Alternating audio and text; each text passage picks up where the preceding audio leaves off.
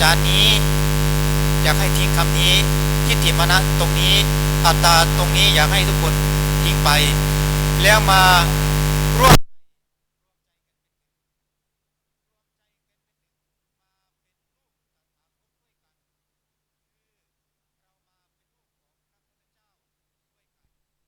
เราชาวพุทธไม่ว่า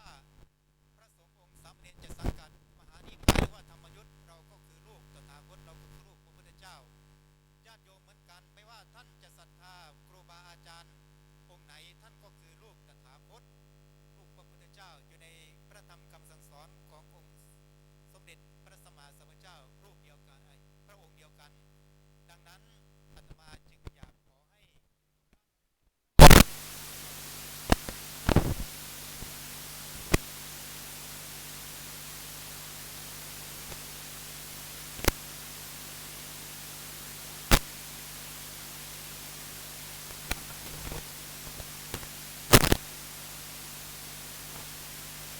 ป่าจะครบ5,000คนเดี๋ยวการน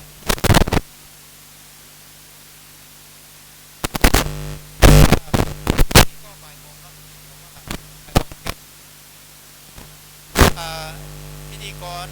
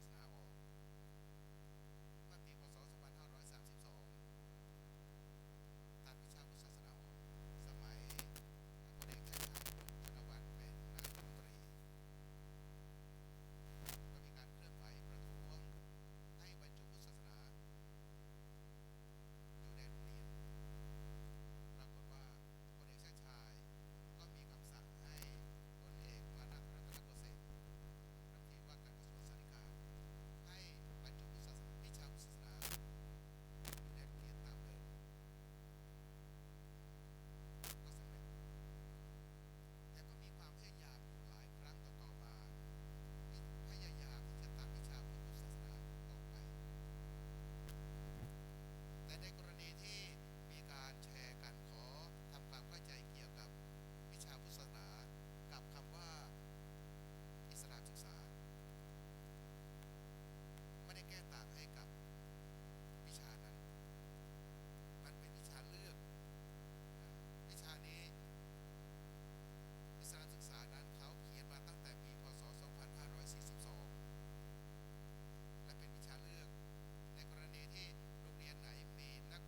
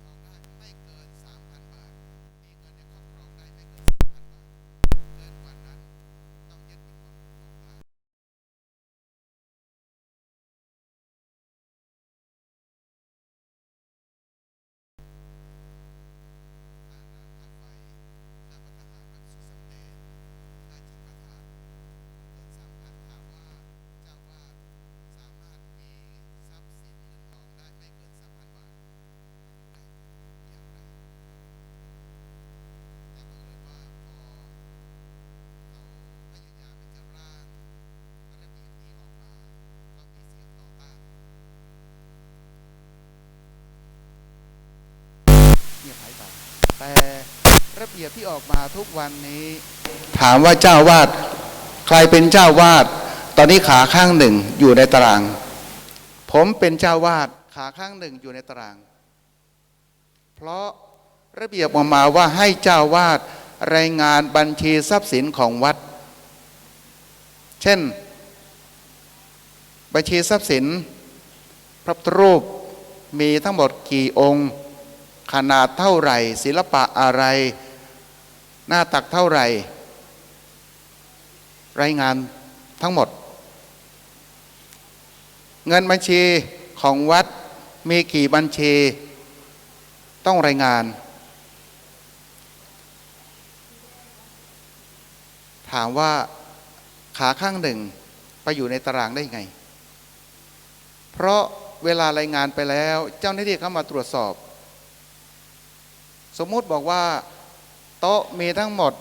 30ตัวบังเอิญญาติโยมยืมไปทำบุญขึ้นบ้านใหม่มันชำรุดเสียหายไป1ตัวเหลือ29ตัวปกติวัดไม่ได้เข้มงวดกวดขันอะไรญาติโยมทำเสียไม่เป็นไรโยมเขาทำบุญมา500 บาทแต่โต๊ะมัน1,000 กว่าบาทเงินยังไม่พอซื้อโต๊ะใหม่เพราะเขาทำบุญมา500 บาทก็เก็บไว้ก่อนเจ้าหน้าที่มาตรวจสอบว่าโต๊ะรายงานว่ามี30ตัวแต่ปัจจุบันเหลือ29ตัวอีก1ตัวหายไปไหนตามระเบียบราชการผิดทรัพย์สินที่สูญหายไปโดยไม่ระบุแจ้งว่าสูญหายหรือพระพุทธรูปรายงานไม่ตรงกับความเป็นจริงก็สามารถเอาผิดได้ในกรณีรายงานเท็จทุกวันนี้การเป็นเจ้าวาดอยู่ยากบัญชีทรัพย์สินต้องรายงานรายรับรายจ่ายต้องรายงานทุกเดือนนี่คือความยากลำบากคนที่จะเข้ามาบวชไม่เอาแล้วบวชนานได้เป็นเจ้าวาดฉันจะต้องมารายงานบัญชีทรัพย์สินมาอะไรต่างๆขาข้างหนึ่งอยู่ในตารางฉันไม่เอานี่คือสิ่งหนึ่งที่มหาเถรสมาคมสำนักงานพุทธศาสนาแห่งชาติออกกฎระเบียบมาให้เจ้าวาดทุกวัดรายงานนี่คือภัยที่จะทำลายพระพุทธศาสนาทำลายพระสงฆ์องค์เนรให้หมดไปเอาแค่กรณีการบวชพระถ้าอุปชารูปไหนบวชกุลบุตรกุลิธิดาแล้วมีการบวชระยะเวลาไม่ถึง45 วันเขาสามารถเอาผิดได้ถอดถอนออกจากพระอุปชาหรืออาจจะมีโทษอย่างอื่นเพิ่มเติมเข้ามาถามว่าพระอุปชารูปไหนอยากจะบวชให้นี่คืออันตรายของพระพุทธศาสนาที่กำลังจะเกิดขึ้นพระผู้ใหญ่ยังไม่ค่อยตื่นตัวยังไม่ค่อยสนใจแต่ผมเชื่อว่าพระหนุ่มเนนน้อยรุ่นใหม่ที่กำลังเห็นภัยพุทธศาสนาจะเริ่มตื่นตัวว่าเราอาศัยผู้เจ้าเป็นอยู่เข้ามาบวชในบวรและพุทธศาสนาทำอย่างไรเราจะช่วยการปกป้องคุ้มครองไม่ให้ใครมาทำลายพระพุทธศาสนาอันเป็นศาสนาประจำชาติไทยเราเพราะกล้าพูดได้อย่างเต็มที่ว่าพุทธศาสนาเป็นศาสนาประจำชาติล้นเกล้ารัชกาลที่5หรือล้นเกล้ารัชกาลพระบาทสมเด็จพระเจ้าตากสินมหาราชทรงตรัสไว้รัชกาลที่1ทรงตรัสไว้ชัดเจนว่าพุทธศาสนาเป็นศาสนาประจำชาติเพียงแต่ว่ามันมีความหมายหรือตีความหมายของนักการเมือง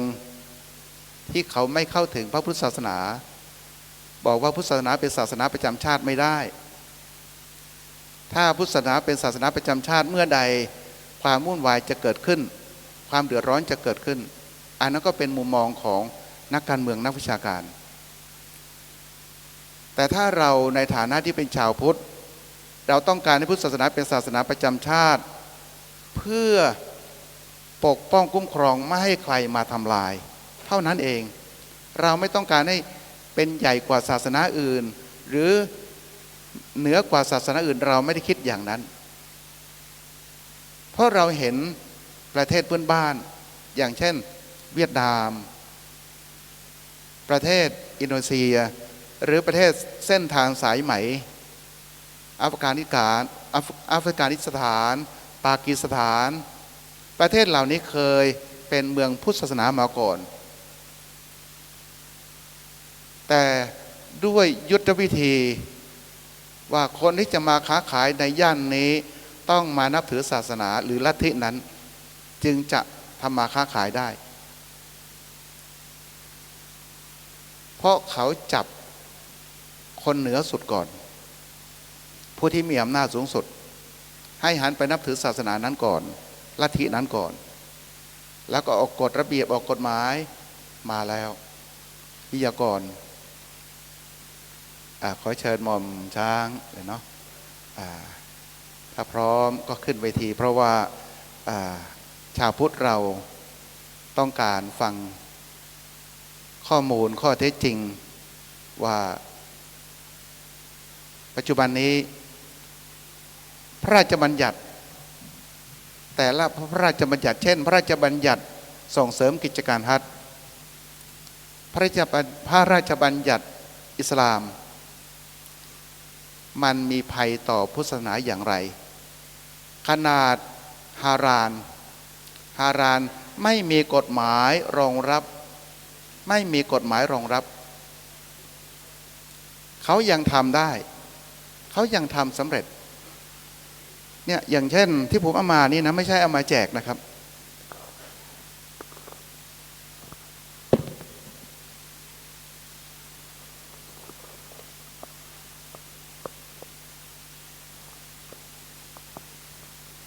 อันนี้ก็เป็นขนมก็มีตราฮารานมีตราฮารานอยู่อันนี้ก็เป็นอะไรโอวัลตินก็มีตราฮารานอยู่ฮอตต้าขิงก็มีตราฮารานอยู่น้ำส้มก็มีตราฮารานอยู่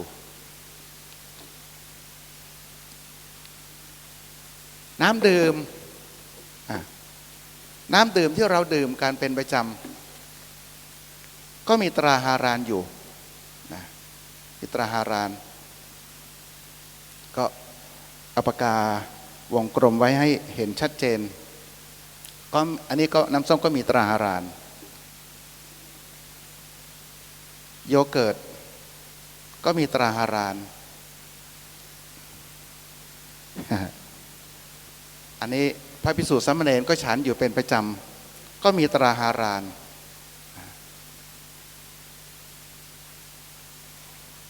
ตอนนี้ฮารานไม่มีพระราชบัญญัติหรือไม่มีกฎหมายรองรับแต่เขาสามารถทำให้ผู้ประกอบการหันไปจดทะเบียนเพื่อให้ได้มาตรฐานฮารานหลอกผู้ประกอบการจึงทำให้ชาวพุทธเราหลงเชื่อและเราทุกวันนี้เราชาวพุทธเราซื้อสินค้าเหล่านี้เพิ่มมูลค่าเข้าไปตราฮารานและตราฮารานเหล่านั้นมันมีมูลค่าเพิ่มเงินทั้งหมดทั้งมวลนั้นไปเข้าไหนเข้าที่คณะกรรมการกลางอิสลามประจำจังหวัดไม่ได้เข้าที่กระทรวงการคลังแม้แต่บาทเดียวรายละเอียดอะไรต่างๆนั้นเดี๋ยวให้ทางวิทยากรหม่อมช้างและคุณไอซ์เป็นผู้ให้ความรู้ให้ความกระจ่างต่อไปขอเชิญคุณไอซ์มาดำเนินการต่อไป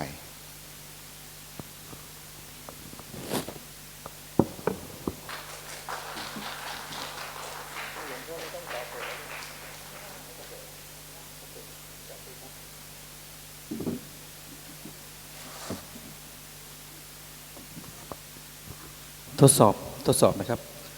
ขอกราบแทบเท้าท่านประธานสงฆ์นะครับแล้วก็คณะสงฆ์ทุกรูปด้วยความเคารพอย่างสูงกราบเรียนผู้ใหญ่ใจดีทุกคนด้วยความเคารพนะครับใครเป็นชาวเชียงใหม่บ้างยกมือหน่อยครับโอ้โห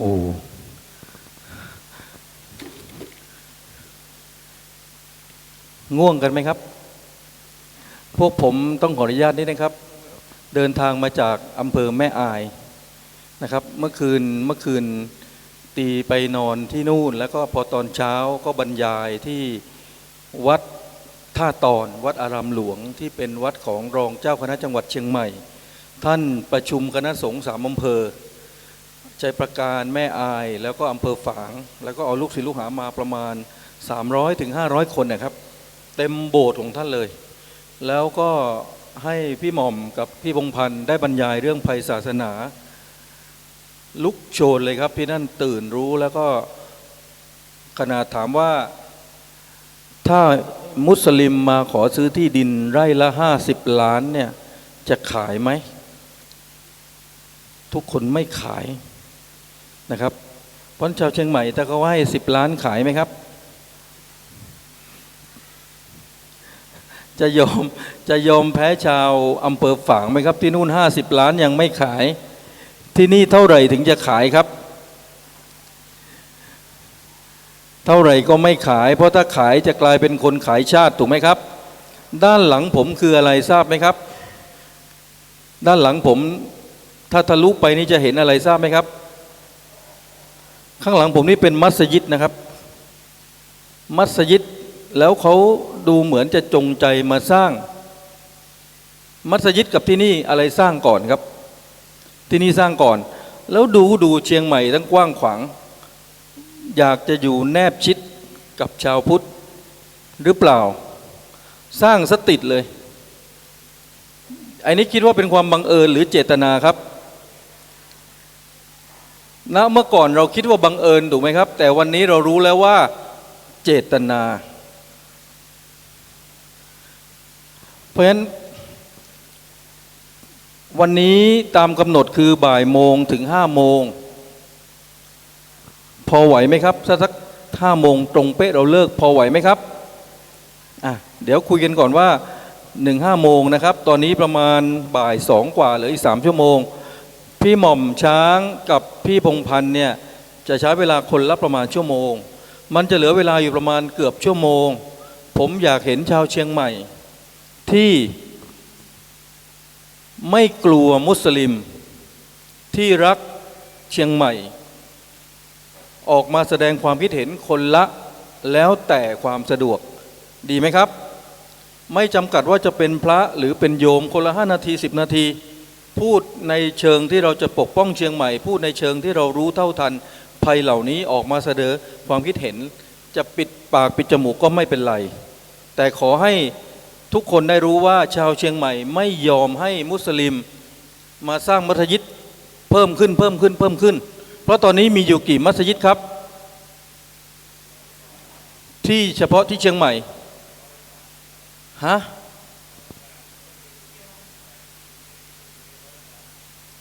ที่จดทะเบียนกี่ที่นะครับ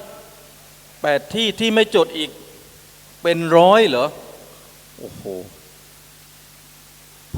ผมเข้าใจว่าจะเหมือนที่โคราชมีอยู่ประมาณ10 กว่าที่ที่นี่เป็น100เลยเหรอ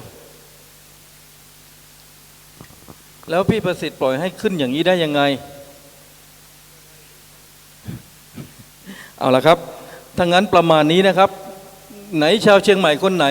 เคยรู้มาก่อนไหมครับว่ามัสยิดที่นี่มีเป็น100แล้วยกมือครับ1 คน2 คน3 คนใครไม่รู้มาก่อนยกมือครับโอ้โหเมื่อรู้แล้วอึ้งไหมครับผมยังอึ้งเลยนะครับถ้า100 กว่าเห็นอะไรไหมครับเรายังมัวแต่เพลินเรายังมัวแต่เป็นเหลืองเป็นแดงเป็นนกหวีดเรายังไล่คนนู้นคนนี้แต่พวกเขาสร้างเอานะครับไม่พูดมากดีกว่าพูดแล้วเดี๋ยว จะมีบางคนไปปามัสยิดนะครับผมขอแนะนำตัวก่อนนะครับผมชื่อไอเพชรทองนะครับเป็นเลขาธิการอปพสอปพสย่อมาจากองค์กรปกป้องพระพุทธศาสนาเพื่อสันติภาพเกิดขึ้นเพราะภัยพระศาสนาเกิดขึ้นเพราะมีคนอย่างคุณไพบูลย์นิติตะวันเกิดขึ้นเพราะมีมุสลิมมาลายูหัวรุนแรงที่คิดจะแบ่งแยกดินแดน3จังหวัดชายแดนใต้หลังจากนั้นเมื่อเห็นคนไทยตายใจก็คิดจะเขมือบทั้งประเทศไทยเขมือบยังไงมีวิธียังไงคนที่จะเฉลยคือพี่หม่อมหลวงกันตพงศ์ผ่านพรบ3ฉบับซึ่งตอนนี้ประกาศใช้แล้วและเราก็เริ่มเป็นทาสของมุสลิมไกลๆแล้วเดี๋ยวจะมีพี่พงษ์พันธ์จันเล็กที่มาจากจังหวัดยะลาเป็นญาติกับ15ศพที่ลำพญาพี่พงษ์พันธ์เป็นประธานสมาพันธ์ชาวพุทธ3จังหวัดชายแดนใต้จะมาเล่าเรื่องราวที่มาที่ไปให้ฟังมีมุสลิมอยู่ในนี้ไหมครับอิสลามละกูมคือมีมุสลิมบางคนเนี่ยที่กลางหน่อยแล้วก็ชอบแจ้งความชาวพุทธโทรมาขู่พี่ประสิทธิ์โทรมาด่าแล้วโทรมาคุยกับผมคิดว่าวันนี้จริงๆถ้าไม่มีกระบวนการสกัดหรือเบรกอย่างน้อยเราจะเห็นสามเณรและเห็นพระร่วม300คนอย่างน้อยเราจะเห็นสาธุชนเนี่ยเกือบพันแต่วันนี้เท่าที่ดูคร่าวๆเนี่ยประมาณ150ถึง200คนแต่ก็ดีแล้วล่ะครับอย่ามาเยอะกว่านี้เลยเพราะถ้ามาเยอะกว่านี้เดี๋ยวเขาตกใจเรายังไม่ถึงเวลาที่จะทำให้เขาตกใจเพราะตอนนี้อปปสเดินสาย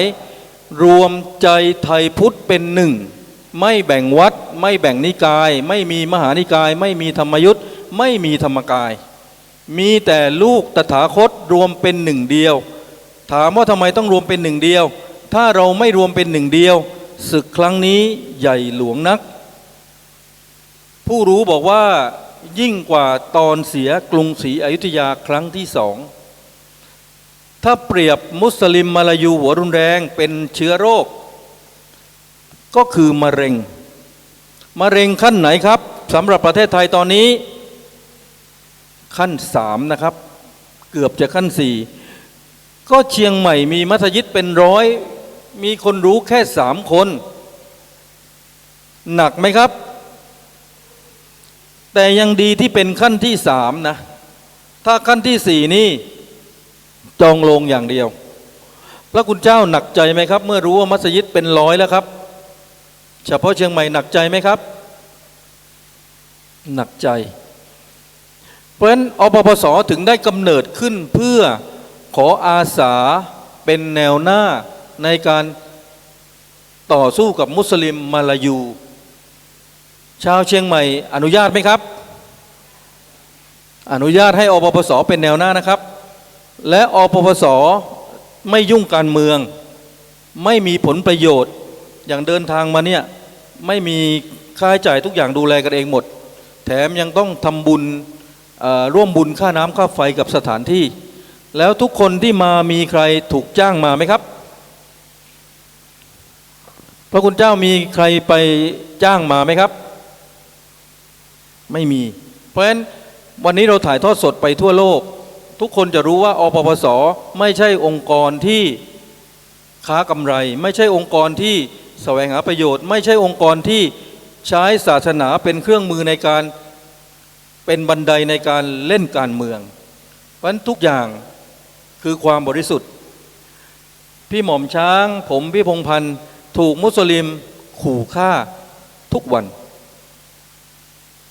ในที่นี้มีใครกลัวมุสลิมบ้างครับยกมือครับกลัวเขาจะเอาชีวิตมีไหมกลัวถูกทำของใส่มีไหมเขาว่าของแขกนี่แรงนะเคยได้ยินใช่ไหมครับหลวงพ่อวัดท่าตอนเมตตาเล่าให้ฟังว่า มีมุสลิมไปหาท่านถึงในวัด แล้วก็บอกว่าหลวงพ่อชุดเนี้ยมีเมียไม่ได้ต้องชุดแบบผมเนี่ยมีเมียได้4 คนหลวงพ่อมาเข้ามุสลิมเถอะดูมันหน้าด้านไปชวนพระหลวงพ่อวัฒตอนท่านพูดว่าไงรู้ป่ะท่านฉลาดท่านไม่อยากเป็นศัตรูท่านบอกว่าเฮ้ยอายุขนาดกูเนี่ยอย่าว่า4เลยคนเดียวก็ไม่ไหวแล้วมุสลิมมันเห็นว่าจริงหลวงพ่ออายุ70กว่าแล้วอย่าว่าแต่4เลยครับก็เลยรอดแต่มุสลิมที่นั่นไม่ใช่มุสลิมมาลายูเป็นมุสลิมจาก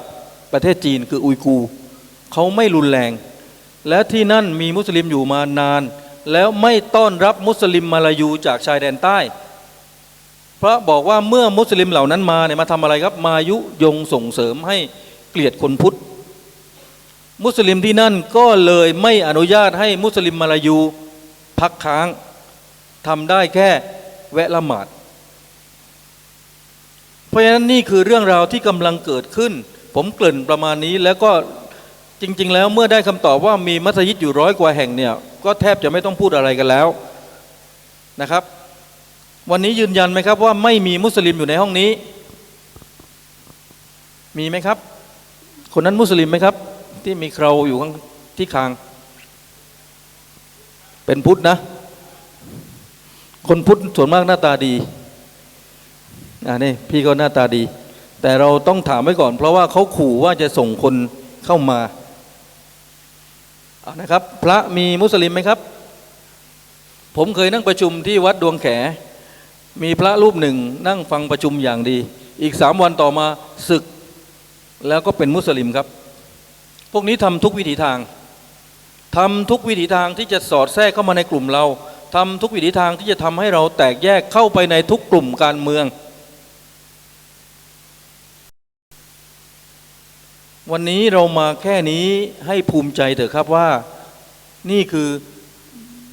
ทหารของพระเจ้าตากที่มีความรักในพระศาสนาอย่างแท้จริงผมขออนุญาตสวมหมวกนี้เพราะว่าจะได้บรรยากาศการบรรยายเกี่ยวกับภัยพระศาสนาเข้าไปในโบสถ์ก็ขออนุญาตเจ้าอาวาสท่านก็อนุญาตเพราะว่าเมื่อเห็นหมวกนี้แล้วเรารู้สึกนึกถึงอะไรครับนึกถึงพระเจ้าตากพระเจ้าตากเป็นผู้ที่ยังไงครับกู้ชาติเทิดทูนพระพุทธศาสนาตัดคอมุสลิมแล้วก็ห้ามคนพุทธในยุคนั้นคบค้ากับลัทธิมหมัดหรือลัทธิอิสลามเพราะฉะนั้นสัญลักษณ์ของพระเจ้าตากก็คือสัญลักษณ์ของความเป็นไทยแท้ที่รักชาติศาสนาและพระมหากษัตริย์ผมเองพี่หม่อมหลวงกันตพงษ์และพี่พงษ์พันธ์ก็เลยต้องขออนุญาตสวมหมวกนี้แล้วมุสลิมก็แปลกนะครับพอเห็นหมวกเนี้ยมันโกรธมากด่าผมในเฟซบอกว่าเฮ้ยมึงสวมหมวกทุกวันไม่ถอดซักบ้างเหรอมันไม่มีอะไรจะด่าแล้วแต่พอเขาเห็นหมวกเนี้ยเขาแพ้ทางเพราะฉะนั้นถ้าเป็นไปได้นะครับขอเชิญชวนพี่น้องทุกท่านมีหมวกแบบนี้ซื้อมาใส่เถอะครับเห็นหมวกแบบนี้ดีกว่าหมวกไอของมุสลิมไหมดีกว่าไหมครับนะครับขอเชิญชวนนะครับเอาละผมจะเข้าสู่บรรยากาศแล้วนะครับเพื่อให้พี่น้องได้คุ้มค่ากับเวลาที่มานั่งในวันนี้นะครับได้คุ้มค่าขอขอบคุณสำหรับสถานที่ที่จัดเตรียมและเตรียมงานโดยท่านพระครูอมรนะครับเจ้าวาดวัดพันอ้นซึ่งท่านถือว่าเป็นพูดกันอย่างเปิดเผยเลยแล้วกันครับไม่เกรงใจแล้วถือว่าท่านเป็นแม่ทัพฝ่ายพระในตัวเชียงใหม่ซึ่งท่านมีความกล้าหาญอย่างเด็ดเดี่ยวครั้งหนึ่งท่านเคยจัดเสวนาแบบนี้ในวัดของท่านช่วงนั้นสังฆราชออกประกาศห้ามชาวพุทธจัดเสวนาในวัดผมยังจำอมตะวาจาของท่านได้ท่านบอกว่าท่านจะจัดเหตุผลเพราะพระพุทธเจ้ามาก่อนพระสังฆราชขอเสียงสาธุการให้ท่าน3 ครั้งครับสาธุสาธุแล้วหลังจากนั้นท่านก็โดน จรวด RPG โดน M79 โดนอะไรสารพัดจากสำนักพุทธเล่นงานท่านแต่ท่านก็ยังยืนหยัดมั่นคงมาถึงวันนี้น่าภูมิใจไหมครับครับอีกคนหนึ่งนะครับวันนี้ก็คืออดีตรองผอ.เรือนจำเชียงใหม่นะครับคุณประสิทธิ์วิชัยนะครับนี่นะครับเห็นอายุขนาดนี้นะครับมุสลิมกลัวที่สุดถ้าเข้าไปในโลกโซเชียลจะเห็นคุณประสิทธิ์วิชัยลุยกับมุสลิมทุกมิติจนสุดท้ายมุสลิมพอมันถูกด่ามากเข้ามันก็ไปกดดูโปรไฟล์อุ้ยแก่แล้วงอกเต็มหัวมันเลยด่าไอ้งอกพี่ประสิทธิ์ตอบว่าไงรู้ป่ะหนักหัวพ่อมึงเหรอมุสลิมหนีหมดเลยเพราะสงครามระหว่างพุทธกับมุสลิมมันเป็นสงครามในโซเชียลที่หนักมากอยากให้พวกเราซึ่งเล่นโซเชียลเข้าไปเถอะครับไม่ต้องไปกลัวไม่ต้องไปเกรงพวกนี้ถ้าเราเอาจริงเขาจะกลัวแล้วยิ่งคนไทยคนพุทธช่วยกันต่อต้านอย่างมากมายเนี่ยกระแสมันจะตีกลับเพราะมุสลิมเนี่ยเขาปลอมเป็นชาวพุทธปลอมโปรไฟล์เป็นพระปลอมโปรไฟล์เป็นชาวพุทธแล้วก็มาด่าพระด่าชาวพุทธทำให้ชาวพุทธด้วยกันเนี่ยปั่นป่วนสับสนว่าทำไมชาวพุทธด่ากันเองจริงๆไม่ใช่ครับมุสลิมปลอมทั้งนั้นเลยแล้วตอนนี้มันหนักถึงขนาดปลอมเป็นบาทหลวงผมนี่โดนหนักประจำเพราะผมเป็นเจ้าของเพจองค์กรพลังชาวพุทธในเพจของผมเนี่ยยิ่งกว่าสงครามรุนแรงมากทุกเช้าก่อนทำอะไรนี่ต้องโพสต์ก่อนมุสลิมก็จะมาและเป็นฝูงเลยนะครับเพราะฉะนั้นนี่คือสงครามที่อยู่ในโซเชียลแต่โลกภายนอกเราจะไม่เกิดความรุนแรงเราจะให้ความรู้เราจะไม่ชวนพี่น้องไปทำในสิ่งที่ผิดกฎหมายเราจะบอกความจริงกับพี่น้องเรื่องกฎหมายเรื่องเล่ห์เหลี่ยมของมุสลิมเรื่องความเหิมเกริมของเขาแล้วขอให้พี่น้องทำอย่างเดียวเท่านั้นไปบอกต่อทำได้ไหมครับไม่ได้ชวนไปเผามัสยิดไม่ได้ชวนไปให้ความรุนแรงสิ้นให้บอกความจริงนี้กับคนไทยเพราะสิ่งที่มุสลิมกำลังทำตอนนี้เปรียบเสมือนเขาเข้ามาปล้นบ้านของเรามาย่องเบาในบ้านของเราในขณะที่เจ้าของบ้านกำลังหลับเพราะสิ่งที่อปปสกำลังทำก็คือเดินสายปลุกคนพุทธให้ตื่นก็คือปลุกเจ้าของบ้านให้ตื่นทำอย่างนี้ผิดกฎหมายไหมครับเมื่อเราปลุกเจ้าของบ้านตื่นเจ้าของบ้านตื่นหมดแล้วมีเจ้าของบ้านคนไหนยอมให้โจรปล้นต่อไหมครับโจรมันเข้ามาคนเดียวแต่เจ้าของบ้านเป็น10 คนเนี่ยโจรจะกล้าปล้นไหมครับ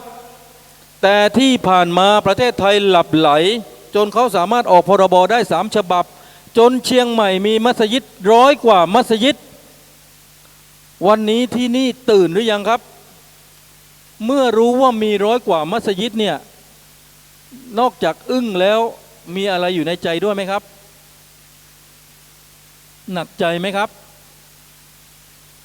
เพราะฉะนั้นอย่าได้กังวลเมื่อก่อนเราไม่รู้วันนี้เรารู้แล้วมีพี่ข้าราชการมานั่งด้วยรู้แล้วว่ามีมัสยิด100 กว่าโมเดลอปปสที่ขอนแก่นจะสร้างมัสยิดใหม่คุณต้องทำประชาพิจารณ์คุณจะสร้างแบบโดยเหมือนเดิมไม่ได้อีกต่อไป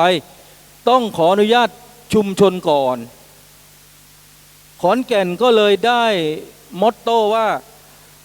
ถ้าสถานการณ์ชายแดนใต้ไม่สงบก็ให้จบการสร้างมัสยิดทั่วประเทศไทยตบมือให้ขอนแก่นหน่อยครับเห็นด้วยไหมครับเพราะฉะนั้นมัสยิดใหม่ถ้าจะสร้างต้องทำประชาพิจารณ์และเมื่อทำประชาพิจารณ์มีคนพุทธคนไหนอยากให้มาสร้างไหมครับเมื่อไม่มีก็สร้างไม่ได้จากขอนแก่นเราไปมุกดาหารชูประเด็นอะไรรู้ไหมครับมัสยิดที่สร้างเสร็จแล้วต้องตรวจสอบว่าคุณทำถูกกฎหมายไหมคุณสร้างถูกขั้นตอนไหมทำผิดรัฐธรรมนูญหรือเปล่าคุณถามเจ้าของบ้านหรือยังซึ่งบอกได้เลยว่าทั้งเชียงใหม่เนี่ยผมมั่นใจว่าไม่ได้ทำประชาพิจารณ์เลยเพราะเมื่อไม่ได้ทำประชาพิจารณ์มัสยิดทั้งหมดจะกลายเป็นมัสยิดเถื่อนเมื่อเป็นมัสยิดเถื่อนก็ไม่มีสิทธิ์ใช้งานถูกไหมครับนั่นคือมุกดาหารตบมือดังๆให้มุกดาหารนะครับจังหวัดมุกดาหารเป็นจังหวัดเดียวที่ ผู้ว่าราชการจังหวัดถูกแจ้งความแล้วเรื่องนี้โดยชมรมพิทักษ์พระพุทธศาสนาร่วมกับอปปส.แจ้งความผู้ว่าแล้วว่าแจ้งความโดยตำแหน่งนะครับว่าอนุมัติให้สร้างมัสยิดได้อย่างไรในเมื่อชาวบ้านเขาไม่เห็นด้วยผิดกฎหมายมุสลิมอ้างว่าทำถูกกฎหมายอะไรครับกฎหมายอิสลามแต่กฎหมายที่บังคับให้ต้องทำประชาพิจารณ์คือกฎหมายรัฐธรรมนูญ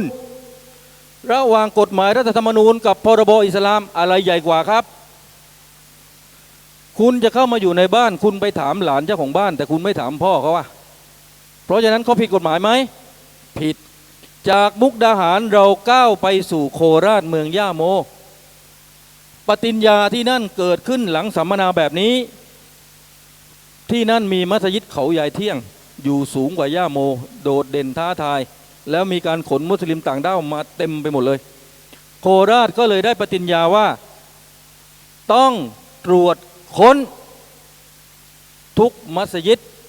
ตบมือให้กับโคราชหน่อยครับเพราะในมัสยิดข่าวแว่วๆว่าขนมุสลิมต่างด้าวพูดไทยไม่ได้แต่มีบัตรประชาชนมียาเสพติดมีอาวุธมีการขนนักเรียนพูดไทยไม่ได้มาฝึกอาวุธเอาอย่างนี้ไหมครับน่ากลัวไหมครับที่โคราชก็เลยมีมอตโต้ว่าต้องตรวจค้นทางอปปส.ทางชมรมพิทักษ์ก็เลยยื่นหนังสือถึงผู้ว่าโคราชให้มีการตรวจค้นทุกมัสยิดดีไหมครับวันมาถึงเชียงใหม่มอตโต้เชียงใหม่ควรจะเป็นอะไรดีครับอย่าให้น้อยหน้าขอนแก่นมุกดาหารและโคราชพวกผมไปยื่นหนังสือกันก่อนอาทิตย์เดียวที่ทหารจะคลั่งพอทหารคลั่งกราดยิงคนมุสลิมบอกว่านี่ไงเพราะอปปส.เอาความสวยไปให้ดูมันโยนมาแล้วก็บอกว่านี่ไงอปปส.ทำไมไม่ประนามทหารล่ะยิงคนพูดตั้งเยอะแยะผมก็บอกว่าอปปส.อยู่ดีมิติเดียวเท่านั้นคือศาสนาและทหารคนนั้นเขาเครียดเขากดดันเป็นเรื่องส่วนบุคคลไม่ได้มีการวางแผนแต่มุสลิมมาลายูมันวางแผนแบ่งแยกดินแดนวางแผนยึดประเทศไทยมันเลวคนละเบอร์ถูกไหมครับเพราะฉะนั้นมุสลิมเหล่านั้นก็เลยล่าถอยไปมาถึงเชียงใหม่วันนี้ก่อนที่พี่หม่อมจะพูดก่อนที่พี่พงศ์วันจะพูดเนี่ยฝากช่วยคิดเป็นการบ้านว่าขอนแก่นห้ามสร้างมัสยิดใหม่มุกดาหารขอตรวจสอบโคราชขอตรวจค้นมัสยิดเชียงใหม่จบประชุมวันนี้แล้วเราจะบอกคนทั้งประเทศว่าอย่างไรเพราะเชียงใหม่เป็นดินแดนที่สวยงามทั้งกายภาพทั้งวัฒนธรรมดึงดูดนักท่องเที่ยวมากมายมหาศาลและนี่เป็นหนึ่งในจังหวัดที่พวกนั้นวางแผนยึดจากการที่ไปสร้างดอยหล่อฮาลาลที่ดอยหล่อถูกไหมครับเขายึดแน่นอนเราจะต้องการหรือไม่แต่เขายึดแน่นอนพี่น้องยอมให้เขายึดไหมครับพระคุณเจ้ายอมไหมครับเพราะฉะนั้นเมื่อไม่ยอมเราต้องสู้อย่างไรเดี๋ยวก่อน5 โมงเราจะประกาศเจตนารมณ์กันดีไหมครับดีไหมครับเพราะฉะนั้นเวลาที่เหลือนี่ผมเกริ่นพอให้ได้รู้ที่มาที่ไปแล้วนะครับต่อไปเป็นเข้าสู่เวลาของความรู้ทางกฎหมายพี่หม่อมจะใช้เวลาประมาณ45 นาทีถึง1 ชั่วโมงก่อนจะไปถึงพี่หม่อมขอทวนกันอีกทีว่ามุสลิมบอกว่าการสร้างมัสยิดก็เหมือนสร้างวัดเพราะจะมีแต่คนดีๆจะมีสิ่งที่ดีๆพี่น้องเชื่อไหมครับผมก็เลยถามมุสลิมกลับไปว่าถ้ามีมัสยิดแล้วมีแต่สิ่งที่ดีทำไม3 จังหวัดชายแดนใต้มีมัสยิดตั้ง 4,000 กว่าแห่งทำไม3 ชายแดนใต้ไม่กลายเป็นเมืองสวรรค์ทำไม3 ชายแดนใต้ทุกวันนี้เหมือนกับนรกสำหรับชาวพุทธถูกไหมครับแล้วที่นั่นมัสยิดเต็มเมืองเพราะฉะนั้นคุณอย่าเอานรกมาให้จังหวัดเชียงใหม่และจังหวัดในภาคเหนืออีสานอีกต่อไปเลยถูกไหมครับ เพราะฉะนั้นคำแก้ตัวว่ามาสร้างมัธยิดและมีแต่สิ่งที่ดีฟังขึ้นไหมครับเพราะฉะนั้นคำถามสุดท้ายก่อนที่ผมจะลงจากเวทีตอนนี้ถามว่า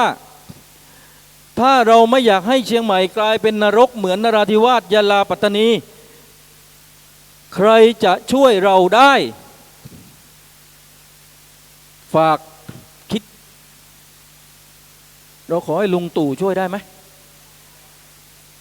เราขอให้ท่านประวิตรช่วยเราได้ไหมเพราะฉะนั้นใครจะช่วยเรานะครับเดี๋ยวเราค่อยมาเฉลยกันพร้อมจะพบกับพี่หม่อมหลวงการตะพงศ์วรวุฒิกันหรือยังครับขอเสียงปรบมือต้อนรับท่านดังๆเลยนะครับพี่หม่อมหลวงวรวุฒิชื่อเล่นหม่อมช้างแต่ตอนนี้ได้ฉายาใหม่ว่ามอมเซเว่นเพราะบรรยายเลิกประมาณ3 ทุ่ม4 ทุ่มไม่มีอะไรให้กินแล้วครับต้องแวะเซเว่นเป็นหม่อมหลวงคนเดียวที่เสียสละกายสละเวลาทุ่มเทอย่าง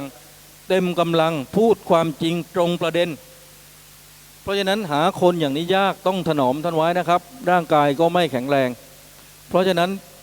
พี่หม่อมหลวงการตะพงศ์วรวุฒิซึ่งพูดแต่ละที่มุสลิมกระเทือนเพราะเอาความจริงเรื่องกฎหมายมาพูดท่านเป็นราชสกุลนะครับถ้าใส่หมวกแบบนี้ถือว่าเป็นแม่ทัพนะครับถ้าอย่างสีแดงนี่คือว่าเป็นพวกนักรบทหารเลวอย่างนี้ทหารเลวอย่างนี้คือแม่ทัพตบมือต้อนรับแม่ทัพของเราหน่อยนะครับ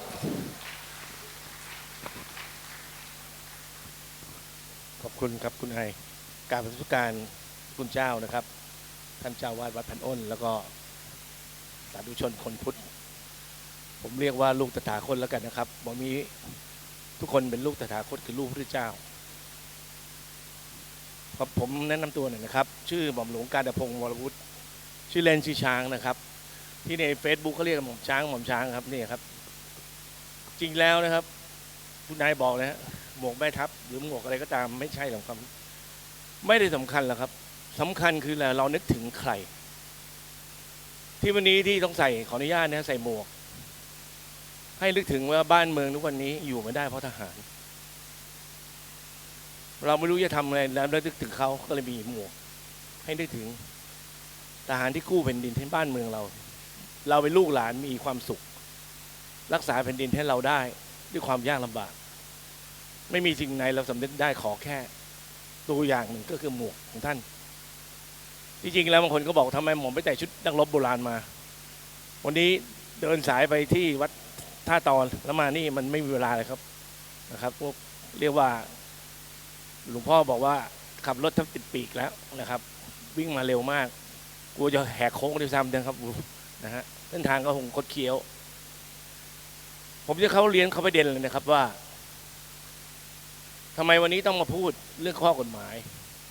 เพราะว่าบางท่านบางคนอาจจะไม่เห็นเลยบางท่านได้มีเอกสารนะครับอาจจะ2 แผ่นบางคนมี2 แผ่นบางคนมีมากกว่า2 แผ่นแต่ผมจะเรียนนะครับว่าเอกสารเหล่านี้ไปหาอ่านได้จากที่แจกแล้วก็ใช้ Google ถ้าเกิดยังไงอยากจะมี Google ก็กดดูจะมีข้อความนั้นขึ้นผมจะกล่าวเฉพาะที่มาตราสำคัญเพื่อให้กระชับพื้นที่ให้ครับให้ชับเข้าใจว่าทำไมเราต้องมาพูดเรื่องข้อกฎหมายซึ่งข้อกฎหมายในขณะนี้ไม่มีใครพูดถึงแล้วก็คิดว่าเป็นเรื่องใส่ร้ายวันนี้การใส่ร้ายการพูดไม่จริงหมดไปแล้วครับเพราะทั้งหมดอยู่ในสภาแล้วเอาปปส.กับชมรมพิทักษ์พุทธศาสนาไปยื่นที่สภาให้กรรมาธิการศาสนาทราบกรรมาธิการงบประมาณทราบกรรมาธิการนะครับสิ่งที่ยือคือกรรมาธิการปกครองทราบมันเกี่ยวข้องกับหลายกรรมาธิการทำไมถึงเกี่ยวข้องกับหลายกรรมาธิการเดี๋ยวฟังข้อกฎหมายก่อนว่ายังไงภาษากฎหมายที่ฟังให้ชัดง่ายๆนะครับเพื่อเข้าใจลำดับด้วยขั้นตอนจับหลักอยู่ครับก็มีหลักทุกอย่างมีหลักครับหลักที่1ไม่ใช่หวยนะครับหลักที่1ก็คือกฎหมายฉบับนี้บังคับใช้กับใครบางอันนะครับกฎหมายบางฉบับไม่ได้ใช้กับทุกคนนะครับเช่นกฎหมายเกี่ยวพรบสงฆ์ก็เฉพาะพระสงฆ์เราไม่เกี่ยวกฎหมายทหารก็เกี่ยวเพราะทหารไม่เกี่ยวเราไม่เกี่ยวนะครับแต่กฎหมาย ทุกอันแล้วโดยปกติจะเกี่ยวข้องกับทุกคน ทุกคนไม่มีสิทธิ์ปฏิเสธบอกไม่รู้กฎหมายไม่ทราบกฎหมายไม่ได้ เป็นข้อต่อสู้ซึ่งใช้บังคับไม่ได้นะครับ อันที่สองหลักอันที่สองคือกฎหมายนี้มีบทลงโทษอย่างไรสังเกตดูนะครับบทลงโทษมีใครบ้างที่โดนลงโทษ อันที่สาม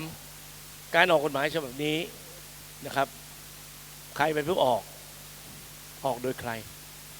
แค่นี้ครับจับหลัก3ข้อท่านจะเข้าใจกฎหมายเมื่อเข้าใจหลักกฎหมายปั๊บการจะพูดอะไรก็ตามมันจะไม่พ้นหลักกฎหมายแล้วเราจะเข้าใจนะครับว่าอ๋อมันมีที่มาที่ไปอย่างไรเข้าประเด็นเลยนะครับประเทศไทยนี้นะครับมีศาสนาที่ทางการรับรองอยู่5ศาสนามีพุทธคริสต์อิสลามซิกและฮินดูพุทธคริสต์อิสลามซิกฮินดู5ศาสนานี้ทางราชการรับรองผมจะไม่พูดถึงศาสนาอื่นแต่จะขอพูดกับพุทธกับอิสลามศาสนาพุทธนะฮะเราก็มีหลักเราเป็นหลักของมนุษยนิยมคือมีศาสดาเป็นมนุษย์เรามีหลักอยู่3ข้อ1เรามีศาสดาคือพระพุทธเจ้า2เรามีคำสอนนะครับคือพระธรรมคำสอนอันที่3เรามีพระคุณเจ้าที่รูปที่ใส่ชุดสีเหลืองนี่เราเรียกว่าเพศบรรพชิตซึ่งเป็นผู้ที่ปฏิบัติศึกษาทำตามคำสั่งสอนของพระพุทธเจ้าและนำคำสั่งสอนเหล่านั้นมาบอกซึ่งเป็นผู้ที่มีพระคุณกับเราถ้าไม่มีพระสงฆ์แล้วไซคำสอนพระพุทธเจ้ามันจะไม่ถึงพวกเราเราก็จะไม่รู้ความจริงของชีวิตเราเรียกกันว่าพระรัตนตรัยคือพระพุทธพระธรรมและพระสงฆ์หรือไตรสรณคมที่เรามีอยู่เราถือว่าศาสนาพุทธเราต้องมีครบ3องค์คือพระพุทธพระธรรมและพระสงฆ์ขาดสิ่งใดสิ่งหนึ่งไม่ได้ดังนั้นพระสงฆ์ถึงมีคุณูปการนะครับกับพุทธศาสนิกชนที่นับถือศาสนาพุทธศาสนาอิสลามเขามีหลักอะไรครับต้องฟังกันดีหลักนะต้องรู้หลักเขาด้วยครับหลักเขามีอยู่3หลักเช่นกันแต่เขาเป็นหลักของเทวนิยมเขาเชื่อการมีอยู่ของอัลเลาะห์ศาสดาเขาคืออัลเลาะห์ท่านจะเป็นยังไงเราไม่ทราบแต่เขาบอกว่ามีอัลเลาะห์ข้อที่2เขามีคัมภีร์อัลกุรอานต้องเข้าใจว่าศาสนาอิสลามก็มีคัมภีร์อัลกุรอานข้อที่3ของศาสนาอิสลามเขามีอะไรมีนะครับเมกกะนครเมกกะประเทศซาอุดิอาระเบียหม่อมช้างแล้วหลักของอิสลาม3ข้อมีอัลเลาะห์มีคัมภีร์อัลกุรอานและมีเมกกะไม่เกี่ยวอะไรกับพวกเราของใครของมันก็ต่างรักษาทำเผยแพร่ก็เผยแพร่ไปดิยุ่งอะไรกับเขาเราไม่อยากยุ่งกับเขาต่างคนต่างอยู่แต่บังเอิญเขาไม่ได้คิดอย่างเราที่คิดเขาคิดอีกอย่างหนึ่งทำไมคิดอีกอย่างนี่คือรูปธรรมที่เกิดขึ้นคนที่นับถือศาสนาอิสลามนะครับเขาเรียกกันว่ามุสลิมนั้นใครก็ตามมุสลิมทั้งโลกถ้านับถือศาสนาอิสลามเขาเรียกมุสลิมคนไทยที่นับถือศาสนาอิสลามเรียกว่าไทยมุสลิมนะครับมุสลิมไทยมุสลิมแล้วมุสลิมทั้งโลกมีหลักอะไรครับมีหลักเหมือนกันนะครับเรื่องการกินมุสลิมทั้งโลกจะไม่กิน4อย่างให้ท่านเข้าใจหลักก่อน1มุสลิมไม่กินหมูถ้าชวนคนมุสลิมกินหมูเขาไม่กิน2ไม่กินเลือดก็ต้มเลือดหมูอร่อยไม่กิน3สัตว์ตายเองเห็นหน้าคุณไอเพชรทองเดินมาล้มลงตายเชือดกินได้ไหมไม่ได้ลายลาจาพระล่วงซ้ายต้องงามเมืองเบื้องขวาประดิษฐ์กู้ห้องละเมงเมืองทองใหญ่ยศพระอนุสาวรีย์จะต้องไปแสวงบุญที่เมกะ1 ครั้งในชีวิตให้ได้เมื่อเป็นอย่างนี้เข้าใจหลักแล้วเราต้องไปเกี่ยวข้องเขาทำไมแล้วเราต้องพูดถึงเขาทำไมหรือเราต้องไปยุ่งเกี่ยวเขาทำไมที่จริงเราไม่ได้ยุ่งเกี่ยวกับเขาครับเขายุ่งเกี่ยวกับเรายุ่งเกี่ยวกันไงมาดูพ.ศ. 2524มีพระราชบัญญัติอยู่ฉบับหนึ่งขึ้นมาเกิดขึ้นกำเนิดเกิดขึ้นเขาเรียกว่าพระราชอันก่อขึ้นศิลาแรงนากาละลพบุรีสลีเมืองพระ3ลาดร่วมสร้างเวียงงามประตูหอลบมีครบโดยตามมีดอกบัวงามล้อมคือน้ำกว้างงูเงือกรักษาป่าลาไขว่คว้าง เป็ดเปียงวิมานจื่นจ้อยจักไข่ตำนานโวหารเรียบร้อยลายลักษณ์ข้าวซอยซอใหญ่ประวัติเมืองพระละมิงสดใสเขตล้านนาไทยเจียงใหม่เกี่ยวกว้าง เริ่มแรกเดิมทีก่อนภูมิสร้างเป็นที่เป็นทางห้างเหือคนป่าคนดงคงสืบจาดเชื้อเลื่อนลอยก่อเกื้อแดนเมืองบ่มีวังวัดชัดเงาผ้าเหลืองยังบรรลุงเรืองเหมือนวันนี้ ได้เจ้าป่าคนจรลั่วมอนไก่ใกล้ขมุกมั่นไตย่างพักบ่มีอารามเวียงงามสำนักรักสงฆ์ต้านเจ้าองค์ขีองค์สีคงมีอยู่แต่พระฤาษีปั่มเพ็งปารามีบนดอยที่หันเป็นป้าเขาสูงยุ่งยางขอบขั้นคงเขตอารันถิ่นนี้ประวัติละถาใครมาเก่าจี้แต่ปางเมื่อก่อนขี้เดิมมาสู่ดงพงรัฐที่สร้างราถาเจิญพระสหายมาปรึกษาแต่ไส้สามกษัตริย์ตาราชาเหนือใต้ประสานดวงไทยสร้างรัฐสามพระสหายปักหมายพันนัดจัดแปลงแต่งสร้างเมืองทององค์มังลายพระร่วมพระสหายพระร่วงรับรองร่วมงามเมืองเจ้าจี้เขตล้อมค้าป่าฝางป่าเป้าป่าตึงป่าเปาเชื่อมซิด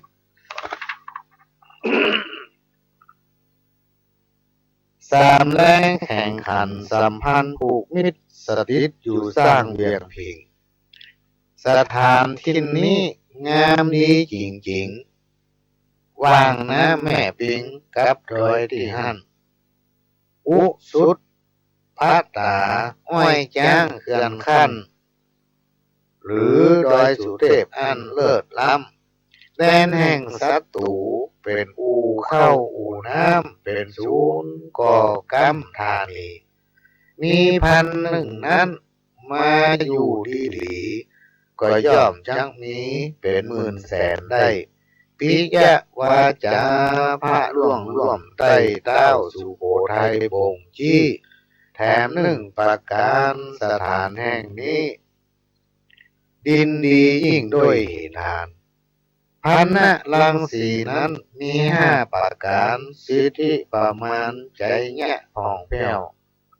ครบเรื่องครบ7ประการตำนานเวียงแก้วจักรุ่งเรืองแนวแต่ทักเจ้าเมืองพะเยาผู้มีฤทธิ์นักตัดเกือมว่าอันหัวทีซึ่งสามท่านพระสหายเรืองศรีเจจี้เขตบุรีพร้อมดีทั่วหน้าหาเมืองหามือหายามเลิกงามเจิดจ้าปักหมายศิลาตั้งไว้ลักอินตะขินเสาหินต้านไทยเป็นเสื้อเมืองใต้สีมาหน้าแดนล่มไม้แนวลุกภัยลูกขาเป็นลักอากาป่าลาต้านเจ้าถึงเดือน8แหมแถมปลายเดือน9ประเพณีเฮาบ่ละเมื่อมีงาน7วันใส่ขันดอกพระธาตุองค์เจ้าเจดีย์บุญขันดอกไม้ใส่ขันทุกปีสืบประเพณีแต่เดิมเก้าเงาเสื้อเมืองมีมารักษาอยู่เฝ้านกบุรีเฮาแคว้นนี้ว่าจะนังยังไข่เก่าจี้ในศตวรรษนี้นี่มีมาสิริสุพระใจเนี่ยกาถาคุณองค์ราชาล่ำเลิศเจิดจ้างเจิดแจ้งหวังคุณงามความดีนี่มาเติมแห้งพระป่ารามีแรงตัวทิศ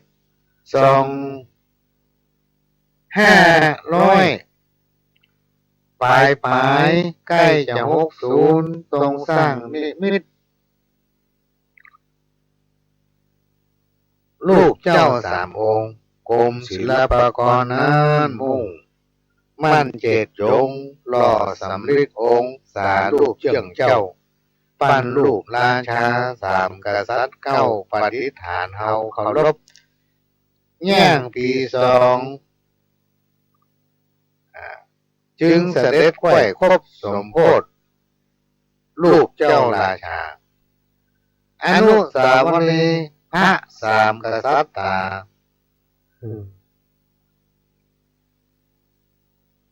อันนี้ก็ตั้งใต้มันพุดบอกทำให้มันพุดขาดไปอ่านมาได้มั่วได้เป็นอะไรก็ต้องขอสุมาไปถ้ามีโอกาสเวลาก็เขียนไว้ถ้าปลดลงมีโอกาสได้โพสต์ไปก็จะไปหาบ้านคุณแม่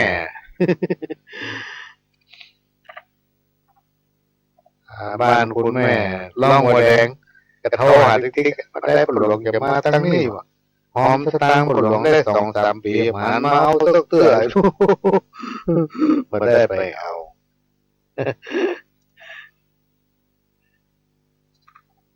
ต้องขอสมาภัยก็ได้สักวันหนึ่งต้องได้โพสต์ไปพี่น้องท่านช่วงนี้บัดนี้งานมันนัก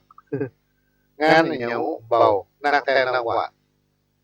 ก็จะขอแจ้งประชาสัมพันธ์เห็นน้อยหนึ่งขณะนี้พี่น้องท่านผู้ฟังก็กำลังรับฟังรายการสาระสปะร้อยอันปันเรื่องโดยก้าวกับผมประหลวงสว่างท่าดินจันทร์ศูนย์เรียนรู้ชุมชนบ้านตาลงที่ควายตำบลสันติเสื้อพี่น้องท่านผู้ฟังก็กำลังติดตามรับฟังรายการทางสถานีวิทยุพระพุทธศาสนาแห่งชาติและสังคมขึ้นเพื่อการศึกษาพระพุทธศาสนาและวัฒนธรรมระบบ FM 104.50 เมกะเฮิรตซ์จากวัดไฟตั้งอยู่ตำบลสุเทพอำเภอเมืองจังหวัดเชียงใหม่ก็ในช่วงก่อนจะถึงปีใหม่ก็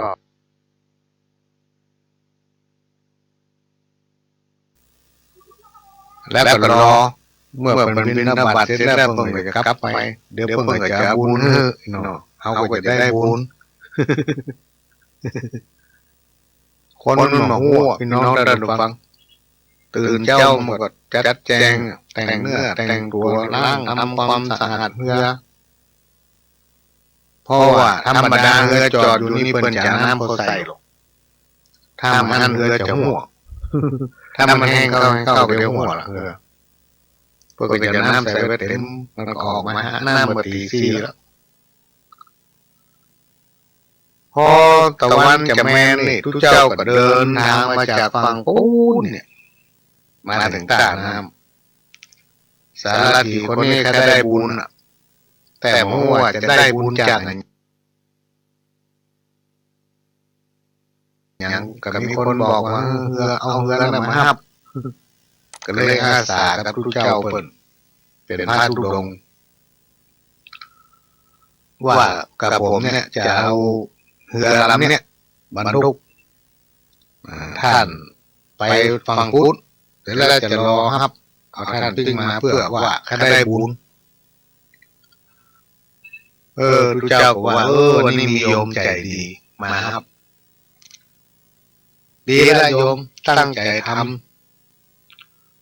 เมื่อมันสำเร็จก็คือว่าห้ามอาตมาไปห้ามอาตมามาส่งก็ถือว่าสำเร็จนะคำนั้นมันก็จะได้บุญ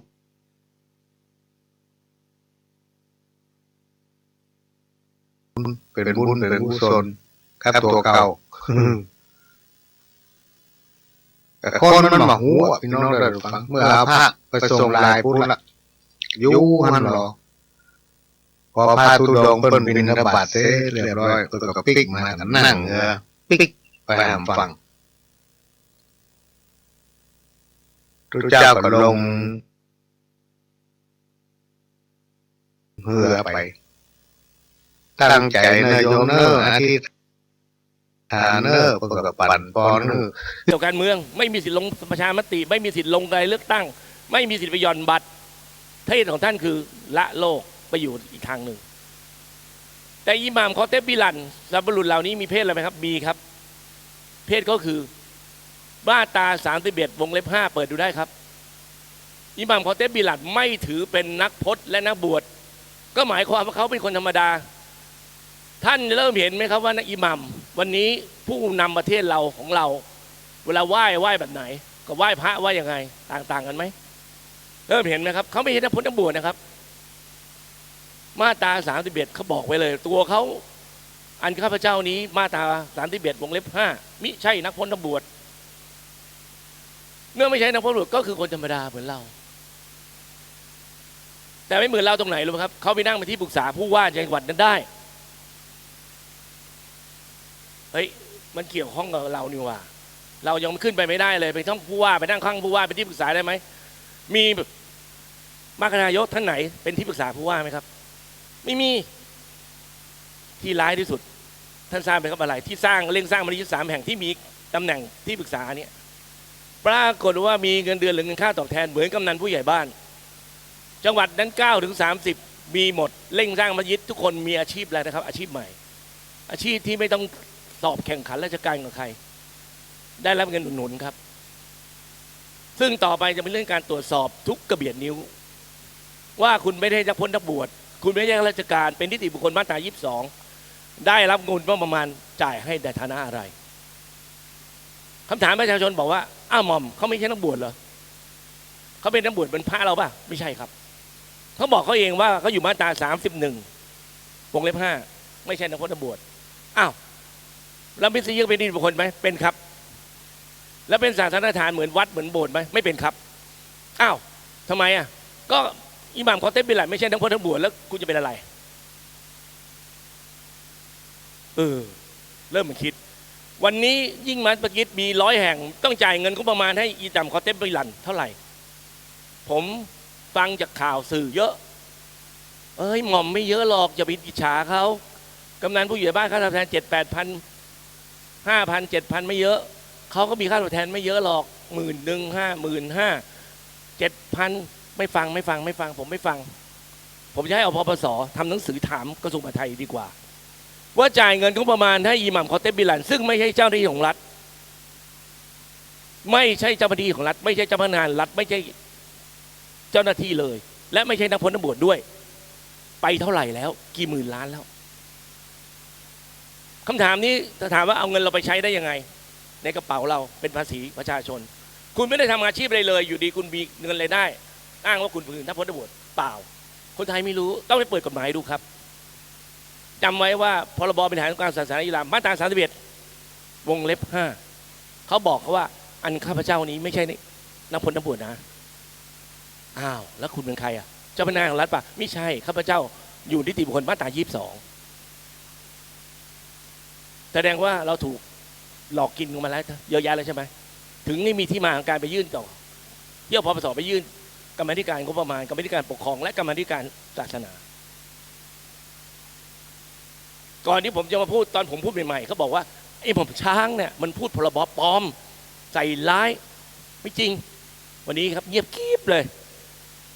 ทุกคนมาดูรัฐธรรมนูญอ้าวมีนี่ว่าที่หม่อมช้างพูดมีนี่ว่ามีจริงอ่ะเพราะทุกคนเปิดปั๊บมีจริงแล้วยังไงต่อยังครับ2 ฉบับนี้ห่างกัน16 ปียังไม่ลิดยังไม่พอมีอีกฉบับหนึ่ง19 ปีต่อมาพรบส่งเสริมกิจการฮัทปี2559ท่านจำ2 ฉบับนี้นะครับฉบับที่124พลเอกเปรมฉบับที่240บริหารองค์กรศาสนาอิสลามมีสำนักงานคณะกรรมการการอิสลามประเทศไทยคนออกชื่อพลเอกชาวลิตยงใจยุทธ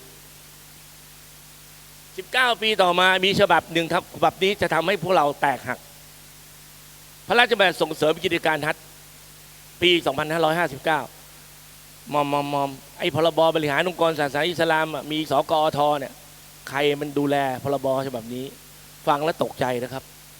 คนที่ดูแลรัฐมนตรีว่าการกระทรวงมหาดไทยเป็นมุสลิมไหมไม่เป็นรัฐมนตรีศึกษาธิการเป็นไหมครับไม่เป็นเกี่ยวข้องกับเรายังงั้นคำพูดที่บอกหม่อมเขาบริหารองค์กรศาสนาของเขาไปยุ่งอะไรเขาล่ะยุ่งสิครับเพราะคนรักษาพระราชบัญญัตินั่นคือรัฐมนตรีมหาดไทยกับรัฐมนตรีศึกษาธิการ เป็นมุสลิมปะเปล่าเป็นเจ้าที่รัฐไหมเป็นมีอำนาจมากไหมเบอร์เริ่มเทิมท่านจะเริ่มเห็นไหมครับ24จน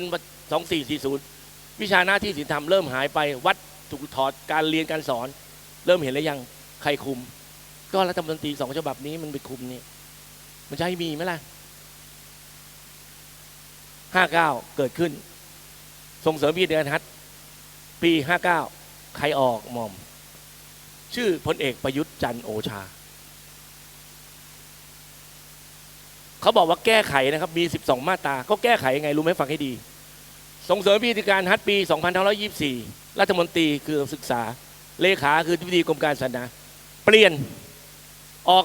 59เปลี่ยนใหม่เป็นรัฐมนตรีว่าการกระทรวงมหาดไทยเลขาเป็นอธิบดีกรมการปกครอง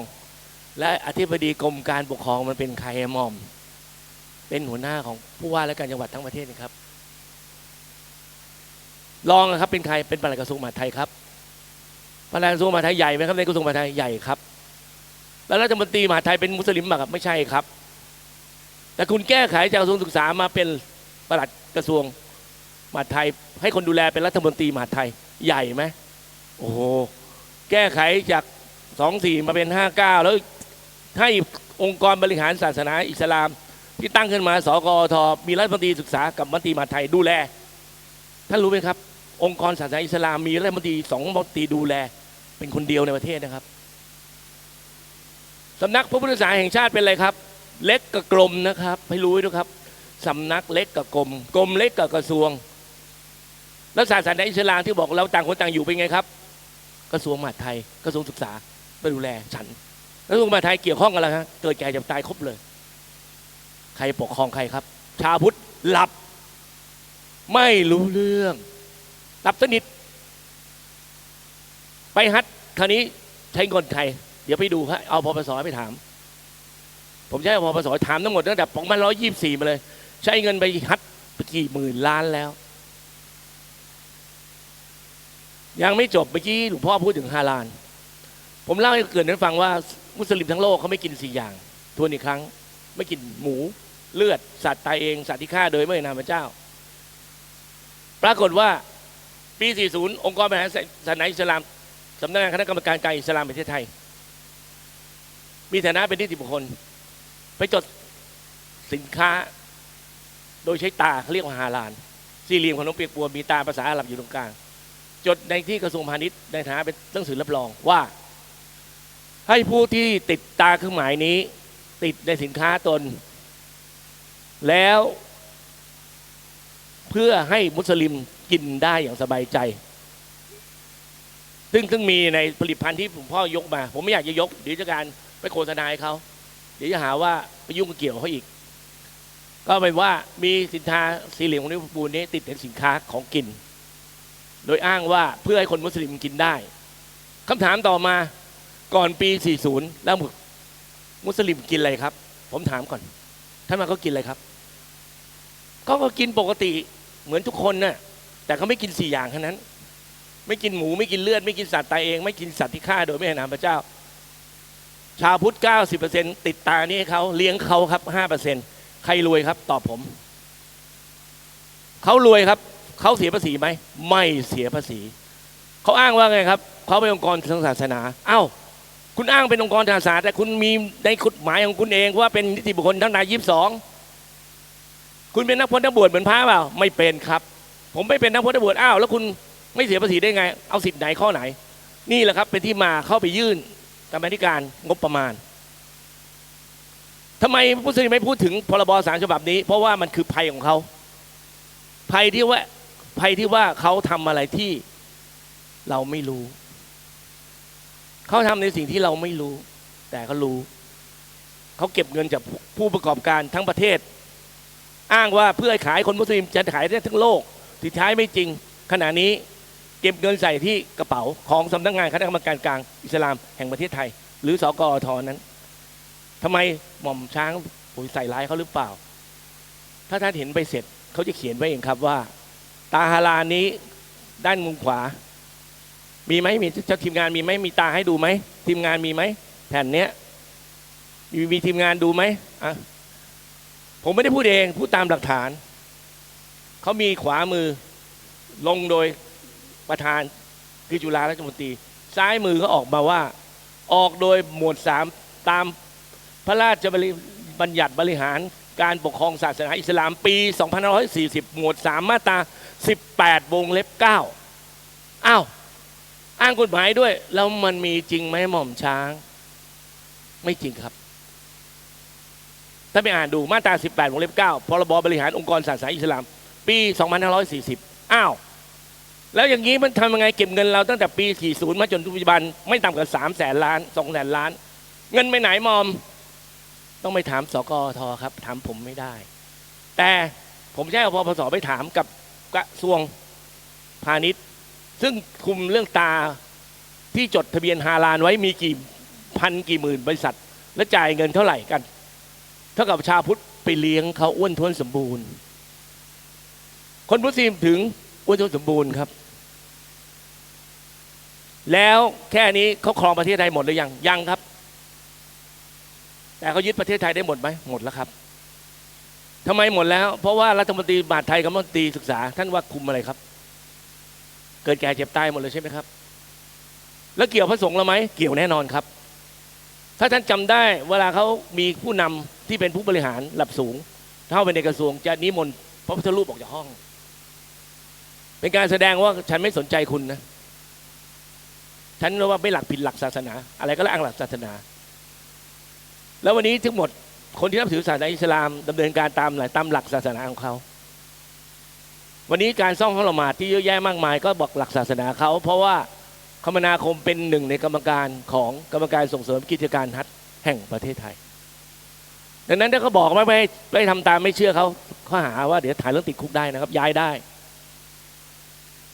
ท่านมีสิทธิ์จะไปอินเดียขอเงินหน่วยงานไหนไหมครับท่านมีสิทธิ์เดินเข้าไปหาห้องผู้ว่าไปนั่งคุยกินกาแฟผู้ว่าแล้วบอกที่ปรึกษาผู้ว่าได้ไหมครับไม่มีสิทธิ์ครับตอนนี้เราอยู่ใต้การปกครองของใครเริ่มคิดนะครับยังครับแค่นี้ยังไม่เรียบร้อยครับมีอีก2 ฉบับครับ2 ฉบับที่ออกเนี่ยคือยังไม่ออกนะครับที่ผมพูดทั้งหมด3 ฉบับนี้มีประกาศและใช้บังคับแล้วเรียบร้อยอีก2 ฉบับคือพระราชบัญญัตินะครับพระราชบัญญัติฮาลาลยังไม่ออกนะครับอยู่ในร่างแต่บังเอิญมีคนที่เขาบอกห่วงไอ้หม่อมดูหน่อยดิผมอ่านแล้วตกใจวิเคราะห์มานะครับหลายมาตราเอา5 ข้อข้อที่1ห้ามฟ้องคดีแพ่งและอาญากับการเก็บเงินฮาลาลมาตั้งแต่2540จนปัจจุบันนี้ทั้งแพ่งและอาญาห้ามฟ้องข้อ1ข้อ2ขอเก็บได้จากของกินขอของใช้ด้วยย่ามจีวรสบงรองเท้าแตะลิปสติกตุ้มหูนาฬิกาแว่นตาทุกอย่างที่เป็นของใช้ต้องติดฮาลาลและต้องเสียเงินให้สกอท.ข้อ3ห้ามเสียภาษีข้อ4ขอรับเงินการลงทุนตามพรบฮาลาลจากรัฐบาลซึ่งเป็นจำนวนเท่าไหร่ไม่บอกและข้อที่5ข้อสุดท้ายถ้ามีเงินจากต่างประเทศเข้ามาห้ามตรวจสอบโอ้โหสกอท.ใหญ่จริงนะแต่เป็นร่างพรบที่กำลังจะออกไหมกำลังจะออกครับช่วยจับตาดูถ้าออกเมื่อไหร่ท่านชัดไหมครับว่าประเทศไทยเป็นของใครครับเป็นของสำนักงานคณะกรรมการการอิสลามแห่งประเทศไทยเงินทั้งหมดทุกบาททุกตังค์ใช้ไปสู่การทางไม่ได้แล้วครับเข้าของเขาวันนี้นาฬิกาเข็มขัดของท่านยังไม่มีฮาลาลนะครับแต่ถ้ามีฮาลาลเมื่อไหร่เขาเก็บใส่กระเป๋าเขาครับเขาไม่เสียภาษีด้วยวันนี้เรื่องฮาลาลนี้อยู่ในกระบวนการทางกฎหมายครับผมบอกได้แค่นี้ท่านติดตามข่าวไปเรื่อยๆเดี๋ยวท่านจะรู้ข้อกระบวนการทางกฎหมายจะถึงขั้นไหนแล้วตอนนั้นท่านจะรู้ครับว่ามันเกิดอะไรขึ้นกับบ้านนี้เมืองนี้วันนี้ก็มาบ่ายเบี่ยงกับบอกฮาลาลเนี่ยทำให้คนไทยที่ขายของในประเทศมุสลิมได้มีรายได้เป็น100,000 ล้านไม่จริงครับเพราะคนพูดประกอบกิจการเขาบอกแล้วว่ามันไปไม่ได้มันอยู่ได้แต่ประเทศไทยแล้วไม่มีติดเครื่องหมายฮาลาลนะมุสลิมก็กินได้ขอเหนียวไม่เป็นเลือดไม่เหมือนหมูไม่สัตว์ตายเองไม่สัตว์ที่ฆ่าโดยนำเจ้านั้นกินได้หมดน้ำมันมีหมูเหรอครับถามสิครับอุ้ยนะครับน้ำมันไม่มีหมูมีหมูไหมครับ มีเลือดไหมครับสัตว์ตายเองไหมครับไม่มีครับสิ่งที่เกิดขึ้นวันนี้ความไม่รู้ของพวกเราครับยังไปอุดหนุนเขาอีกแล้วก็ไม่เสียภาษีชื่นใจไหมครับโอ้หม่อมใส่ร้ายป่ะใส่ร้ายลองไปถามมาดิครับเสียภาษีเท่าไหร่เงียบกิ๊บเขาตอบมาว่าผมก็เป็นอย่างวัดวาอารามอะยกเว้นภาษีเขาจะบ่ายเบี่ยงไปฮะผมไม่รู้ผมไม่ทราบคุณจะตอบไงผมไม่ฟังวันนี้ว่าไปตามกระบวนการกฎหมายมีคนจัดการตามกระบวนการกฎหมายแล้วเรียบร้อยเดี๋ยวเราจะเห็นความกระบวนการกฎหมายออกมาติดตามข่าวแล้วครับอีกฉบับหนึ่งฮาลาลแล้วมีพอยังครับมีฉบับหนึ่งเขาเรียกว่าศาลซาริยะหรือศาลมุสลิมหรือศาลอิสลามหม่อมช้างไปใส่ร้ายหรือเปล่าเขาก็มีศาลอิสลามภาคใต้3 จังหวัดพี่พงษ์พันธ์ถามดูได้มีไหมมีครับแต่เขาเป็นเรื่องของบัพครอบครัวกับมรดกบัพครอบครัวกับมรดกเกี่ยวข้องกับมุสลิมที่เป็นถือศาสนาอิสลามแต่ศาลซาริยะอันใหม่ที่จะออกนี่คืออะไรลองมาฟังให้ดีครับผมไม่ทราบคิดยังไงผมไม่รู้แต่ผมเห็นมาตราเดียวครับเขียนว่ายังไม่ออกนะนี่ยังไม่ออกเป็นข้อความระวังคำหนึ่งพระราชบัญญัติหรือกฎหมายฉบับใดขัดหรือแย้งกับคัมภีร์อัลกุรอานจะใช้บังคับมิได้ชโยไหมประเทศไทยเป็นรัฐอิสลามทันทีผมถามทุกท่านอ่านภาษาอาหรับออกไหมผมก็อ่านไม่ออกพระคุณเจ้าอ่านออกไหมครับภาษาอาหรับใครปกครองใครครับพระราชบัญญัติหรือกฎหมายฉบับใดขัดหรือแย้งกับคัมภีร์อัลกุรอานจะใช้บังคับมิได้ขณะชาวพุทธบอกโอ้โหหม่อมช้างไปพูดเรื่องนี้แต่แยกไม่เข้าใจกันเป็นเรื่องที่คิดไปเองคิดไปเองช่วยบอกหน่อยไอ้กฎหมาย30 บาทมันไม่มีเหรอมีก่อนที่ผมมาพูดบรรยายเนี่ยมีใครต่อต้านไหมมีคนคนนั้นต้องขอยกช่วยตบมือให้หน่อยตบมือหน่อยครับตบมือดังๆหน่อยครับให้กับคนคนหนึ่งครับไม่ตบให้ผมนะครับพลเอกณพลบุญทัพท่านมาพูดเป็นแบบ2556ก่อนพรบประยุทธ์จันทร์โอชาออก3 ปีท่านบอกแล้วฟังว่าจะมีเหตุการณ์อย่างนี้เกิดขึ้นด้านล่างนั้นก็เห็นแล้วปรากฏว่าร่างแก้ไขเนี่ยเป็นสิ่งที่พลเอกณพลบุญทัพท่านพูดมาก่อนปี56ถูกโจมตีฉู่ด่ามากมายครับแต่ท่านกล้าหาญนะครับต้องชื่นชมท่านผมให้ท่านตบมือให้ท่านนะท่านบอกไว้ว่าจะเกิดเหตุการณ์มีพรบที่แก้ไขจากกระทรวงศึกษามาเป็นมหาดไทยแต่ไม่รู้จะเป็นมหาดไทยแต่มีการแก้แน่ปรากฏว่าเป็นใหญ่กว่าเดิมครับเป็นมหาดไทยแล้วไอ้ร่าง2 ร่างนี่มันจะออกไหมผมบอกเลยครับว่าออกแน่เพราะเวลามีร่างทีไรเนี่ยมันจะออกมาเป็นอย่างนั้นทุกทีผมก็เฝ้าดูอยู่นะครับถ้ามีพรบฮาลาลกับพรบศาลซาริยะหรือศาลอิสลามผมคงนั่งเฉยและยอมไม่ได้ท่านพร้อมจะเป็นมุสลิมไหมครับเปลี่ยนชื่อไหมครับพี่เรียนภาษาอาหรับไหมครับพร้อมจะจ่ายเงินที่สำนักงานคณะกรรมการการอิสลามไหมครับนี่คือสิ่งที่เกิดขึ้นจริงแล้วท่านบอกว่าเราไม่เข้าใจเขาหรือเขาไม่เข้าใจเราครับนี่ประเทศเราผมพูดย้อนหลังไป353 ปีถอยหลังไทยไม่ชินไปครับ353 ปีตรงกับสมัยไหนสมเด็จพระนเรศวรมหาราชทรงกู้ชาติเสียกรุงครั้งที่1มีพระธุดงค์รูปหนึ่งไปในประเทศพม่าไปเจอสถูปหนึ่งมีคนเขียนกลอนไว้เขาเขียนว่าไงรู้ไหมครับท่านมาเล่าให้ผมฟังครั้งเดียวผมจำได้เลยลูกหลานเอ๋ยอย่าเหลืองไหลยามไร้ศึกจงสำนึกคุณกษัตริย์ชาติศาสนากูองค์ดำกำดาบตราบชีวาเพื่อรักษาสืบพื้นดินไทยตลอดชนชีพกูต้องสู้รบ10,000,000 ศพทหารกูสู้ถวายเลือดละเลงหลั่งรินทั่วถิ่นไทยเพื่อให้มึงได้อยู่เย็นเช่นทุกวันกูเอาเลือดแลกไทยให้มึงอยู่กูห่วงชาติของกูอยู่บนสวรรค์ใจมึงคิดใดอยู่กูรู้พลันคิดสร้างสรรค์หรือทำลายขายแผ่นดิน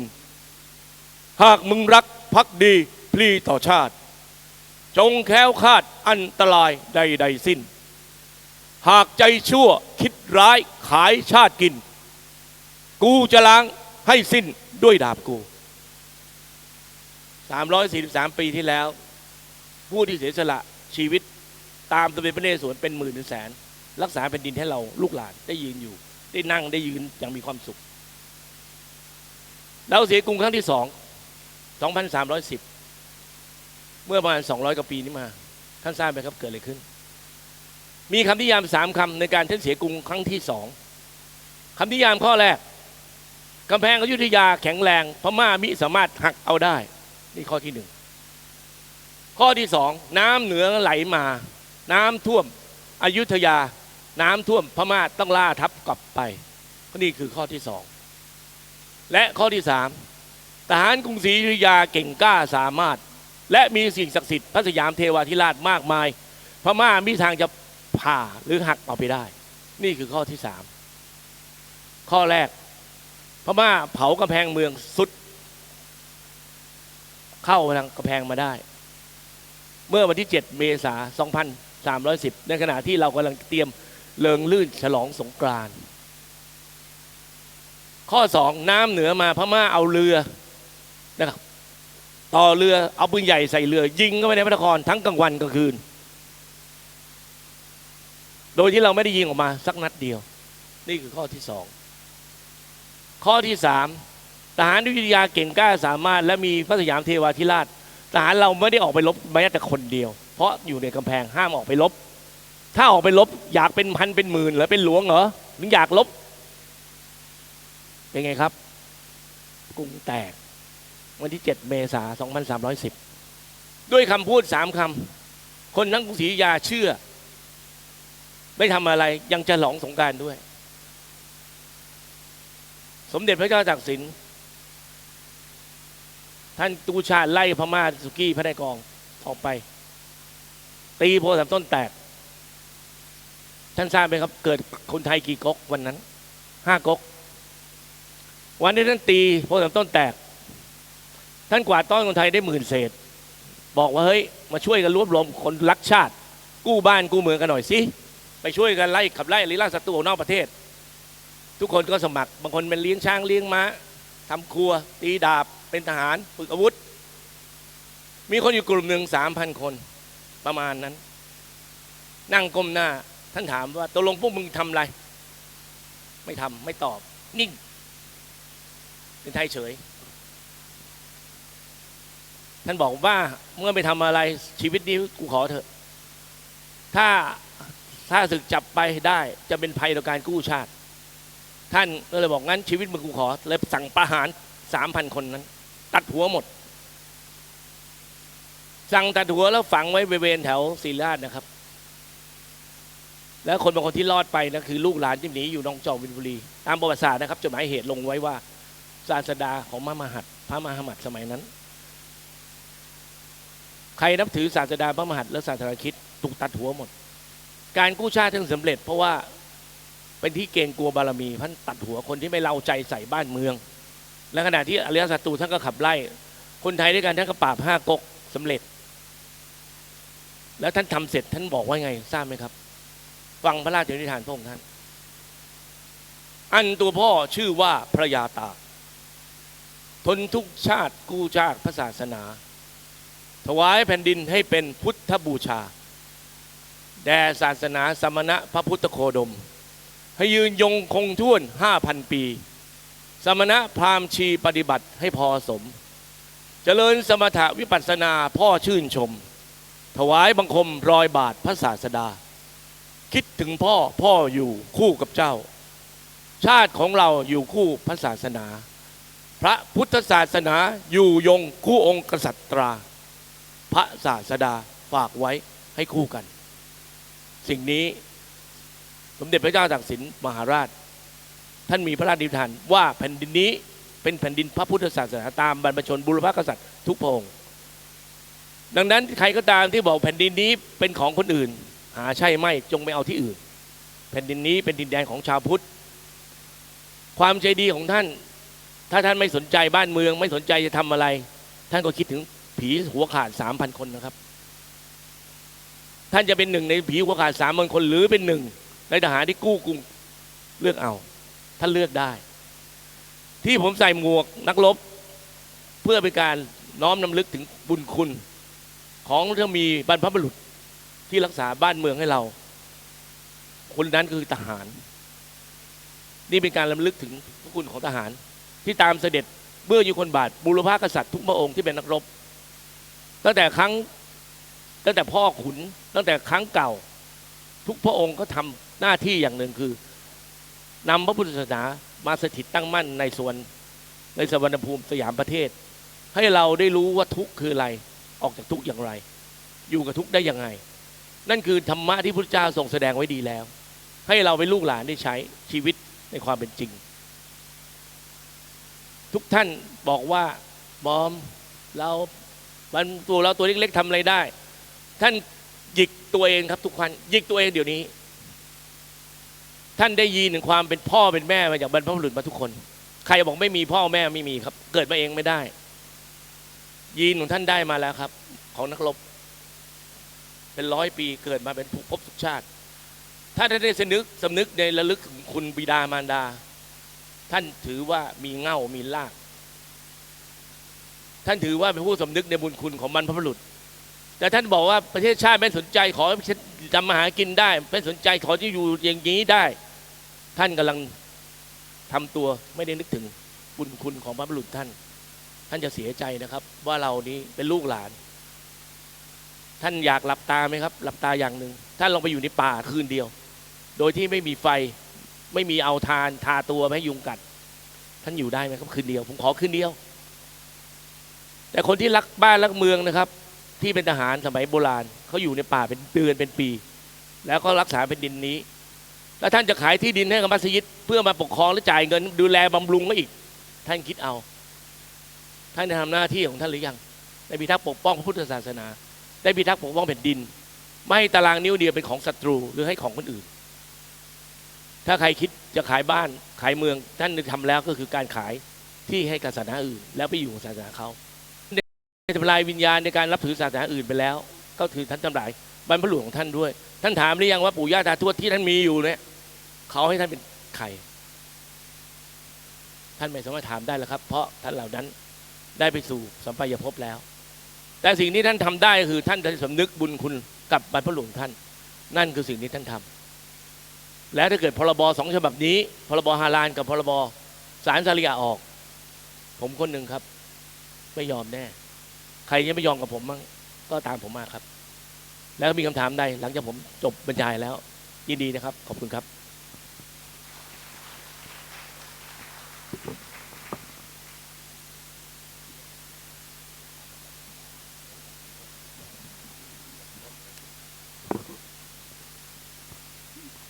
ฟังพี่หม่อมเข้าใจไหมครับมีคำถามถ้ายังคิดไม่ออกก็เดี๋ยวถามหลังจากนี้อีกสักหน่อยก็ได้นะครับฟังพี่หม่อมแล้วรู้สึกเป็นไงบ้างครับเนี่ยพอดีเมื่อกี้ผมไปรับมอบมวลสารที่จะสร้างพระเพื่อคุ้มครองสมาชิกอปปส.เดี๋ยวจะมอบให้ทุกท่านที่เป็นสมาชิกแล้ว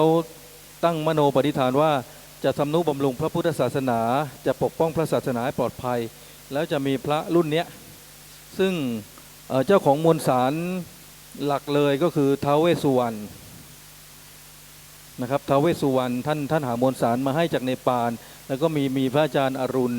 ท่านเมตตาเอามวลสารจากดินแดนพุทธภูมิมาผสมด้วย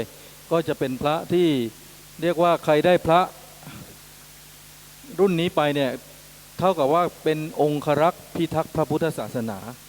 นะครับก็ถึงวันนั้นก็จะมอบให้เป็นของขวัญฟรีนะครับไม่มีค่าใช้จ่ายนะครับฟังพี่หม่อมภาษากฎหมายแล้วง่วงไหมครับไม่ง่วงเลยนะครับชาวเชียงใหม่ยังสู้อยู่ไหมครับยังสู้นะครับนะมุสลิมเนี่ยเขามักจะดูถูกพวกเราว่าคนพุทธเนี่ยมีแต่คนสูงอายุมีแต่น้ำลายไม่มีทางสู้เขาได้หรอกเขามีพรบพูดแล้วมันก็จริงของเขานะครับเรามีแต่น้ำลายเราไม่มีพรบคุ้มครองเขาถึงรังแกพระเขาถึงมายึดวัดเราแล้วเราชาวพุทธ ก็ถูกเล่ห์กลของมุสลิมที่เขามีสื่ออยู่ในมือเขาก็รุมเสนอแต่ข่าวไม่ดีของพระเห็นไหมครับเดี๋ยวพระองค์นี้มีปัญหากับศรีกาเดี๋ยวพระองค์นี้เมาเหล้าเดี๋ยวพระองค์นี้ประพฤติไม่เหมาะสมแล้วก็ตีข่าวไม่มีโอกาสให้พระได้แก้ตัวเลยสังคมตัดสินแล้วผิดไหมครับศึกแต่เคยได้ยินข่าวโต๊ะอิหม่ามค้ายาบ้าบ้างไหมครับเคยได้ยินโต๊ะอิหม่ามข่มขืนเด็กอายุ9 ขวบไหมครับทั้งที่มันมีอยู่เต็มไปหมดเลยเคยได้ยินในมัสยิดนี้มีอาวุธซุกซ่อนอยู่ไหมเคยได้ยินมัสยิดนี้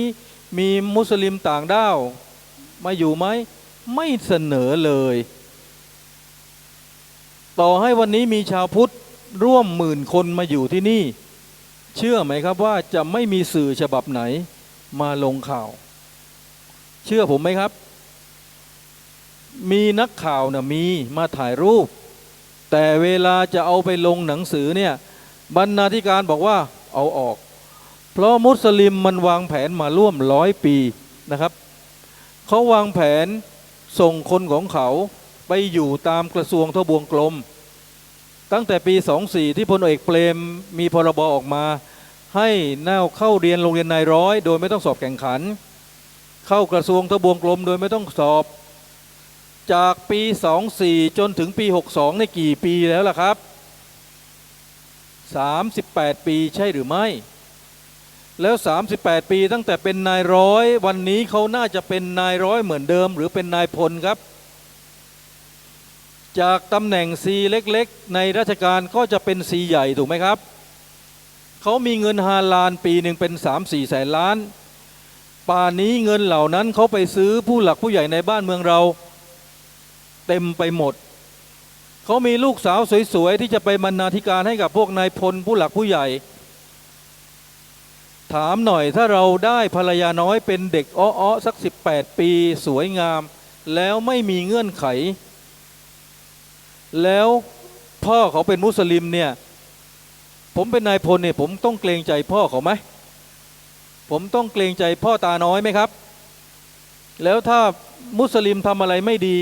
ผมจะกล้าพูดอะไรไหมเพราะผมมีเมียเด็กแล้วเป็นเมียที่ไม่เคยมารุกรานเมียหลวงเขาทำกันอย่างนี้นะครับถ้าเป็นพี่เป็นข้าราชการเนี่ยสมมุตินะครับเขาเอาเด็กอายุ16มาให้แล้วบอกว่าไม่มีข้อแม้ไม่มีเงื่อนไขยกให้เฉยๆสมมุติว่าพี่รับเนี่ยแล้วพอพี่เห็นญาติของแฟนเนี่ยทำผิดเนี่ยพี่จะทำยังไงเงียบชัดเจนเงียบแล้วภรรยาคนนั้นก็ไม่เคยไปรุกรานเมียหลวงด้วยอย่างนี้เราชอบไหมชอบนี่คือสภาพที่เกิดขึ้นจริงๆผู้หลักผู้ใหญ่ในบ้านเรามันถึงเงียบเหมือนเป่าสากไงครับเขาใช้เงินคุมสื่อหลักของประเทศไทยหมดนักข่าวเนี่ยเป็นชาวพุทธมานำเสนอข่าวแต่พอส่งไปให้บรรณาธิการปุ๊บบรรณาธิการบอกไม่ลงให้แต่ถ้าเป็นข่าวพระข่มขืนผู้หญิงเนี่ยเอามาเลยจนมุสลิมเนี่ยเขาพูดกันเลยนะครับว่าเช้ามาถ้าไม่ได้ด่าพระอย่าเพิ่งกินข้าวเขาทำกันอย่างนี้เลยนะครับแล้วมุสลิมก็ส่งคนมาปลอมบวชเป็นพระเยอะแยะปลอมบวชปุ๊บมันก็ไปนั่งกินเหล้าให้คนถ่ายรูปปลอมบวชปุ๊บมันก็ไปมีอะไรกับผู้หญิงที่ลงในโซเชียลบวชปุ๊บมันไปทำในสิ่งที่ผิดพระธรรมวินัยเป็นการทำลายความศรัทธาที่มีต่อชาวพุทธพอเขาไปทำอย่างนั้นเขาก็ส่งให้สื่อของเขาซึ่งเตรียมไว้แล้วว่ามึงส่งมาเลยกูจะแชร์ให้จะเอาไปแฉเห็นไหมครับเป็นกระบวนการทำวันแล้ววันเล่าเดือนแล้วเดือนเล่าปีแล้วปีเล่าผมถามหน่อยถ้าเรามีลูกหลานเขาเห็นแต่ข่าวแบบนี้พอเขาเห็นพระที่แท้จริงเนี่ยเขาอยากจะกราบอยากจะไหว้ไหมครับเขาอยากจะไปวัดไหมครับเห็นไหมครับกระบวนการขณะเดียวกันเขาก็ถอดวิชาศิลธรรมออกประวัติศาสตร์ออกขณะเดียวกันเขาก็สอนวิชาของเขาเข้าไปวัฒนธรรมของเขาแทรกเข้ามา เห็นกระบวนการไหมครับตั้งแต่ปี 24 พอมาปี 40 พอมาปี 59 ณ วันนี้ผมคิดว่านายพลนายพันในกองทัพเนี่ยคุมกำลังเยอะแยะมากมายกระทรวงทบวงกรมที่มุสลิมเขาคุมบังเหียนอยู่มากมายเราชาวพุทธมัวแต่ทำอะไรครับเล่นกีฬาสีมึงเหลืองใช่ไหมกูแดงคบกันไม่ได้แต่หารู้ไหมว่าทั้งเหลืองทั้งแดงมีมุสลิมอยู่ทั้งสองฝ่ายเลยแล้วพวกนี้ก็คอยยุให้เราตีกันเรื่อยๆเรื่อยๆยุตีกันไปตีกันมามัสยิดเต็มประเทศไทยมันเป็นอย่างนี้จริงๆเขากล้าคิดล้มแม้กระทั่งสถาบันนะครับจำได้ไหมครับเมื่อปี 61 มุสลิมกลุ่มหนึ่งคิดจะจัดงานสุขกันเถอะเราในวันสวรรคตของร.9 ดูมันทำถ้ามันไม่อับปรีจริงมันกล้าทำไหมถ้ามันไม่คิดล้มเบื้องสูงกล้าทำไหมพอโดนคนไทยด่าก็ยกเลิกแต่ถามว่าคุณน่าจะคิดได้ก่อนที่จะประกาศนะครับถูกไหมครับอะไรควรไม่ควรน่ะแต่คุณมาบอกว่านี่ไงยกเลิกแล้วเรื่องแบบนี้อย่าว่าแต่คิดจัดเลยครับตั้งแต่เริ่มต้นน่ะคุณไม่ควรทำนี่คือหลักฐานที่ชัดเจนว่าพวกคุณไม่จงรักภักดี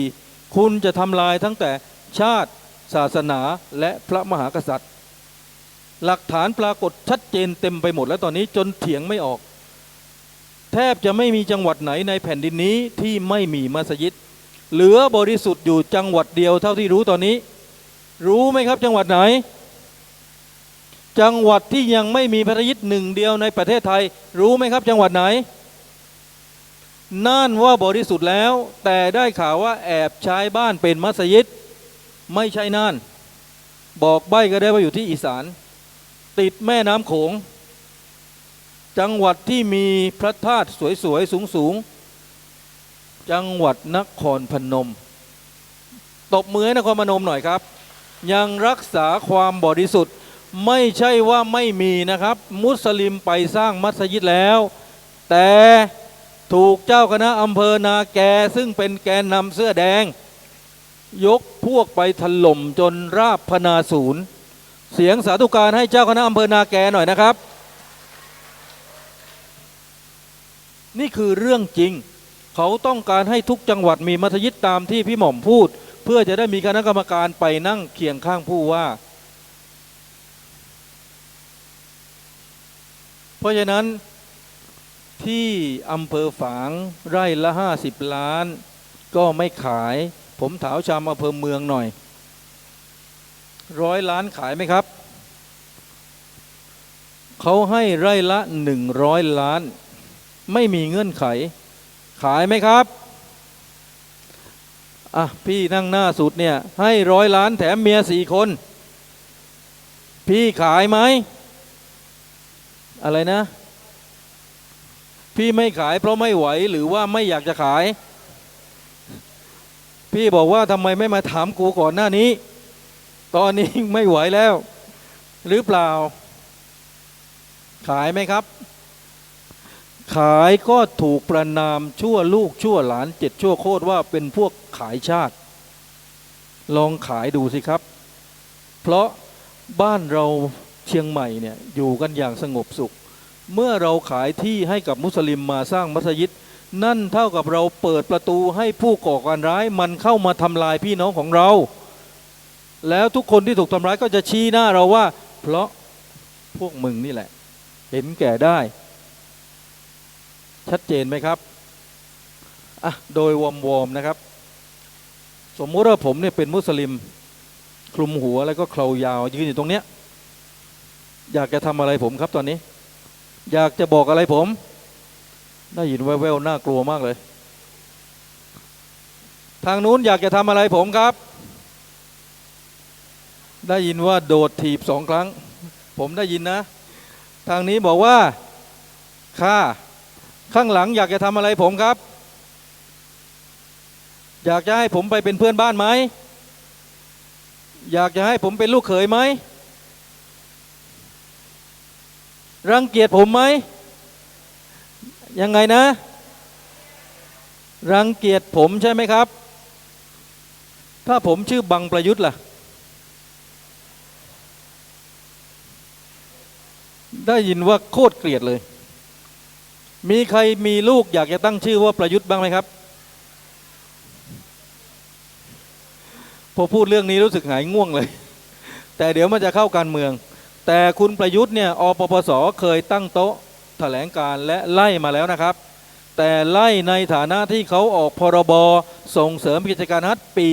59 เพราะฉะนั้นชาวพุทธก็ไล่นายกประยุทธ์เหมือนกันแต่ไล่ในมิติศาสนานะครับเพราะฉะนั้นของพี่หม่อมพูดอย่างชัดเจนคิดว่าทุกคนคงรู้แล้วว่ากฎหมายนี้เขาตราแล้วเขาใช้แล้วเรากำลังจะเป็นเมืองขึ้นแล้วมุสลิมก็ได้ใจว่าประเทศไทยอีกไม่กี่ปีต้องเป็นรัฐอิสลามแน่นอนแต่ตอนนี้ชาวเชียงใหม่ตื่นแล้วชาวอีสานตื่นแล้วคิดว่าเขาจะทำได้ง่ายเหมือนเดิมไหมครับมาวันนี้รู้แล้วใช่ไหมครับมัสยิดในเชียงใหม่มันไม่ใช่หลัก10แล้วครับแต่มันเป็นหลักร้อยถึงจะยังไม่ได้จดทะเบียนเราจะยอมให้มันสร้างเพิ่มขึ้นไหมครับยอมไหมครับตะโกนให้มัสยิดตรงนี้ได้ยินดีครับยอมไหมชัดเจนนะครับก่อนที่จะร้อนไปกว่านี้นะครับขอเชิญตัวแทนจาก3จังหวัดชายแดนใต้ญาติพี่น้อง15ศพตายที่ลำพญาอายุวัยรุ่นขนาดนี้ยังเดินทางทั่วไทยผมยังกลัวว่าเขาจะเอาแม่ไม้มุสลิมมายั่วยวนอยู่เนี่ยขอเสียงปรบมือให้คุณพงษ์พันธ์จันเล็กประธานสมาพันธ์ชาวพุทธ3จังหวัดชายแดนใต้จะมาบอกพวกเราว่ามุสลิมคิดยังไง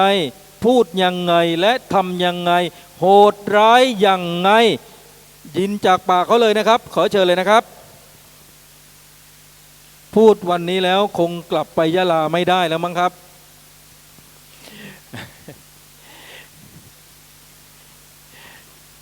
ได้ยินท่านเลขาธิการบอกว่าไล่นายกนี่ผมใจหายเลยแต่พอได้ยินว่าไล่เพราะออกพรบอิสลามส่วนตำแหน่งท่านนั้นยังไม่ได้ไล่นะครับครับผมพงษ์พันธ์จันเล็กครับประธานสมาพันธ์ไทยพุทธ3จังหวัดชายแดนภาคใต้นะครับถ้าถามว่าทำไมจะต้องมีสมาพันธ์ไทยพุทธและทำไมผมต้องมายืนอยู่ตรงนี้ก็ขอตอบว่าเนื่องจากสถานการณ์ตกใจพอไล่นายก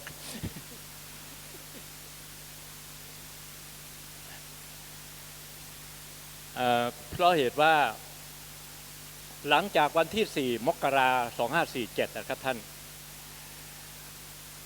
เกิดเหตุการณ์ปล้นปืนถึง400 กระบอกที่ค่ายปิ้นเหล็งจังหวัดนราธิวาส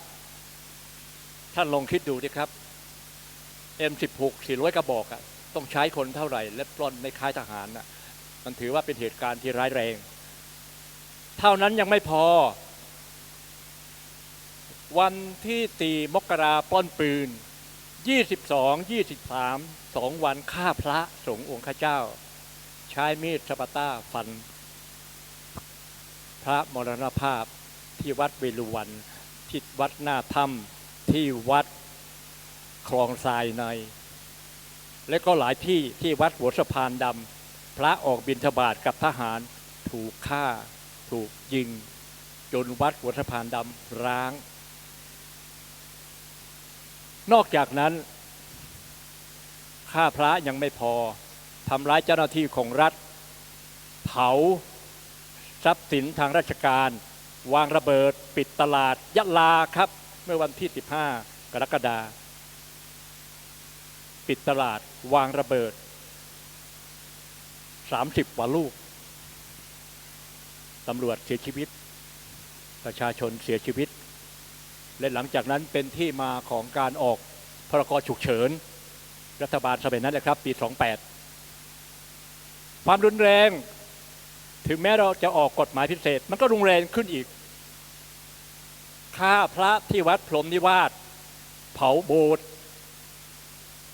ฆ่าเด็กวัดแล้วเผาพระอาจารย์แก้ว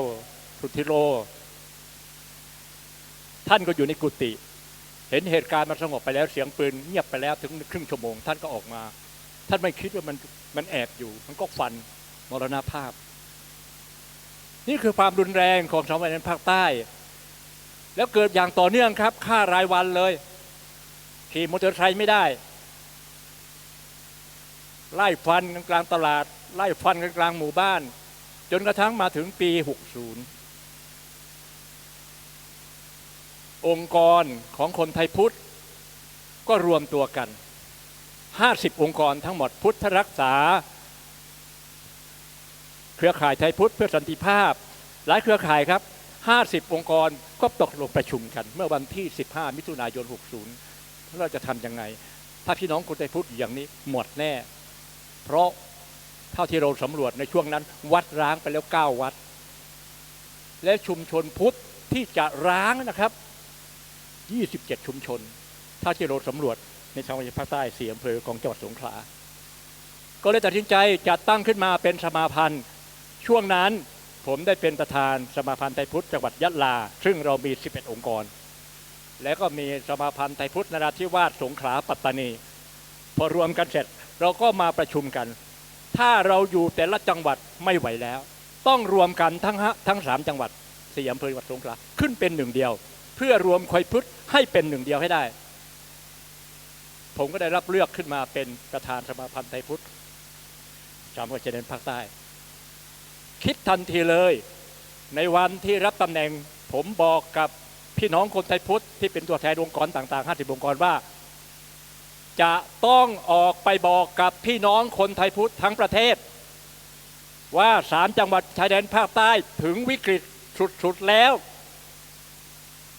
ปี60เราไม่มีอะไรเหลือแล้ว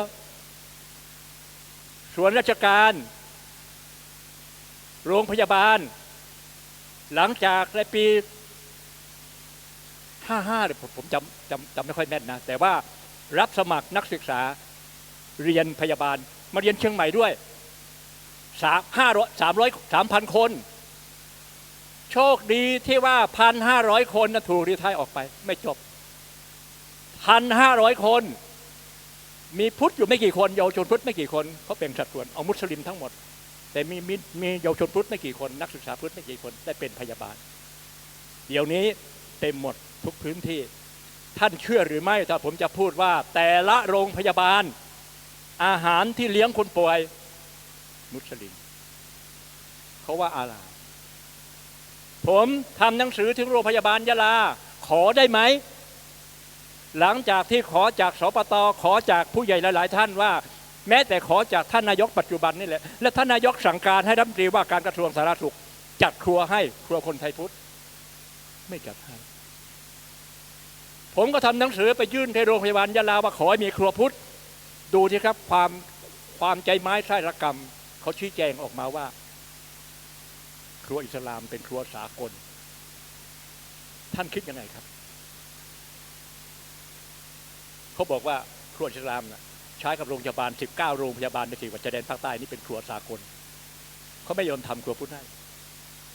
หลังจากนั้นเราก็พยายามขับเคลื่อนอยู่ยังไม่จบเรื่องนี้เพราะว่ากำลังดำเนินการอยู่นี่คือที่มาที่ไปของสมาพันธ์ไทยพุทธที่เกิดขึ้นมาเพื่อเรียกร้องขอความเป็นธรรมนอกจากถูกฆ่าถูกทำร้ายถูกทำลายด้านเศรษฐกิจมีหลายพ่อค้าหลายคนนะครับไปจากลำปางไปจากภาคกลางก็ดีไปรับซื้อผลไม้ถูกฆ่าตายเรียบเขาไม่ยอมให้พ่อค้าข้างนอกเข้าไปเขาทำกันเองเขาค้าขายกันเองลองกองจากกิโล35 บาทที่ตันหยงหมัดที่อำเภอจะแนะปัจจุบันนี้เหลือกิโลละ5 บาทที่ท่านเชื่อหรือไม่ความโหดร้ายความรุนแรงเพราะไม่พ่อค้าไม่กล้าไปเศรษฐกิจถูกทำลายเจ้าหน้าที่ของรัฐถูกครอบงำผมใช้คำนี้นะก็หลายๆท่านเขาบอกว่าต้องยอมเถอะเพราะเขากลัวความไม่ปลอดภัยทุกหน่วยงานหมดแม้แต่โรงเรียนศาสนาอิสลามที่มีการตรวจสอบก็ตรวจสอบไม่ได้เงินทองที่ให้ไปก็โดนมันยักย้ายหมดเพราะฉะนั้นเมื่อพูดถึงความรุนแรงพูดถึงที่มาที่ต้องมีสมาพันธ์ไทยพุทธในวันนี้นะครับก็เพราะเหตุผลอันนี้ว่ามันถึงเวลาที่สุดแล้วเราหมดทุกอย่างแล้วพระสงฆ์ ขนบธรรมเนียมประเพณีวัฒนธรรมเคยเวียนเทียน3 ทุ่มก็ต้องเวียนเทียนเที่ยงวันไม่กล้านี่คือความกลัว3 จังหวัดชายแดนภาคใต้เพราะฉะนั้นผมจึงขอนำเรียนว่าวันนี้ผมไม่ได้มาใส่ร้ายพี่น้องมุสลิมพี่น้องมุสลิมที่เป็นคนดีก็มีที่เป็นเพื่อนกันก็มีแต่ที่ผมมาพูดวันนี้เพื่อจะนำความจริงมาบอกกับทุกท่านว่าทำอย่างไรอย่าให้เหตุการณ์3 จังหวัดชายแดนภาคใต้มาเกิดขึ้นที่จังหวัดเชียงใหม่ท่านจะหาทางป้องกันอย่างไรท่านช่วยกันคิดเพราะถ้ามีแล้วความไม่ปลอดภัยมีแน่นอนอันตรายมันเกิดขึ้นแน่นอนความเสมอภาคเราไม่มีเขาคุมเราหมดพอมีมัสยิดใครเข้าไม่ได้ในมัสยิดเขาถือเป็นที่พระเจ้าของเขาอัลเลาะห์ให้เขามาท่านเคยได้ยินเรื่องโจ๊กไหมที่นราธิวาสน้ำท่วมทหารสงสารชาวบ้านเอาของไปแจกเขาก็บอกขอบคุณพระเจ้าทหารไม่สัมภาษณ์มันน้อยใจอุตส่าห์พาไปให้แล้วไปว่าพระเจ้าให้ทหารพาไปให้ไม่ได้อะไรเลย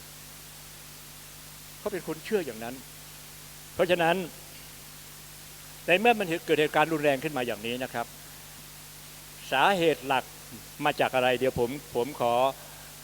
นำท่านย้อนหลังกลับไปสัก50-60 ปีนะครับเมื่อปี2470ปีนั้นฮะจีซุหลงเดินทางกลับจากนครเมกะ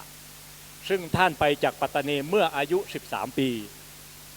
ไปศึกษาคัมภีร์กุรอานศึกษาศาสนาอิสลามอยู่ที่นครเมกะจนอายุ20 กว่าปีท่านก็เลยได้มีภรรยาที่นั่นที่นครเมกะบังเอิญช่วงปี2470เนี่ยลูกชายคนเดียวของท่านเสียชีวิตก็เลยพาภรรยากลับมาที่ปัตตานีหวังว่าจะมาพักฟื้นและค่อยกลับไปเมกะแต่ปรากฏว่าพอกลับมาแล้วท่านก็มองว่าผู้นำศาสนาอิสลามใน3 จังหวัดภาคใต้โดยเฉพาะที่ปัตตานีนั้นมัวแต่คิดแต่เรื่องไสยศาสตร์ไม่ได้คิดเรื่องศาสนาท่านก็เลยกระเวนสอนศาสนาอิสลามใน3 จังหวัดชายแดนภาคใต้2 ปีสอนศาสนาอย่างเดียวไม่พอท่านก็เอาเรื่องประวัติศาสตร์ชาติพันธุ์ใส่เข้าไปด้วยว่าปัตตานีเนี่ยถูกรัฐบาลสยามคุกคามซึ่งเป็นศัตรูกับพี่น้องปัตตานีเราเพราะฉะนั้นเราต้องปลูกฝังสิ่งเหล่านี้ให้เยาวชนได้รับทราบจึงเป็นที่มาของคำสอนที่ว่าให้เกลียดคนไทยพุทธให้เกลียดคนสยามหลังจากนั้นพอใช้เวลาหยุด2 ปีคนก็ศรัทธาท่านเพราะคนเราเนี่ยครับความอยากมันมีความโลภมันมีในเมื่อถูกสอนอย่างนั้นว่านี่เป็นดินแดนของเขาเนี่ยฮะจีซุหลงก็มาเปิดโรงเรียนนะครับขึ้นมา1 หลังเมื่อปี74ครับ2476เปิดโรงเรียนโรงแรกเลยครับเป็นโรงเรียนศาสนาอิสลามสอนศาสนาอิสลามอย่างเดียวไม่พอเอาเรื่องปฏิบัติชาติพันธุ์ใส่เข้าไปด้วยให้คนมุสลิมเกลียดคนไทยพุทธใส่เข้าไปด้วยท่านลองคิดดูสิครับจาก2476จนถึงปัจจุบันนี้กี่ปีแล้วคนที่รับความปลูกฝังตรงนั้นไปอยู่ที่ไหน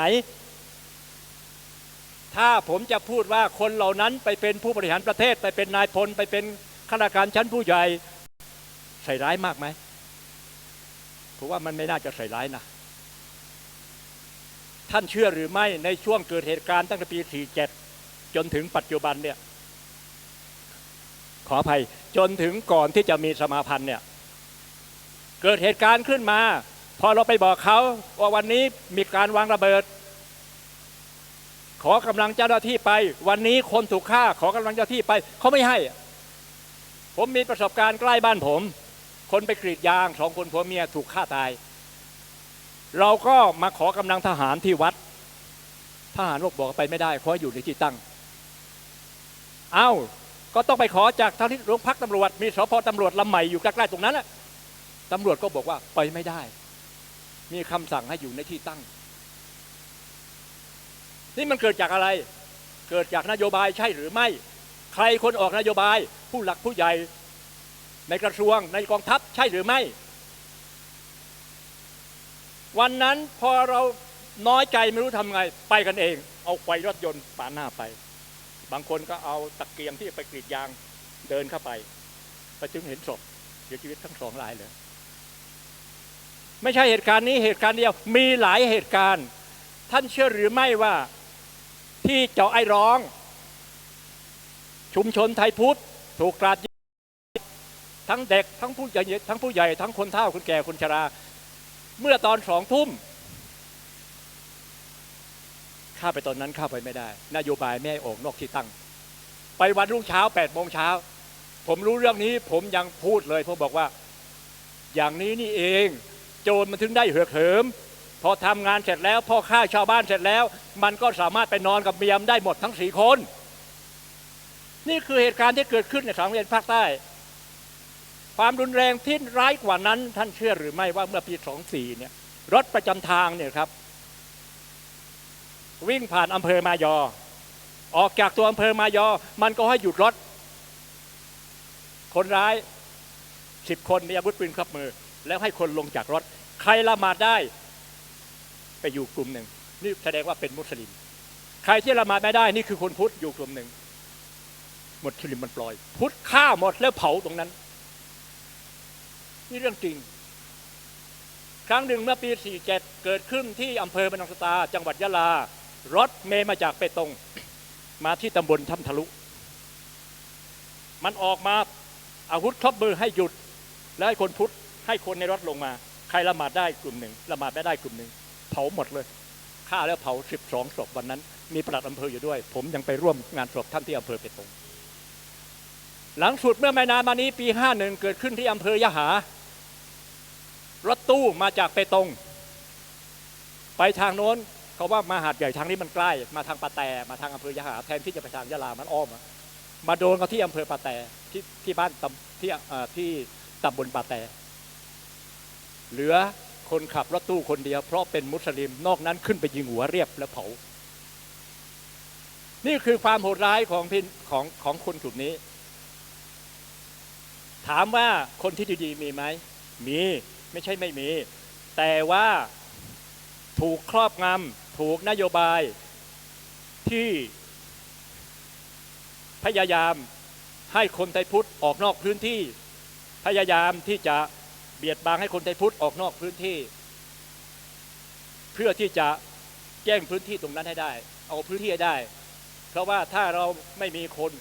พื้นที่ก็ต้องตกเป็นของเขาใครไม่กล้าเข้าไปมีครั้งหนึ่งที่บ้านผมเองที่ตำบลลำพญาหลังสุดนะครับที่ท่านเลขาได้พูดเนี่ยวันนั้นเสียชีวิตที่12 ศพไม่ทราบว่าใครได้ยินข่าวนี้ไหมครับ15 ศพที่ตำบลลำพญาอำเภอเมืองจังหวัดยะลาเมื่อปลายปีเนี่ยโดยที่ไม่มีใครคาดคิดมาก่อนเพราะว่าปีที่แล้ว62สมาพันธ์ก่อตั้งเมื่อปี60เป็นปีที่2ผมก่อตั้งสมาพันธ์เสร็จแล้วนะครับเพราะว่าภารกิจแรกที่ต้องทำก็คือนักศึกษาที่มอ.ปัตตานีเกิดการเคลื่อนไหวออกแถลงการณ์ว่าพื้นที่ตรงนี้เป็นปัตตานีคนไทยมารุกรานพื้นที่ปัตตานีดินแดนนี้เป็นดินแดนปัตตานีรัฐบาลสยามมารุกรานดินแดนปัตตานีพวกเราก็ลงในโซเชียลกันแล้วก็พูดกันว่า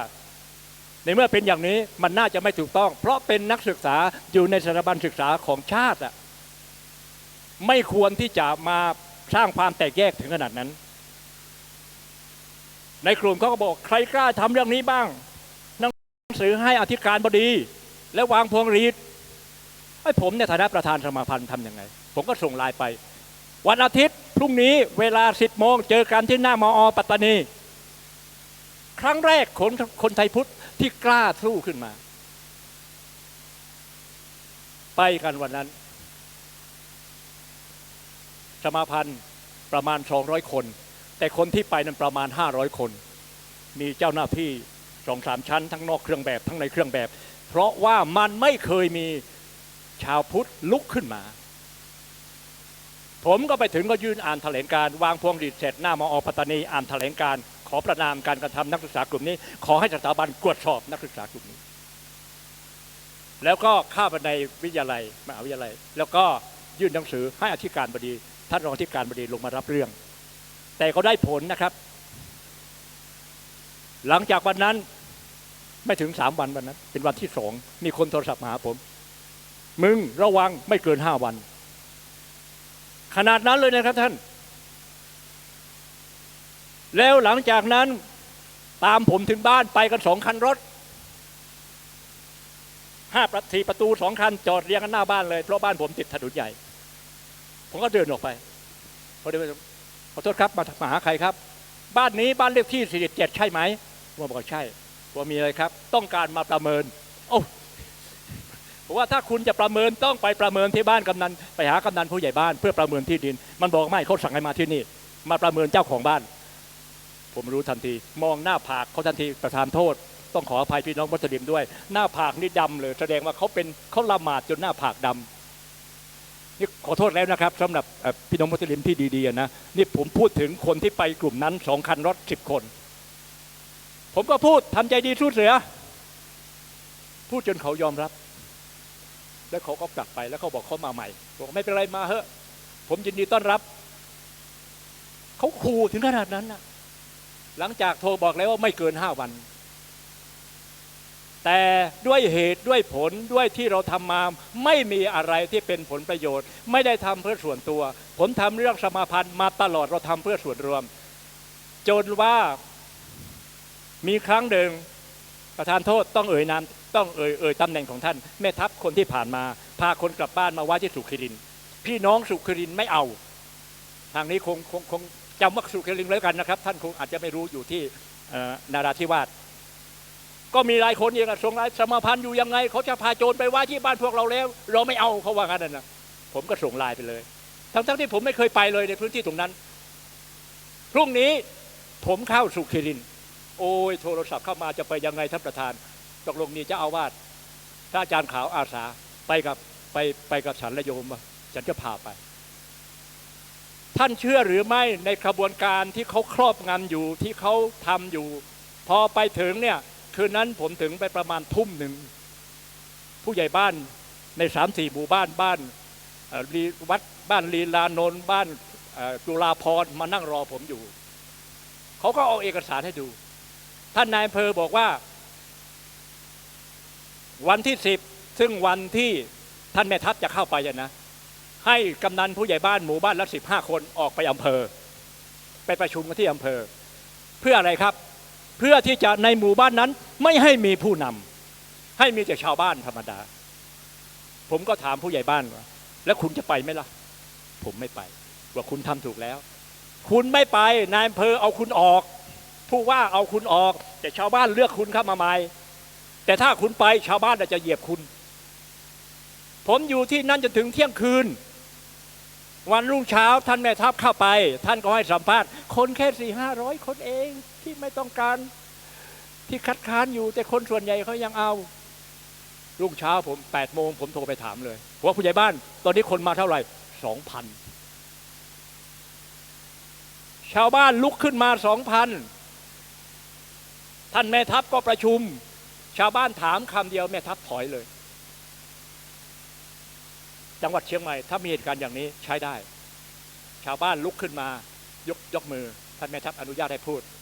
ท่านแม่ทัพครับถ้าผมเข้าป่าเป็นโจรน่ะกลับมาท่านพาผมกลับบ้านจะให้บ้านให้ที่ดินให้เงินผมไหมถามคำนี้คำเดียวแม่ทัพยอมเลยตกลงยกเลิกโครงการพาไปโจรด้วยที่นั้นแม่ทัพคุณจะแล้วนะครับไม่ใช่คนนี้พอหลังจากนั้นมีนายตามผมอยู่ที่ไหนท่านตามผมระดับพันที่ระดับผู้กับผู้กองเนี่ยเขาเอาด้วยเขาสงสารพี่น้องคนไทยพุทธว่าถูกกระทำมาตลอด และท่านเรื่องอื่นไม่สำคัญสำคัญที่ว่าในเมื่อประชาชนเราไม่กล้าอยู่ถูกฆ่าถูกเผาก็อพยพหลบหนีมาพื้นที่ตรงนั้นเขาก็เข้าไปอยู่แม้แต่วัดสันติที่เขื่อนบางลางอำเภอบางตามีคนเอาทุเรียนไปปลูกในวัดที่วัดแล้วยึดที่ดินวัดแล้วและมีแบบนี้หลายพื้นที่เพราะฉะนั้นมันบ่งชี้ว่าเราเสียดินแดนไปแต่ถ้าว่าเราปล่อยอยู่อย่างนี้ถ้าผมไม่มาบอกกับพี่น้องอยู่ต่างจังหวัดไม่ว่าที่เชียงใหม่ที่ไหนเนี่ยให้ท่านได้รับรู้เผื่อว่าท่านจะได้ช่วยคิดอย่างน้อยท่านก็จะได้ส่งกระแสไปว่าเอาใจช่วยนะพอได้มีฝันกำลังใจจะต่อสู้ถามว่าสู้ไหมสู้ครับพวกผมสู้ไม่ยอมถอยถึงแม้ว่าจาก200,000 กว่าเหลือไม่ถึง100,000นะครับแต่ว่า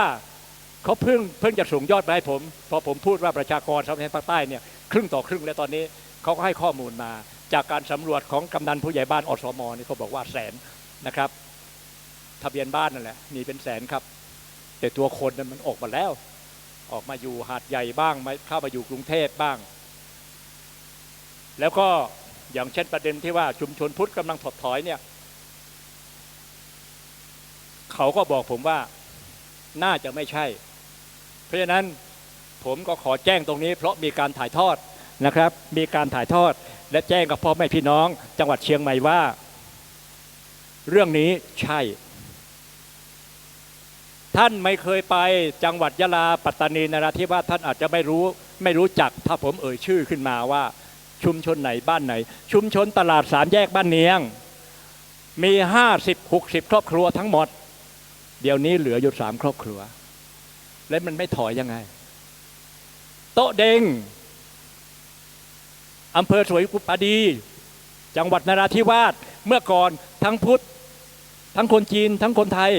100 กว่าครอบครัวปัจจุบันนี้เหลืออยู่5 ครอบครัวกำลังจะร้างเพราะอะไรเพราะในช่วงเกิดเหตุการณ์ตั้งแต่ปี47เป็นต้นมามีการปิดตลาดปล้นเลยอาวุธครบมือปล้นเขาก็อยู่กันไม่ได้เหลืออยู่5 ครอบครัวที่โต๊ะเด้งที่แบหออำเภอรามันจังหวัดยะลาจากชุมชนพุทธที่มี30-40 ครอบครัวเดี๋ยวนี้เหลืออยู่8 ครอบครัวก็เหมือนกันปิดหัวท้ายปล้นถามว่าใครปล้นผมก็ไม่กล้ายืนยันแต่ว่าผมขอเรียนตรงนี้ว่าคนที่วางระเบิดและถูกระเบิดตัวเองตายเป็นมุสลิมไม่มีคนพุทธคนที่ถูกเจ้าหน้าที่ตำรวจวิสามันแม้ว่าหลังสุดเนี่ยหลำโซถูกฆ่าตายกับเพื่อนเนี่ยก่อนหน้านั้นที่เป็นคนร้ายที่ถูกวิสามันน่ะแม้แต่คนที่ไปปล้นรถที่นาทวี4 คันแล้วมาถูกยิงมาฆ่าตายถูกวิสามันที่เกาะหม้อแกงเป็นมุสลิมและเป็นอุตตาดด้วยพุทธไม่เคยมีเพราะนั้นถ้าเราว่าคนที่คิดร้ายต่อแผ่นดินไม่ใช่มุสลิมและเป็นใครเพราะคนพุทธไม่เคยมีถ้าท่านไม่เชื่อผมที่นั่งอยู่ตรงนี้ผมกลับยะลาไปพร้อมผมก็ได้หรือไปหลังแล้วโทรบอกผมจะพาไปดูป้ายทั้งหมดที่ออกหมายจับไม่ว่าพรกฉุกเฉินหรือว่าปอาญาเนี่ยไม่มีคนพุทธสักคนเดียวทุกหน่วยเลือกทุกหน่วยตรวจรถเพราะที่จังหวัดภาคใต้เขามีที่ตรวจรถเป็นระยะถ้าท่านไปแล้วท่านจะมึนแล้วเพราะมันเดี๋ยวเขาตรวจมีทหารตำรวจอยู่อสอยู่ชลบอยู่มีป้ายทั้งหมดเนี่ยเป็นมุสลิมทั้งนั้นไม่มีพุทธเลยและจะให้เราคิดกันยังไงว่าไม่ใช่มุสลิมแต่มุสลิมนี้เป็นมุสลิมกลุ่มหนึ่งไม่ใช่มุสลิมทั้งหมดซึ่งปัจจุบันนี้จุฬาราชมนตรีท่านรับรองแล้วหลังจากอปปสยื่นหนังสือที่มุกดาหารจุฬารัฐมนตรีมีหนังสือออกแถลงการณ์เมื่อวันที่19 ธันวาคมบอกว่าเหตุการณ์3 จังหวัดชายแดนภาคใต้ไม่ใช่เรื่องศาสนาแต่เป็นเรื่องการเมืองการปกครองพวกนี้พยายามบิดเบือนเอาศาสนามาบิดเบือนเพราะว่าศาสนา ทุกศาสนาเลยครับไม่ว่าจะเป็นพุทธมุสลิมฆ่าคนบาปทำร้ายพระสงฆ์องค์เจ้าบาปทำร้ายอะไรบาปแต่พวกเขาทำถ้าเขาว่าอย่างนี้ก็ผมเชื่อมโยงไปถึงที่ผมเล่าให้ฟังว่าฮะยีสุหลงกลับมาเปิดโรงเรียนนั้นหลังจากฮะยีสุหลงเปิดโรงเรียนก็พอปี 90 เนี่ยมีคุณมายาฮิดดินท่านมายาฮิดดินเนี่ยประกาศเป็นหัวหน้า BRN ซึ่งเป็นลูกชายของเจ้าเมืองปัตตานีที่เป็นขบฏเมื่อปี 2444 หนีไปอยู่กัลลันตันน่ะลูกชายคนนี้มายาฮิดดินน่ะแล้วก็พอว่าฮะยีสุหลงยื่นข้อเสนอรัฐบาล7ข้อพอรัฐบาลไม่ให้ก็กดดันรัฐบาลสมัยนั้นมีการเผาโรงเรียนมีการจับเรียกค่าไทยเริ่มตั้งแต่นู้นเลยครับ2490 91นู่นเลยครับจนเกิดเหตุการณ์ที่ยูซงยอในปี 91อ่ะที่เจ้าหน้าที่ตำรวจที่เขามีการอาบน้ำมันกันนะครับเหมือนกับเกิดเหตุการณ์ปล้นปืนเมื่อวันที่ 4 มกราพอ 28 เมษาเขาทำอะไรครับโจมตีสถานที่ของรัฐพามีดสปาต้ามาเขาเชื่อในคุณไสมาสู้เจ้าหน้าที่ตำรวจเที่ยวนั้นมุสลิมตายไปเกือบ100 คนที่มัสยิดกรูเซที่ตลาดสามแยกบ้านเนียงข้างบ้านผมที่สะบ้าย้อยที่สพ.กรุงปีนังไปยึดให้ได้ตั้งใจจะยึดให้ได้ที่อำเภอแม่ลานตายกันรวมแล้ว70 80 90นี่เรื่องจริงเขาถึงได้ทางมาคนไทยพุทธรุนแรงแต่ว่าบาปกรรมมันมีจริงและพอมาตอนนี้พอจุฬาราชมนตรีเห็นว่ามันไม่ใช่เรื่องศาสนามันเป็นเรื่องของการเมืองการปกครองผู้ที่ต้องการจะแบ่งแยกดินแดนคือ BRN ผมปัจจุบันนี้เวลาพูดที่ไหนผมบอกว่าผมไม่ใช่ศัตรูพี่น้องคนมุสลิมนะมุสลิมเป็นเพื่อนผมก็มีแต่ว่าคนที่ผมจำเป็นต้องเรียกร้องขอควา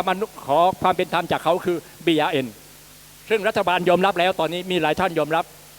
เมื่อประชุมเมื่อคราวที่แล้วเนี่ยเพราะผมอยู่ในคณะทำงานพูดคุยคณะที่3ของคณะพูดคุยของกรมน.ส่วนหน้าซึ่งมีท่านแม่ทัพภาค 4เป็นประธานเนี่ยแล้วก็มีท่านพลตรีที่วาเดวาเป็นเลขาท่านยอมรับแล้วเดี๋ยวนี้รัฐบาลยอมรับว่าขบวนการ BRN มีไม่ถึง1,000 คนไม่ใช่พี่น้องมุสลิมทั้งหมดแต่ว่าเราจะทำอย่างไรอย่าให้คน 1,000 คนมาครอบงำมุสลิมทั้งหมดให้ได้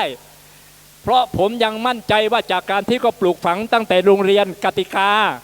อายุ4 ขวบจนว่ามาที่โรงเรียนโรงเรียนในตัวเมืองผมก็เรียกเขาไม่ถูกกันนะที่เขาเรียนกันนะโรงเรียนสอนศาสนานะซึ่งเขาปลูกฝังเรื่องนี้มาตลอดที่ผมรู้บังเอิญเมื่อปีที่แล้วมีนักศึกษาอิสลามเอาหนังสือมาให้ผมเป็นหนังสือประวัติของฮะยีสุหลงผมได้ตัวนั้นผมถึงบางอ้อเลยปัญหาบ้านเรามันเกิดจากตรงนี้เอง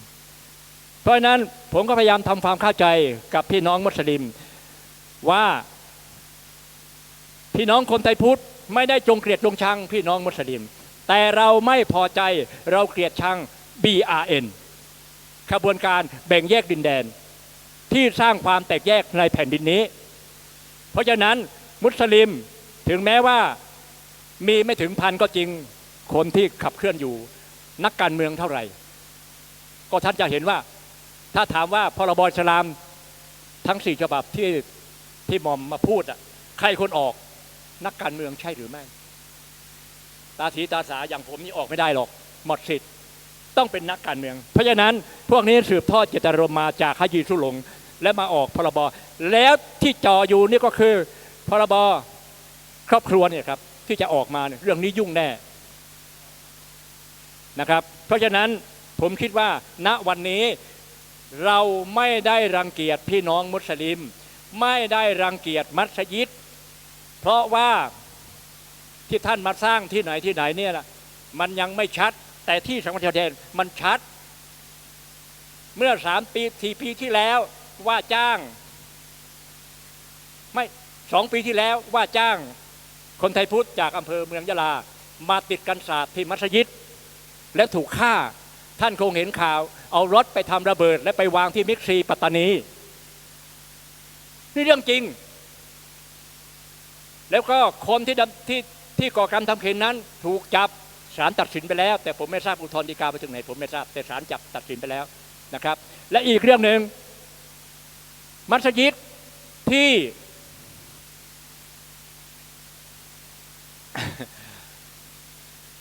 พี่น้องอย่าโทษแม่ผมลืมที่ทุ่งยางแดงว่าจ้าง2 แม่ลูกอยู่หน้าโรงพยาบาลยะลาไปปูกระเบื้องวันที่1ไม่เป็นไรวันที่2เป็นไรวันที่3ถูกฆ่าตายทั้งแม่ทั้งลูกถ้าพูดอย่างนี้ถ้ามัสยิดบอกว่าเราไม่เกี่ยวได้ไงไปปูกระเบื้องที่มัสยิดแล้วทำไมคุณไม่ดูแลเขา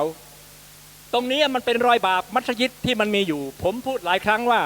เพราะฉะนั้นที่อปปสขอตรวจสอบก็ดีขออะไรก็ดีเนี่ยให้เขาไปเถอะเพื่อความบริสุทธิ์ถ้าคุณมีความจริงใจถ้าคุณบริสุทธิ์จริงแล้วคนเขาจะยอมรับแต่ถ้าคุณไม่ยอมไม่ตรวจสอบยอมปิดบังไม่มีใครให้คุณไม่มีใครยอมรับพวกคุณนี่คือเป็นเรื่องจริงที่มันเกิดขึ้นนะครับเพราะฉะนั้นผมยังยืนยันว่ามุสลิมคนที่ดีๆมีแต่เราณวันนี้เรายังแยกไม่ออกแยกแต่ชื่อว่า BRN คือผู้ก่อเหตุร้ายทั้งหมดมุสลิมส่วนใหญ่ยังไม่รู้แต่เรายังแยกไม่ออกในเมื่อเขาเป็นมุสลิมเราก็จำเป็นต้องเหมาเข่งปลาเน่าตัวเดียวมันต้องหมิ่นทั้งเข่งเพราะฉะนั้นพี่น้องมุสลิมมันต้องช่วยกันเคลียร์เรื่องนี้ซักพอกเรื่องนี้เอาตัวจริงออกมาได้ว่า BRN มีใครบ้างใครเป็นหัวหน้าใครคนก่อเหตุนักการเมืองคนไหนเอาออกมาและมาบอกพี่น้องคนไทยพุทธเราจะได้รับรองท่านว่าท่านเป็นผู้บริสุทธิ์เป็นคนไทยทุกวันนี้ท่านไม่รู้ไทยหรือว่าอะไรเพราะท่านไปปิดบังเวลาเกิดเหตุเจ้าหน้าที่ไปถามหรือพวกเราไปถามตายทีว่าอยู่ไหนโดมานอตายทีนี่ไม่รู้โดมารอไม่รู้อยู่ไหนเขาว่ากันอย่างนี้ไม่รู้ไม่เห็นตายทีเพราะฉะนั้นมาถึงวันนี้ผมขอเรียกร้องนะครับกับพี่น้องคนไทยพุทธทั้งประเทศแล้วขอเรียกร้องพี่น้องมุสลิมว่าในเมื่อเราเป็นผู้บริสุทธิ์เราไม่มีส่วนได้เสียตรงนี้ในเมื่อมีเฉพาะกระบวนการ BRN เรามาช่วยกันซักพอกตรงนี้เอาดึงตัว BRN ออกมา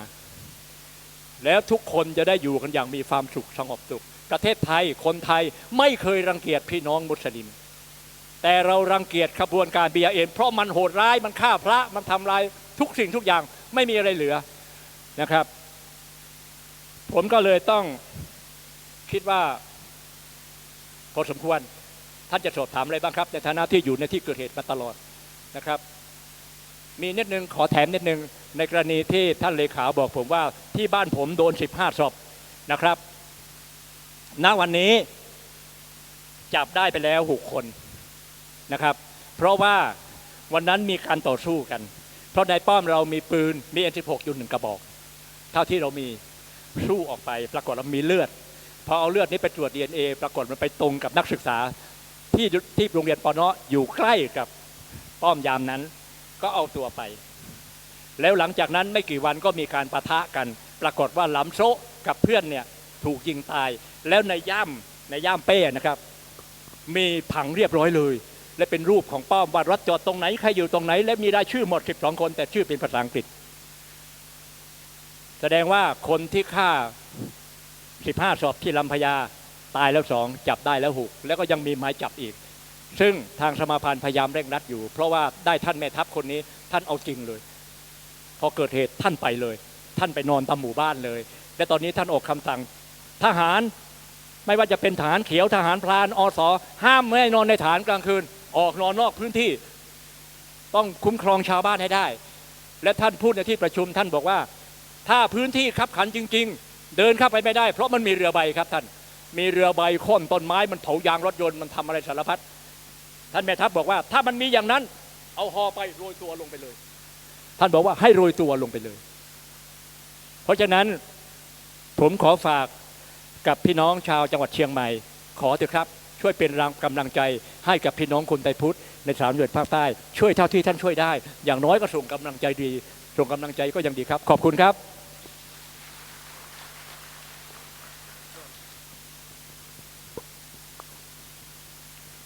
ครับได้ฟังจากปากของคนในพื้นที่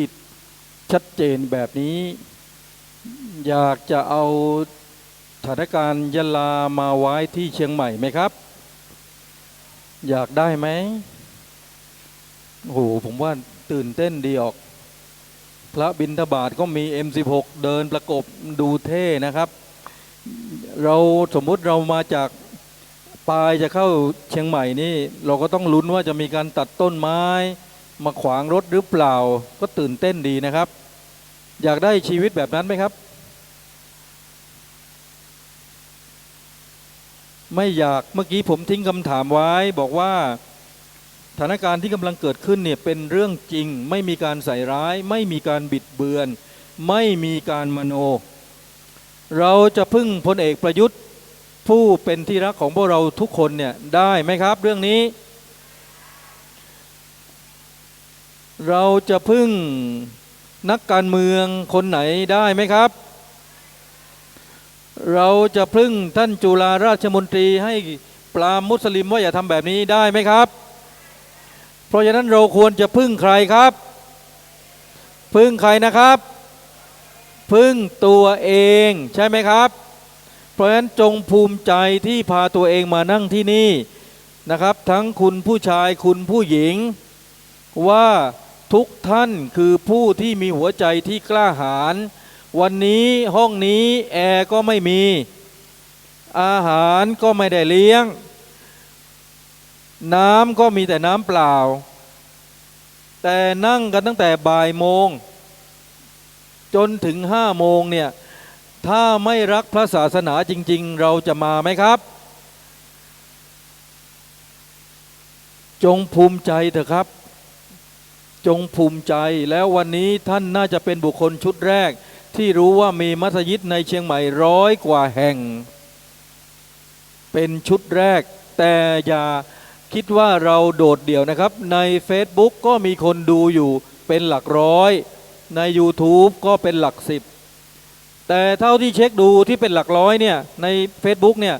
เป็นมุสลิมซะเกือบ100ที่แอบดูเราชาวพุทธวันนี้วันอาทิตย์นอนครับที่เหลือนี่คือมุสลิมมาแอบดูมันพูดอะไรกันวะแล้วดูซิมีใครบ้างพระคนไหนบ้างถ้าคนไหนหน้าตาดีๆเดี๋ยวส่งผู้หญิงไปจัดการซะเลยพระอาจารย์กลัวไหมครับนารีพิฆาตก็น่ากลัวอยู่นะครับเดี๋ยวจะมีพระอาจารย์อย่างน้อย2 รูปที่แจ้งความประสงค์มาว่าจะพูดคนละ5 นาที10 นาทีรูปหนึ่งก็อยู่ในอำเภอแม่สอดซึ่งตอนนี้แม่สอดกลายเป็นดินแดนของมุสลิมไปเรียบร้อยแล้วส่วนใหญ่เป็นโรฮิงญาอีกรูปหนึ่งท่านก็เป็นพระนักต่อสู้จนถึงขนาดมุสลิมหมายหัวว่าจะปลิดชีพท่านเหลือเวลาอีกแค่ไม่ถึง1 ชั่วโมงอย่าเพิ่งทิ้งกันไปได้ไหมครับอยู่จน5 โมงตรงเป๊ะแล้วเดี๋ยวเราจะอ่านแถลงการสั้นๆที่ผมบอกว่าขอนแก่นห้ามสร้างมัสยิดจนกว่าสถานการณ์ชายแดนใต้จะสงบมุกดาหารขอตรวจสอบว่าที่สร้างแล้วเนี่ยถูกต้องหรือไม่ทำประชาพิจารณ์หรือไม่โคราชขอตรวจค้นตรวจสอบกับตรวจค้นไม่เหมือนกันนะครับตรวจค้นเลยว่าในมัสยิดนี่มีของเถื่อนไหมมีอาวุธไหมมาถึงเชียงใหม่ต้องไม่น้อยหน้าต้องทำในสิ่งที่ทุกจังหวัดจดจำถึงจะสมศักดิ์ศรีเชียงใหม่ใช่ไหมครับแต่เนื่องจากเชียงใหม่เนี่ยเป็นเมืองที่มีความอ่อนโยนมีความอ่อนหวานในวัฒนธรรมผมจึงเสนออย่างนี้ดีไหมครับเราโหยหาการมีศาสนาพุทธให้เป็นศาสนาประจำชาติถูกไหมครับเพราะฉะนั้นวันนี้ในเมื่อเป็นระดับชาติเป็นมาแล้วตั้งแต่สมัยจอมพลป.แต่รัฐบาลบางรัฐบาลพยายามกลบเกลื่อนวันนี้เราเอาเชียงใหม่ให้มีศาสนาพุทธประจำจังหวัดดีไหมครับพร้อมจะประกาศไหมครับถ้าพวกท่านที่นั่งอยู่ตรงนี้สามารถประกาศว่าเชียงใหม่มีศาสนาพุทธเป็นศาสนาประจำจังหวัดเพื่อให้เป็นต้นแบบของทุกจังหวัดทั่วไทยใครเห็นด้วยปรบมือดังๆครับ ผมถือว่ามติเป็นเอกฉันท์ว่าชาวเชียงใหม่ต้องการให้จังหวัดเชียงใหม่มีศาสนาพุทธเป็นศาสนาประจำจังหวัดและต้องการให้ทุกจังหวัดทั่วไทยประกาศแบบนี้เหมือนกันถูกต้องใช่ไหมครับเพราะฉะนั้น4 โมง 45 นาทีหรือ50 นาทีเราจะตะโกนบอกให้โลกรับรู้พร้อมกันดีไหมครับโอเคถ้างั้นอย่าเพิ่งทิ้งกันนะครับเราจะพบกับมีคนอื่นอยากจะพูดไหมครับนอกจากพระ2 รูปก็จะมีท่านอาจารย์ประสิทธิ์นะครับมีพี่ข้างหลังอีกคนหนึ่งนะครับมีอาจารย์จะพูดด้วยจะมาบอกว่า4 คนตกลงเอาใช่ไหมตกลงยืนยันจะเอา4 คน พี่เขาไปยักหน้า พูดเรื่องเดียวกันเปล่า โอเคถ้างั้นเดี๋ยวเราเริ่มจากเดี๋ยวนะครับเดี๋ยวขอเจ้าหน้าที่ช่วยจดชื่อเจ้าหน้าที่ครับช่วยจดชื่อท่านที่จะมาขึ้นมาพูดนะครับคนได้คนละ5 นาทีถึง10 นาทีเพราะเดี๋ยวเราจะตรงเวลานะครับเลิกต้องการให้ทุกคนกลับบ้านโดยปลอดภัยไม่ต้องกังวลนะครับผมจะเสนอคนแรกนะครับจะเป็นพระจากจังหวัดแม่สอดท่านบอกว่าท่านจะขอแค่5 นาทีนะครับและต่อด้วยพระอาจารย์ปรีชานะครับแล้วก็ต่อด้วยโยมสัก 3-4 คนตามแต่จะปรารถนาพูดอะไรก็ได้นะครับเกี่ยวกับมุสลิมเกี่ยวกับศาสนาแต่เราจะไม่พูดเรื่องการเมืองนะครับมีพระรูปไหนอยากจะขึ้นมาพูดไหมครับมีนะครับรูปที่3นะครับแล้วคำถามที่จะถามพี่หม่อมช้างคำถามที่จะถามพี่พลพันธ์ก็เตรียมไว้นะครับทั้งนั้นขอกราบนิมนต์พระอาจารย์กิตติภูมินะครับจากอำเภอแม่สอดนะครับท่านอยู่ในพื้นที่เสี่ยงท่านจะมาบอกอะไรพวกเรานะครับขอเสียงสาธุการต้อนรับท่านหน่อยนะครับสาธุสัก5 นาทีนะครับ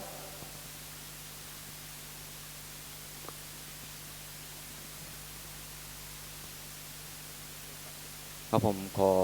นมัสการพระเถรานุเถระนะครับแล้วก็สหธรรมิกคู่คนนะแล้วก็ญาติโยมก็เจริญพรเนาะอาตมาภาพเป็นคนจังหวัดตากอำเภอแม่สอดเกิดที่ฮั่นแล้วก็ใช้ชีวิตอยู่ที่ฮั่นก็ถือว่าเมินพอสมควรณปัจจุบันนี้เรื่องของศาสนาเนี่ยมันเป็นเรื่องประจำตัวอยู่ของแต่ละคนอยู่แล้วเนาะมันเป็นเรื่องสำหรับบุคคลอยู่แล้วแต่ทีนี้เราจะให้ความสำคัญแต่ละบุคคลให้ความสำคัญกับศาสนาบ่เท่ากันแต่ณปัจจุบันนี้เรื่องของศาสนาเนี่ยมันจะเริ่มทำให้เรารู้ละว่ามันไปในทิศทางใดคำสอนของพระพุทธศาสนาเนี่ยพระพุทธเจ้าเพิ่นเทศสั่งสอนมาเนี่ยบ่มีลัทธิหรือว่าศาสนาไหนที่จะมาย้อนแย้งคำสอนของพระพุทธเจ้าว่าสอนผิดสอนบ่ถูกแต่บ่มีใครอู้เรื่องนี้บ่มีใครอู้บ่มีใครกล้าอู้บ่มีใครกล้าที่จะปรามาสคำสอนของพระพุทธเจ้าได้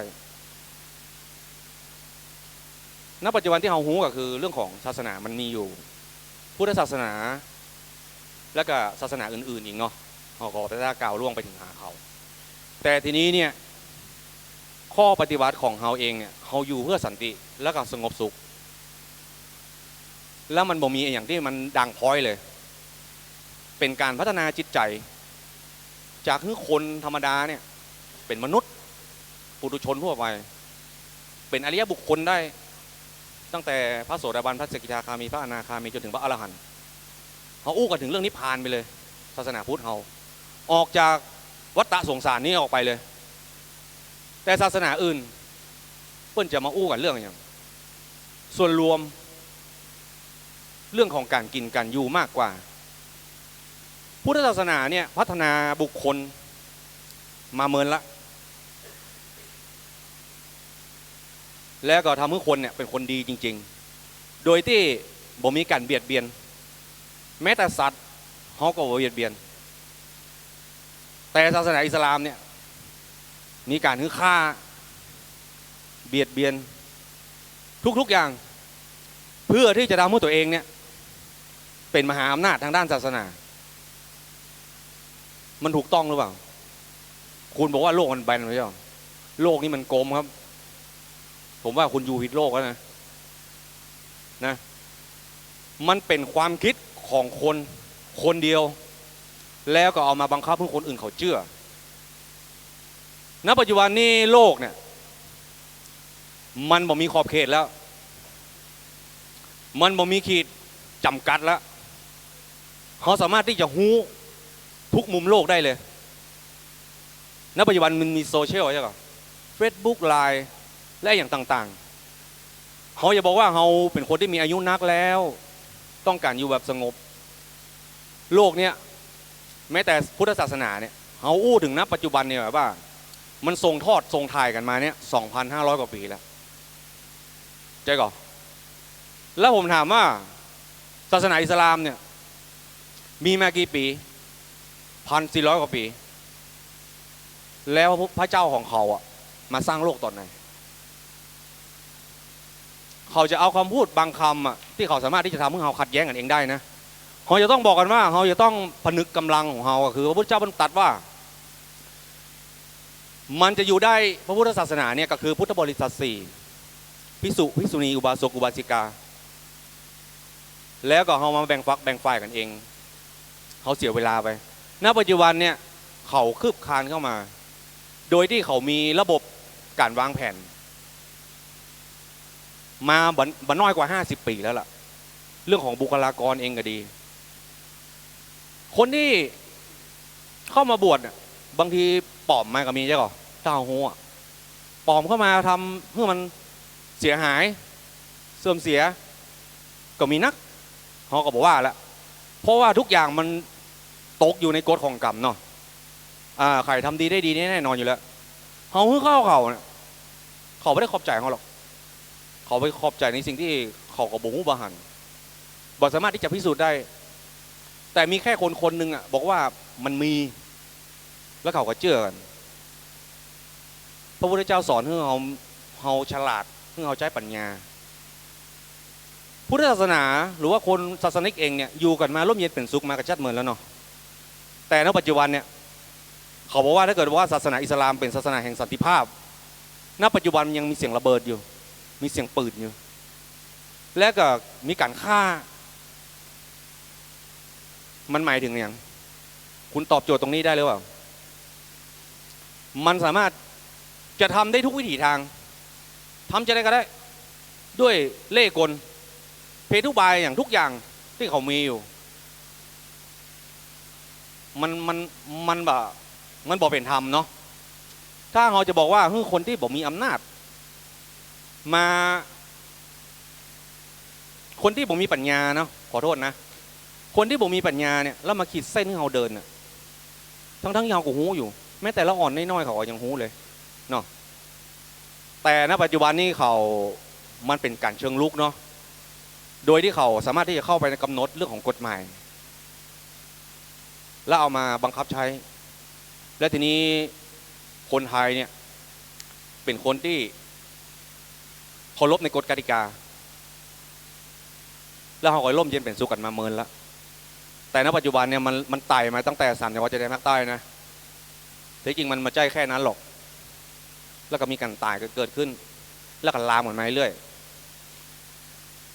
พระพุทธเจ้าบัญญัติว่าถ้าโลกเนี่ยขาดศีลขาดธรรมเนาะโลกาเนี่ยมันจะ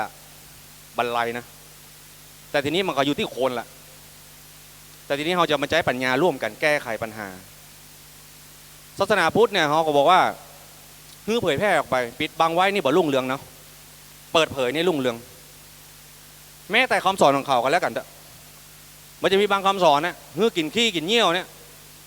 แล้วมันก็ได้บุญกินเลือดได้บุญอย่างเงี้ยแล้วมันก็มีในคำสอนโดยณปัจจุบันนี้ผมอยากจะให้เขาแปลนะให้แปลเป็นไทยเลยเขาจะได้เข้าไปศึกษาได้พุทธศาสนาเป็นหลักสากลสามารถที่จะเข้าเป็นเนื้อเดียวกับทุกๆสรรพสัตว์ได้แต่มันบอกมีข้อจำกัดอย่างเลยไงแต่อย่างเช่นอิสลามมันมีข้อจำกัดฮับได้แต่ฮึ่งบ่ได้มันหมายความว่าอะไรแล้วบุคลากรของเขาผมถือว่าเขาไม่ได้พัฒนาปัญญาเนาะเขาพัฒนาแค่คันเป็นยูบ่ได้เรื่องนี้ผมเชื่อว่าครูบาอาจารย์พ่อแม่ครูบาอาจารย์ฮู้กันกู้โคนละ คนที่ตื่นหูเพิ่นก็หูเหมือนกูคนละ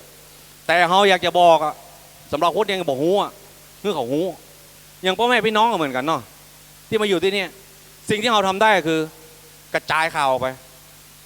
ในเฟซของเขาเนี่ยสามารถที่จะมีเพื่อนได้ประมาณ 5,000 คนเขาแชร์ออกไปแชร์เรื่องจริงออกไปแล้วต่อไปเนี่ยถ้าเราบ่ทำนะยุคนี้ลูกหลานเขาเนี่ยจะลำบากแน่เพราะเรายังลำบากเลยลองคิดดูและลูกหลานมันจะเหลืออย่างแผ่นดินเนี่ยเพิ่งก็บอกแล้วว่าพระนเรศวรมหาราชพระเจ้าตากสินมหาราชยกแผ่นดินพุทธศาสนาเนี่ยประเทศไทยเนี่ยสยามเนี่ยเขาจะไปห้องไหว้ได้ก็แล้วแต่เป็นพุทธบูชาเขาก็จะต้องดำรงรักษาไว้แต่มันมีอันธพาลไงที่มาเข้ามามีอิทธิพลมาสร้างความแตกแยกล้าวฉานเขาคงอยู่บ่ม่วนแล้วเนาะเขาก็คือว่าเขาจะต้องกระจายออกไปกระจายข่าวออกไปเพื่อที่รุ่นลูกรุ่นหลานเขาอย่างเขาที่เขาอดได้อยู่เขาก็ยังมีที่มาที่ไปแต่ลูกหลานเขาเนี่ยณปัจจุบันเนี่ยการให้ความสำคัญกับเรื่องของชาติศาสนานี่เริ่มน้อยลงเนาะแล้วก็การศึกษาต่างๆเนี่ยเขาก็เริ่มที่จะมีเข้ามาในระบบของการศึกษาแล้วนะอันตรายมากเลยเนาะก็ขอให้พ่อแม่พี่น้องกู้คนเนาะที่มาฟังนี่เราก็ใช้สติปัญญาเนาะแล้วก็เราก็จะได้ช่วยกันร่วมรวมพุทธศาสนาต่อไปเนาะสาธุอนุโมทนาเนาะ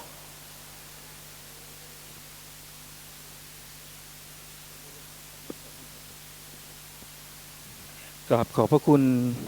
พระอาจารย์กิติภูมินะครับ ท่านอาจจะเกรงใจก็เลยไม่ได้พูดถึงเรื่องสถานการณ์แม่สอดไหนใครอยู่แม่สอดบ้างครับตรงนี้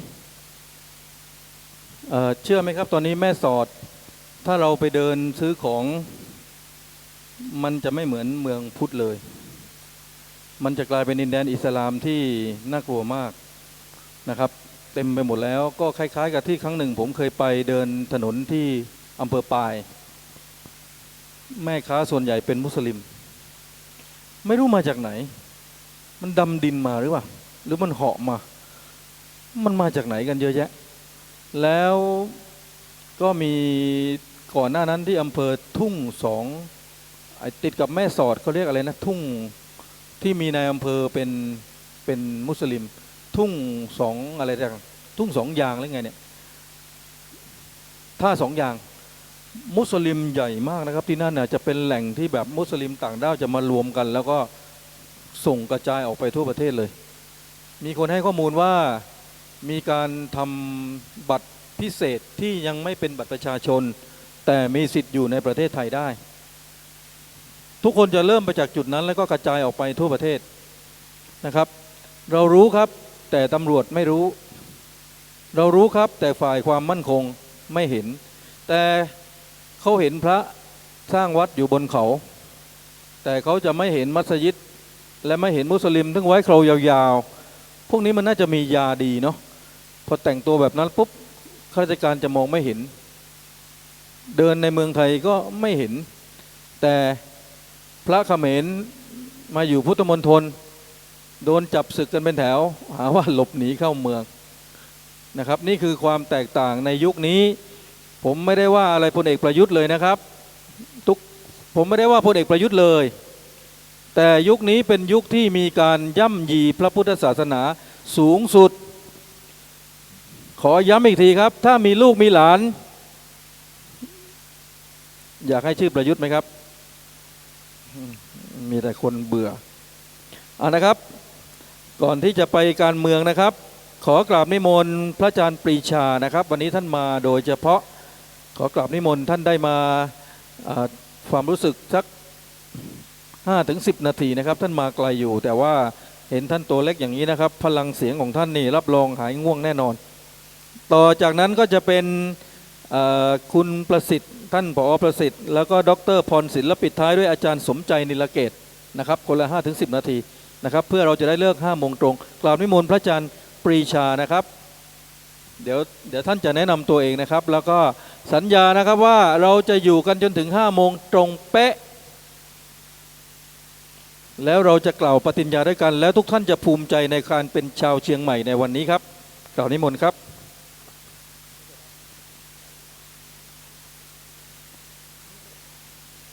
อกราบนมัสการ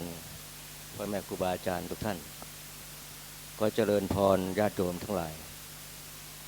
วันนี้อาตมาเดินทางมาจากอุดรมาลงพื้นที่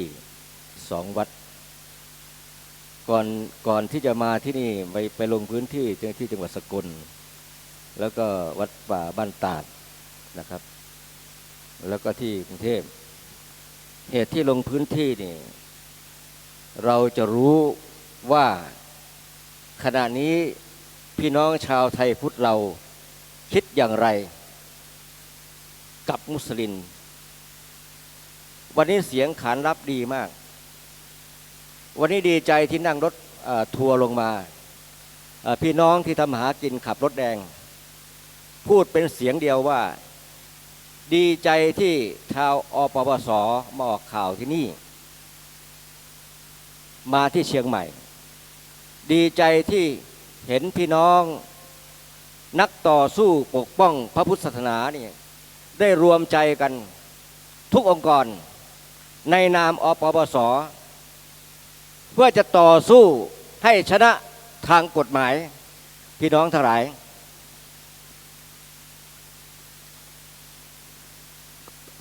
กฎหมายต่างๆที่เขาออกมานะมันมีกฎหมายหลักๆ3 ฉบับพระราชบัญญัติส่งเสริมกิจการของฮัทปี2524ออกโดยพลเอกเปรมติณสูรานนท์พระราชบัญญัติการบริหารองค์การศาสนาอิสลามพ.ศ. 2540ออกโดยพลเอกชวลิต ยงใจยุทธพระราชบัญญัติส่งเสริมกิจการฮัทปีพ.ศ. 2559ออกโดยพลเอกประยุทธ์จันทร์โอชาและยังมีกฎกระทรวงนะพี่น้องกฎและระเบียบกระทรวงต่างๆที่เอื้อประโยชน์ชัดเจนและชัดแจ้งต่อมุสลิมเป็นการทำลายจิตใจของพี่น้องชาวไทยพุทธซึ่งมีประชากร 95% ของประเทศพี่น้องทั้งหลายคน 4% เนี่ยวันนี้เอายางมารัดคอชาวพุทธทั้งหมดเนี่ยมันชอบหรือไม่อย่างไรวันนี้คุณเอาคน 4% นี่คุณมาอ้างว่าสิทธิมนุษยชนเนี่ยมันใช่หรือไม่ความหมายของสิทธิมนุษยชนนี่หมายถึงว่าอย่างไรหมายถึงว่าสิทธิมนุษยชนนั้นจะต้องเอาใจของคน 95% 4% นี่คุณต้องตามเขาใช่หรือไม่ยกตัวอย่างประเทศญี่ปุ่นจีนออสเตรเลียนิวซีแลนด์เขากำหนดชัดเจนเลยว่านี่คือคนของประเทศของเขาของเราก็เช่นกัน 95% นี่ไทยพุทธเป็นเจ้าของประเทศใช่หรือไม่เอากฎหมายเขียนไปออกไปกฎส่วนกลางเขียนไปออกไปไทยพุทธมีสิทธิ์ที่จะแก้ไขยกเลิกเพิกถอนได้กฎหมายไหนที่ออกมาแล้วนี่ทำให้พี่น้องเราชาวไทยพุทธเกิดการเสียหายเราแก้ไขยกเลิกเพิกถอนทั้งหมดและให้ออกกฎหมายกฎกระทรวงทุกอย่างให้เกิดประโยชน์กับพี่น้องไทยพุทธในฐานะเป็นเจ้าของประเทศพี่น้องทั้งหลายพี่น้องคงจะได้ข่าวเมื่อเร็วๆนี้คณะกรรมการมหาเถรสมาคมนำโดยท่านเจ้าคุณประสานได้ยื่นกฎหมายไปหลายฉบับจำได้ว่ามีตั้งธนาคารพุทธศาสนาท่านยืนฟังถ่ายรูปแถลงข่าวอยู่ที่สภากับพรรคเพื่อไทยขออนุโมทนาให้สำเร็จแต่อาตมาคาดการล่วงหน้าว่าน่าจะถูกแช่เย็นเพราะในสภานี้นิติบัญญัติที่ท่านทั้งหลายจะผ่าน3 วาระเนี่ยมันไม่หมูเลยแต่ทำไมของเขาผ่าน3 วาระพับมันง่ายได้ซะเหลือเกินตอนที่ยุคเขามีอำนาจปัจจุบันนี้เขาก็มีอำนาจขอเอาใจท่านมส.ทั้งหลายขอให้ชนะ เราทั้งหลายขณะนี้กำลังคิดวิธีการคิดสูตรทุกสูตร ทุกองค์การต่อสู้เพื่อพุทธศาสนาเนี่ยช่วยกันเพื่อจะแก้ไขกฎหมายต่างๆกฎระเบียบต่างๆที่เขาเข้ามากำหนดบทบาทเนี่ยเป็นสิ่งที่ดีงามแต่วันนี้ฟังดูเนี่ยมันง่ายแต่ในหลักการปฏิบัตินี่มันยากเพราะในสภาเขาก็ดีในกระทรวงเขาก็ดีเนี่ยเป็นคนของเขาเป็นคนของเขาที่มีอำนาจอยู่ในขณะนี้การแก้กฎหมายผ่านสภาเนี่ยนิติบัญญัติสามวาระนี่มันไม่ง่ายสวนี่คนของเขานี่ไม่ใช่น้อยถ้าเราแก้ได้เขาก็จะอยู่แบบไม่สบายใจอึดอัดแต่ก็ต้องอยู่พี่น้องทั้งหลาย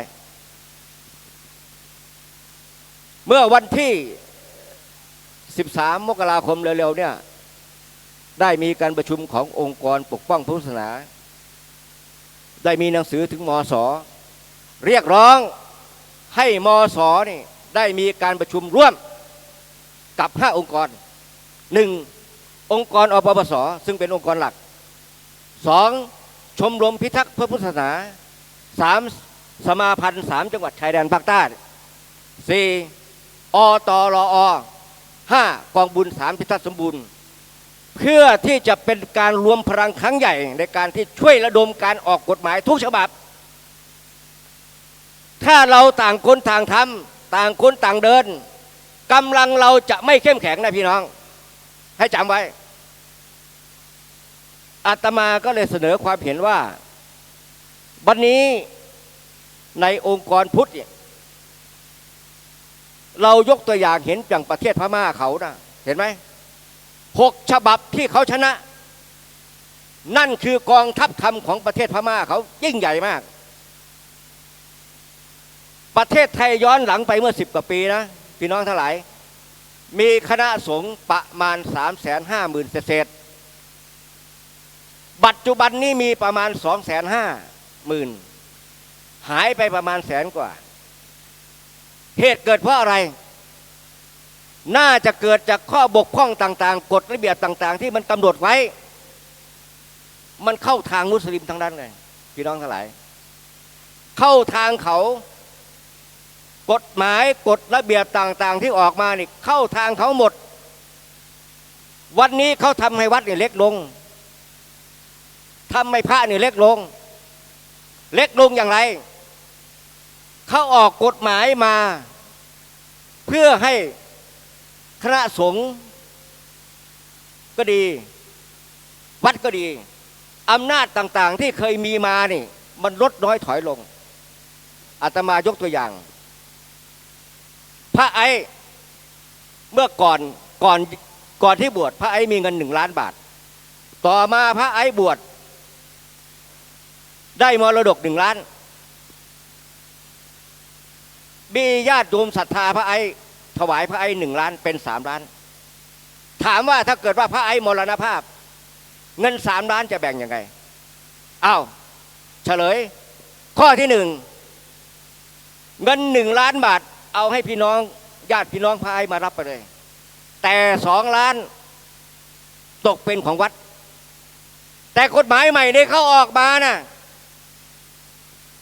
เงิน2 ล้านตกเป็นของแผ่นดินเห็นไหม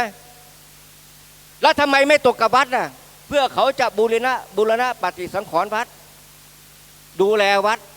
ค่าน้ำค่าไฟพระสงฆ์เจ็บไข้ได้ป่วยพาไปโรงพยาบาลอะไรต่างๆนี่ตัดแขนตัดขาให้วัดนี่เล็กลงเห็นชัดหรือยังกฎหมายเก่ากำหนดว่าถ้าเกิดพระไอ้ยังมีชีวิตอยู่เงิน3 ล้านนี่พระไอ้บอกว่าฉันจะเอาให้พี่น้องฉันน่ะหมดทุกคนน่ะได้ไหมได้แต่กฎหมายใหม่นี่ไม่ได้อย่างไรพระไอ้จะถือเงินเกิน 5,000 ไม่ได้เงิน2 ล้านกว่าจะต้องมารวมไว้ที่วัดกฐินผ้าป่าวัดได้เท่าไหร่มารวมกันสมมติว่าวัดนี้มีเงินอยู่20 ล้านบาทเขาบอกว่าวัดนี้ตลอดปีจ่ายค่าน้ำค่าไฟไม่น่าเกิน1 ล้าน19 ล้านนี่ เอาไปรวมไว้กับองค์กรหนึ่งที่จะก่อตั้งขึ้นอยู่ภายใต้การดูแลของสำนักพระพุทธศาสนาแห่งชาติเห็นหรือยังเห็นนิดหรือยังเขาเอาเรื่องของจินตนาการนี่มาใส่แต่การเอาจินตนาการมาใส่นี่มันทำให้วัดเล็กลงไหมมันชัดเจนไหมครูบาอาจารย์ที่จะเดินทางไปต่างประเทศจะต้องแสดงทรัพย์สินบัญชีเล็กลงไหมผู้ที่จะจ่ายพระผู้ที่จะทำบุญให้พระสงฆ์ก็ดีให้วัดก็ดีจะต้องเสียภาษี 3%ถามหน่อยว่าพระไอ้มีเงิน100 ล้านเนี่ยจะทำบุญพระไอ้บอกว่าจะต้องไปเสียอีก3 ล้านมันเป็นไปไม่ได้ที่พระไอ้ต้องการโชว์ว่าตัวเองเงิน100 ล้านโดยธรรมชาติฉันก็ไม่อยากโชว์ว่าเงิน100 ล้านมาจากไหนอย่างไรเพื่อความปลอดภัยในชีวิตของฉันใช่หรือไม่ก็ทำให้พระไอ้เนี่ยไม่อยากทำบุญหลัก100 ล้านเก็บไว้ดีกว่าตัดแขนตัดขาครูบาอาจารย์ที่สร้างวัดอยู่ที่ประเทศไทยนะในประเทศไทยยังไม่พอท่านยังไปสร้างที่แคนาดาสร้างยุโรปอเมริกาปัจจุบันนี่วัดที่อยู่ต่างประเทศไทยไปสร้างมากที่สุดแต่วันนี้ท่านไปกำหนดเงื่อนไขอย่างนี้ถามว่าครูบาอาจารย์เนี่ยทุกปีท่านจะต้องไปตรวจดูว่าพระสงฆ์อยู่อย่างไรอะไรขาดเหลือเนี่ยท่านจะเดินทางได้ไหมถ้าหากมีเงิน 5,000 น่ะ ในขณะที่พระไอ้ต้องการถวาย100 ล้านให้เพื่อให้ท่านทำกิจกรรมอย่างนี้พระไอ้ก็ไม่กล้าเพราะท่านจะต้องไปเสียภาษีอีก 3%นี่สิ่งที่เขาออกกฎหมายออกมาเนี่ยท่านทั้งหลายมันจะบั่นทอนให้ศาสนาพุทธเราดิ 25,000 กว่าวัดดูเยอะมากมันจะลดน้อยถอยลงนะให้ช่วยกันคิดดังนั้นมส.ที่เสนอกฎหมายเข้าไปดิน่าจะถูกแช่แข็งแล้วเราพวกทั้งหลายที่เรากำลังจะเสนอให้มีการยกเลิกเพิกถอนเนี่ยถ้ากำลังเราเนี่ยไม่รวมกันเป็นหนึ่งแล้วเราก็จะโดนแช่แข็งอีกเพราะในสภาเขาเข้มแข็งมากการผ่าน3 วาระนี่ไม่ง่ายแต่เขามันง่ายเขาใช้ยุทธศาสตร์ผ่าน3 วาระตอนที่เขาจับพระผู้ใหญ่เราน่ะเรื่องเงินทอนออกข่าวให้เสียหายเสร็จปั๊บข้างในสภาผ่านปุ๊บเลยยุทธศาสตร์นี้ท่านเก่งมากท่านไพบูลย์กับท่านวิษณุเก่งจริงๆขอยอมรับอันนี้อยากเล่าให้ท่านทั้งหลายฟังว่าถ้าเราจะชนะทุกเรื่องที่มีปัญหาในขณะนี้ก็คือกฎหมายเขาออกกฎหมายมาบีบคอเราทั้งนั้นเลยดังนั้นขอให้พวกเราดิทุกท่านที่อยู่ที่นี่กลับไปบอกพี่น้องทั้งหลายที่อยู่ที่นี่หรือต่างจังหวัดว่าเราจะต้องรวมกันเป็นไทยพุทธหนึ่งเดียวพระสงฆ์จะต้องไม่มีธรรมยุทธ์หรือนิกายจะไม่ต้องเกี่ยงกันว่าวัดนี้เป็นวัดบวรวัดนั้นเป็นวัดธรรมของท่านธรรมชโยนะวัดนี้อยู่หลวงตามหาบัวนะคนละโซนอย่ามาร่วมกันไม่ได้เราจะต้องมีพระหนึ่งเดียวเข้าใจนะวันนี้ถ้าเรารวมเป็นหนึ่งเดียวปุ๊บขึ้นมานั่นแหละคือชัยชนะครั้งยิ่งใหญ่ก็ถือโอกาสขออำนวยพรให้ทีมงานอปส.ทุกท่านประสบความสำเร็จในการขับเคลื่อนครั้งนี้และต่อไปขอให้ท่านปลอดภัยในชีวิตและทรัพย์สินเราไม่กลัวตายหรอกครับถ้ามันยิงเรามาเราหลบก่อนเราต้องรักษาชีวิตก่อนเราจะต้องต่อสู้อีกหลายปีเอาชนะทุกอย่างทุกเรื่องถ้าเราแพ้วันนี้ลูกหลานของเราจะลำบากพี่น้องขอให้โชคดีชัยชนะเป็นของพวกเราทุกท่านเทินสาธุ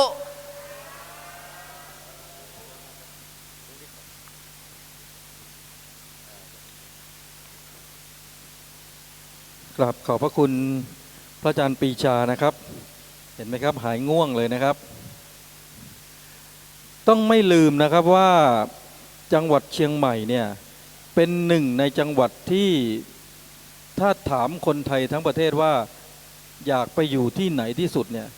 ผมว่าเชียงใหม่เนี่ยเป็นตัวเลือกอันดับแรกเลยนะครับใช่ไหมฮะคนทุกจังหวัดอ่ะอยากจะมาอยู่เชียงใหม่สมัยก่อนผมชอบมากก็คือสงกรานต์เชียงใหม่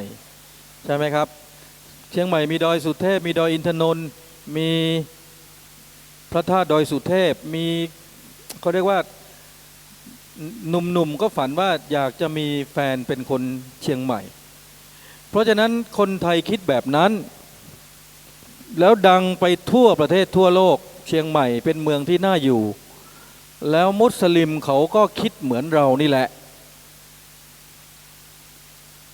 จริงไหมครับเขามาอยู่มาขยายเผ่าพันธุ์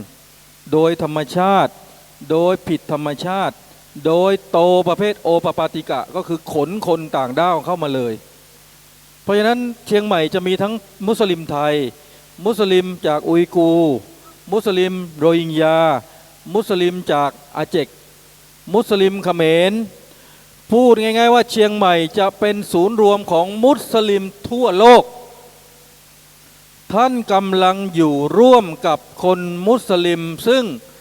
ส่วนใหญ่ส่วนหนึ่งก็เป็นมุสลิมมาลายูแล้วมาลายูเหล่านี้ก็เอาเชื้อร้ายที่ตัวเองฝังใจอาฆาตพยาบาทไปปลูกฝังมุสลิมคนอื่นๆที่เขาหัวอ่อนปลูกฝังว่าคนพุทธเนี่ยไปรังแก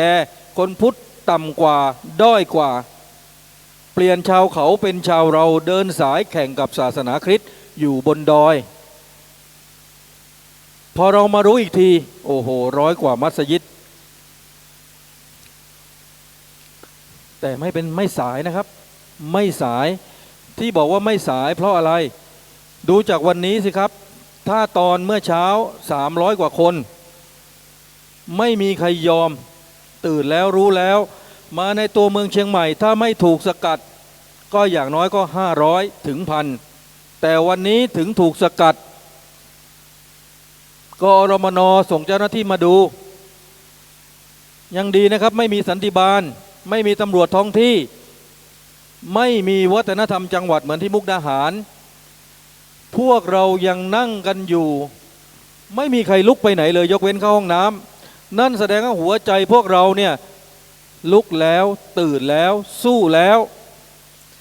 ลองนึกลองหลับตาว่าพอเราออกจากนี่ไปในใจเราคิดยังไงผมมั่นใจว่าทุกคนคิดเหมือนกันว่าจะทำยังไงดีความเป็นห่วงต่อลูกหลานความเป็นห่วงต่อบ้านเมืองมันเกิดขึ้นในใจจริงไหมครับมีใครมานั่งจากตั้งแต่บ่ายโมงจนถึงตอนนี้แล้วรู้สึกว่าที่พูดมาทั้งหมดนี่ไม่เกี่ยวกับฉันเลยมีไหมครับมีใครมานั่งแล้วรู้สึกว่าทุกข์ใจร้อนใจเป็นห่วงขอยกมือหน่อยครับเห็นไหมครับเพราะฉะนั้นนี่คือตัวแทนของชาวเชียงใหม่ที่มาด้วยความบริสุทธิ์ใจมาเพราะใจที่รักในบ้านเกิดของตัวเองพวกผมมาแล้วก็ไปพี่หม่อมเดินสายทุกวันปลุกที่นู่นที่นี่ที่นั่นปลุกเชียงใหม่แล้วเชียงใหม่ก็ต้องส่งไม้ต่อจาก100 คน200 คนที่วันนี้กลับไปถึงเนี่ยต้องบอกลูกหลานรอบข้างอย่างน้อย2 ถึง 3 คนแล้วบอกทุกวันทุกวันทุกวันทุกวันนี่คือสิ่งที่มุสลิมมาลายูกลัวที่สุดโจรปล้นบ้านที่ไหนก็กลัวเจ้าของบ้านตื่นใช่หรือไม่มุสลิมมาลายูหัวรุนแรงก็คือโจรที่มาปล้นบ้านเราก็กลัวคนเจ้าของบ้านตื่นเช่นกันเพราะฉะนั้นเขากลัวอะไรเราทำสิ่งนั้นเราทำแบบนี้ผิดกฎหมายไหมครับเรามีสิทธิ์ทำไหมครับถ้าเชียงใหม่ต้องกลายเป็นเมืองมุสลิมในยุคของเราเนี่ยอับอายไหมลูกหลานเราคลุมหัวกันทั้งเมืองเพราะฝีมือเราฝีมือยังไงฝีมือที่เราไม่สนใจใยดีเราภูมิใจไหมครับเพราะฉะนั้นถ้าไม่อยากให้เกิดเหตุการณ์แบบนั้นณวันนี้เมื่อรู้แล้วตื่นแล้วอย่ารู้คนเดียวกูไปรู้ความลับมากูไม่บอกใครเลยอย่างนี้ได้ไหมครับบอกให้กระจายเลยครับโดยเฉพาะวันที่16วันที่1บอกไปเลยครับใครเล่นหวยด้วยบอกเรื่องนี้ไปด้วย เพราะฉะนั้นวันนี้เรามีพระสงฆ์องค์เนรเรามีคารวาสมามากมายที่ไม่อยากเห็นสภาพที่มันจะเกิดขึ้นในอนาคต เดี๋ยวเรามาฟังกันดูนะครับว่าอ๋อผมเผลอไปเมื่อกี้โทษทีเหลือ10 นาทีแล้วเนี่ยผอ.ประสิทธิ์พูด1 นาทีพอไหม ต่อเวลานิดหนึ่งได้ไหมครับได้นะโอเคถ้างั้นเหลืออาจารย์ประสิทธิ์วิชัยดร.พรศิลป์และก็อาจารย์สมใจเชิญเลยครับแล้วเดี๋ยวเราจะจบด้วยการอ่านปฏิญญาขอเสียงปรบมือต้อนรับอาจารย์ประสิทธิ์วิชัยนะครับคนนี้มุสลิมกลัวที่สุดนะครับขอบคุณคุณนายครับสวัสดีอีกรอบนะฮะพี่น้องชาวจังหวัดเชียงใหม่ทุกท่านนะครับนมัสการพระคุณเจ้าผิดคิวครับก็เวลามีน้อยก็ไม่อยากจะเกิดอะไรมากก็คือจะมาฝ่ายอีกนิดนึงครับลืมไปรอบแรกที่พูดไปแล้วคือน้ำที่เราดื่มนั่นนะฮะมีคนมาบริจาคแล้วเขาไม่ยอมออกนามผมก็โทรไปแล้วตะกี้มีคนบริจาคออกนามรู้สึกว่าจะเป็นร้านขายยาตรงช้างคลานอาจารย์อะไรวะพอโทรมามันเสียงดังเลยฟังกันไม่ชัดก็เลยอยากจะขอบคุณไว้ณที่นี่ครับเห็นว่าจะมาวันนี้ท่านไม่มาครับก็ในนามพวกเราขอขอบคุณผู้มีจิตศรัทธาทุกคนแล้วขอเสียงตบมือให้กับท่านหน่อยนะครับร้านขายยาอยู่ช้างคลานนี้นะครับอาจารย์อะไรผมก็ลืมชื่อฟังไม่ชัดตะกี้ก็ขอบพระคุณมากน้ำที่บริจาคมาหลายลังนะครับท่านโทรเอามาให้แต่เมื่อวานแล้วครับและอีกเรื่องหนึ่งก็คือทางจังหวัดน่านเนี่ยเขาโทรมาบอกเขาฝากมาว่าคือที่นั่นเขาต่อต้านมัสยิดอยู่อย่างแรงแล้วก็มันมีแผนการอย่างนี้ที่นั่นเขาเล่าให้ผมฟังเขาอยากจะมาเสนอพี่น้องชาวจังหวัดเชียงใหม่เวลามีน้อยเนาะผมอยากฟังอาจารย์สมใจกับท่านดร.ใช่ไหมก็เดี๋ยวผมจะพูดนิดเดียวคือเขาบอกว่าตอนแรกเขาเอามุสลิมมาหลอกว่าเป็นพุทธเขาขอแต่งงานกับคนอำเภอชมพูภูคาหรือเปล่าครับพอภูเพียงใช่ไหมครับพอได้ลูกมาเอาลูกมาให้แม่ยายเลี้ยงพอลูกโตขึ้นมามันบอกว่าเป็นอิสลามครับแล้วทีนี้ก็เอาลูกคืนไปเรียนหนังสือที่ปน.พอเรียนปน.เสร็จมันก็มาอีกบอกว่าเนี่ยเ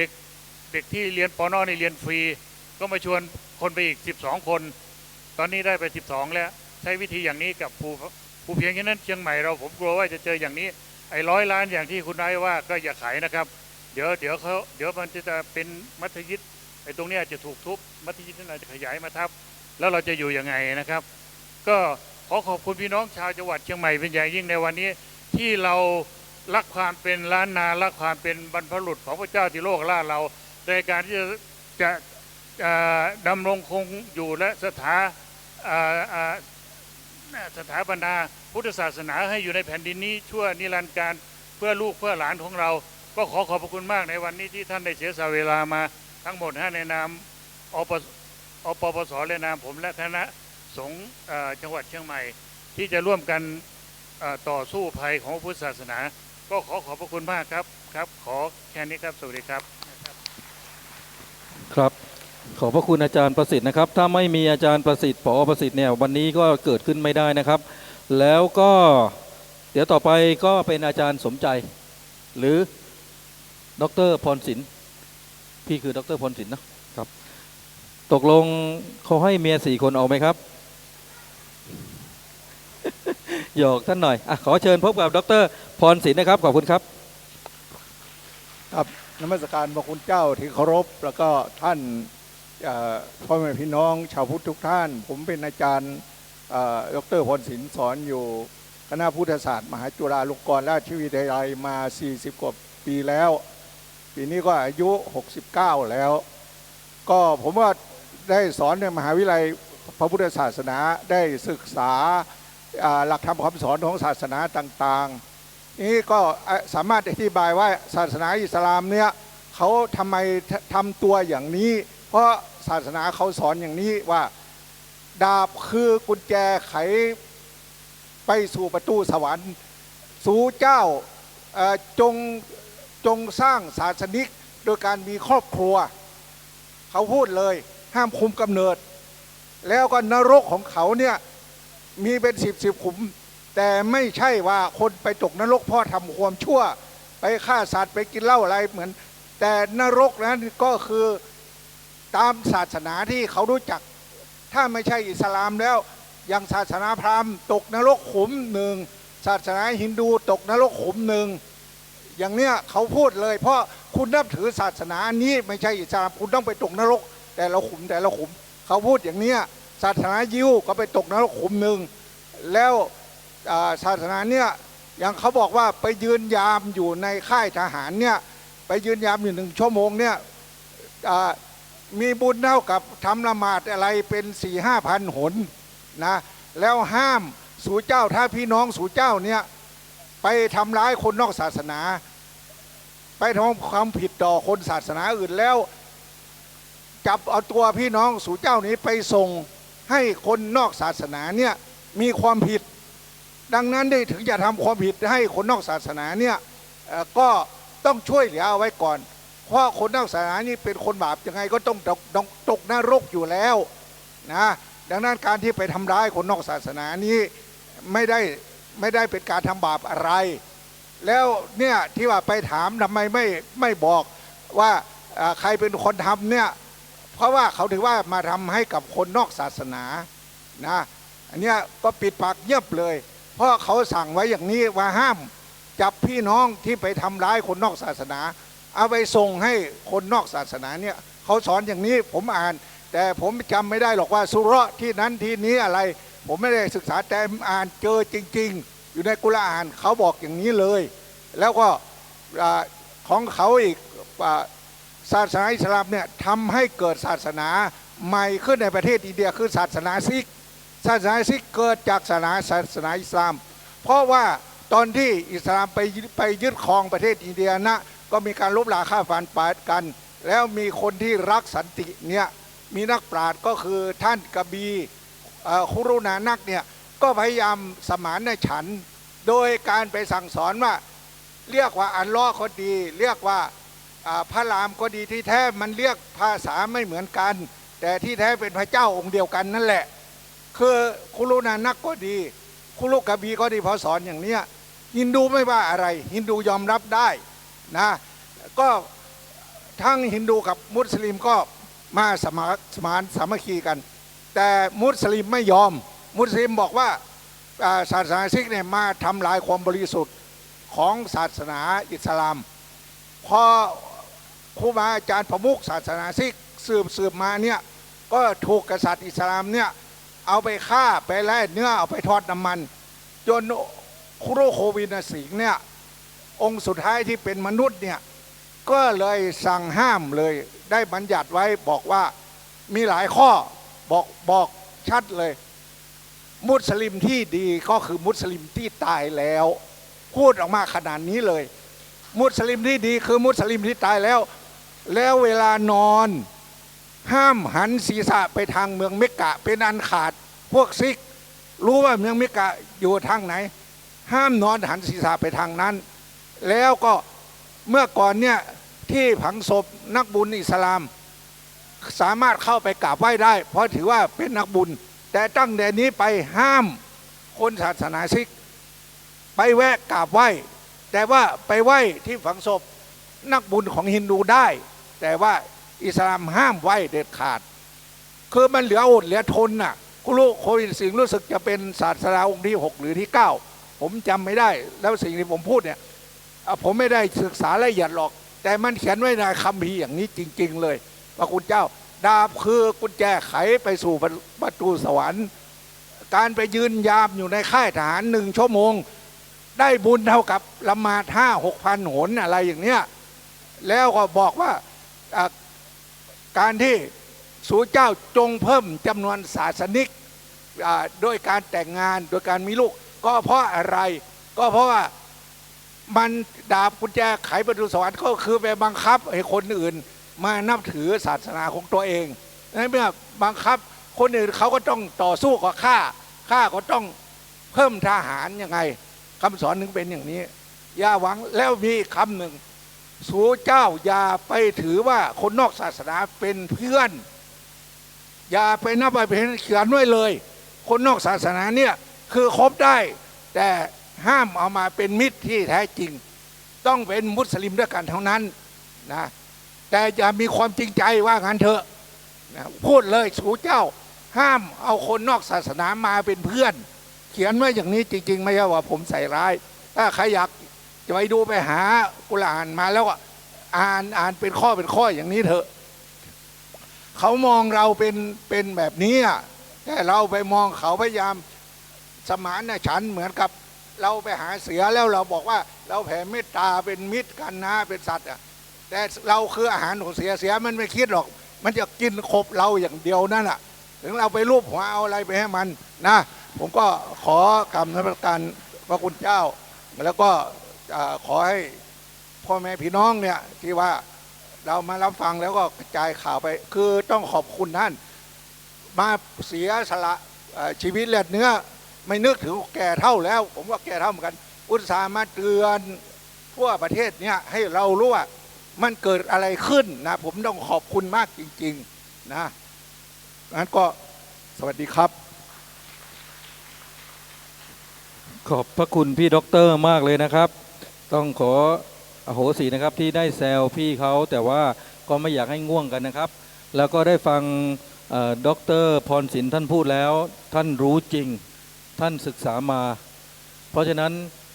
ทุกอย่างที่เรากำลังพูดเรื่องภัยมุสลิมโดยเฉพาะมุสลิมมาลายูหัวรุนแรงเนี่ยไม่มีการใส่ร้ายไม่มีการแต่งเสริมเติมแต่งอะไรทั้งสิ้นนะครับพบกับอีกท่านหนึ่งนะครับก่อนที่เราจะประกาศปฏิญญาเชียงใหม่นะครับอาจารย์สมใจนิลเกตนะครับขอเสียงปรบมือต้อนรับท่านหน่อยนะครับนักวิชาการท่านจะพูดยังไงแบบไหนนะครับลองฟังกันดูนะครับขอเชิญครับ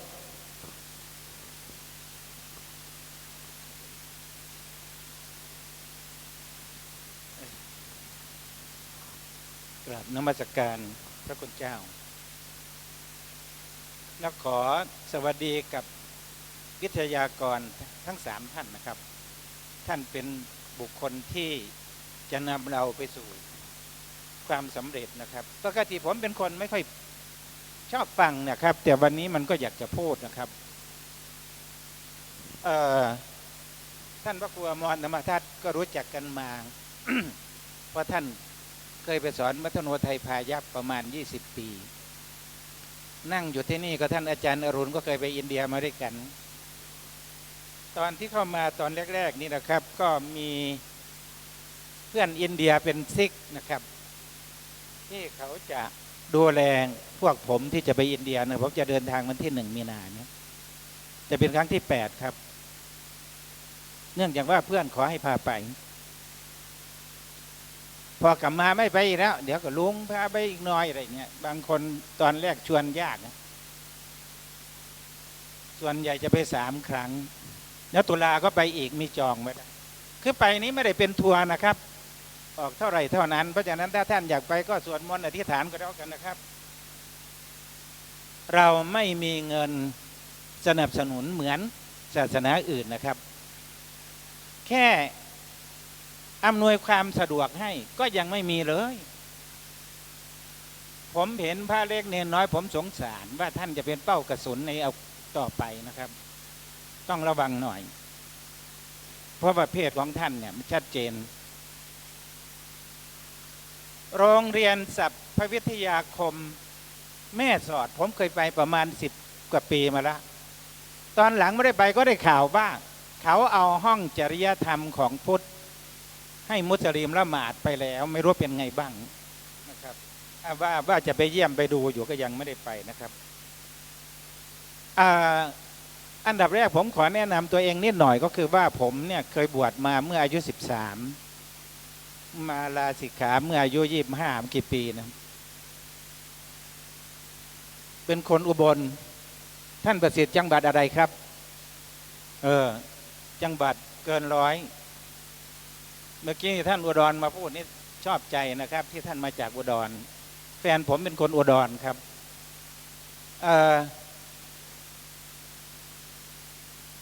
ดวงชะตาพาไปนะครับ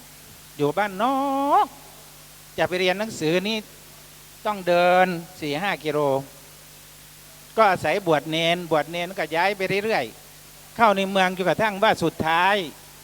อยู่อุบลนี้ได้ปรริญญา5 ประโยคแล้วก็มศ3แล้วมันไม่มีที่เรียนละปรริญญา6ก็ไม่มีใครสอนม.ปลายก็ยังไม่มีโรงเรียนเหมือนธรรมราชศึกษาวัดพระสิงห์ก็เลยต้องไปตามสายเข้าไปอยู่วัดเบญจมาบพิตรนะครับท่านเคยได้ยินชื่อมหาอภิชาติบ้างไหมครับไม่รู้ไปอยู่ที่ไหนตอนนี้ติดต่อไม่ได้ท่านว.วชิระเมธีก็เหมือนกันยังไม่เห็นยังไม่ได้คุยกันเลยเพราะว่าผมเป็นรุ่นเก่าเกิกนะพูดง่ายๆผมไปอินเดียเมื่อปี 2511 ท่านเกิดหรือยังนะครับเนี่ย11 12 13 14 4 ปีจบแค่ปริญญาโทกำลังจะต่อด็อกเตอร์ก็มันได้แต่ด็อกตัวเดียวก็เลยไม่จบอ่ะกลับมาก็มาสอบบรรจุโชคดีที่ผมเลือกมาอยู่เชียงใหม่ครับผมไม่ไปอยู่มหาวิทยาลัยเพราะว่าคนที่ได้อันดับ1 อันดับ3เขาอยู่มหาลัยผมได้อันดับ2ในคณะนะครับที่อินเดียนะครับตอนแรกก็เรียนที่นารันทานะเลิกเรียนก็ไปเดินดูซากปรักหักพังรู้เรื่องหมดได้แต่ความช้ำใจไว้ตลอดครับผม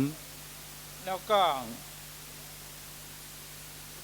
ที่ผมมาพูดนี้ผมเป็นห่วงในอนาคตบ้านเมืองนี่ต่อไปเนี่ยเราเคยมีฟ้อนเล็บเราเคยมีหมอลำเราเคยมีอะไรสนุกสนานนี่ฮะต่อไปมันจะมีไหมเนี่ยมาเล่นที่นี่ก็ไม่ได้เดี๋ยวโดนระเบิดพระไปบิณฑบาตก็ไม่ได้มันมีอย่างที่ไหนต้องมีทหารคุมแล้วเขาสร้างวัดสร้างมัธยิดเนี่ยเขาก็เจาะจงเห็นไม่ติดกับเราเนี่ยติดกับวัดเนี่ยในที่สุดก็จะซื้อรอบๆแล้วในที่สุดเมื่อมีคนของเขาเยอะพระเนนไปบิณฑบาตที่ไหนล่ะครับอยู่ไม่ได้ร้างมัสยิดที่ช้างเผือกอันนี้ก็ไม่อยากจะพูดนะบ้านของเพื่อนที่เป็นมุสลิมมันอยู่ติดนั่นพอดีเลยเพื่อนก็เป็นครูสอนอยู่วัดโนไทยพายัพก็เคยไปอินเดียด้วยกัน2 ครั้งแต่ลูกชายนี่ไปบวชเป็นพุทธแต่แม่ก็ยังครึ่งกลางอยู่ยังกินหมูไม่ได้ลูกชายก็กินได้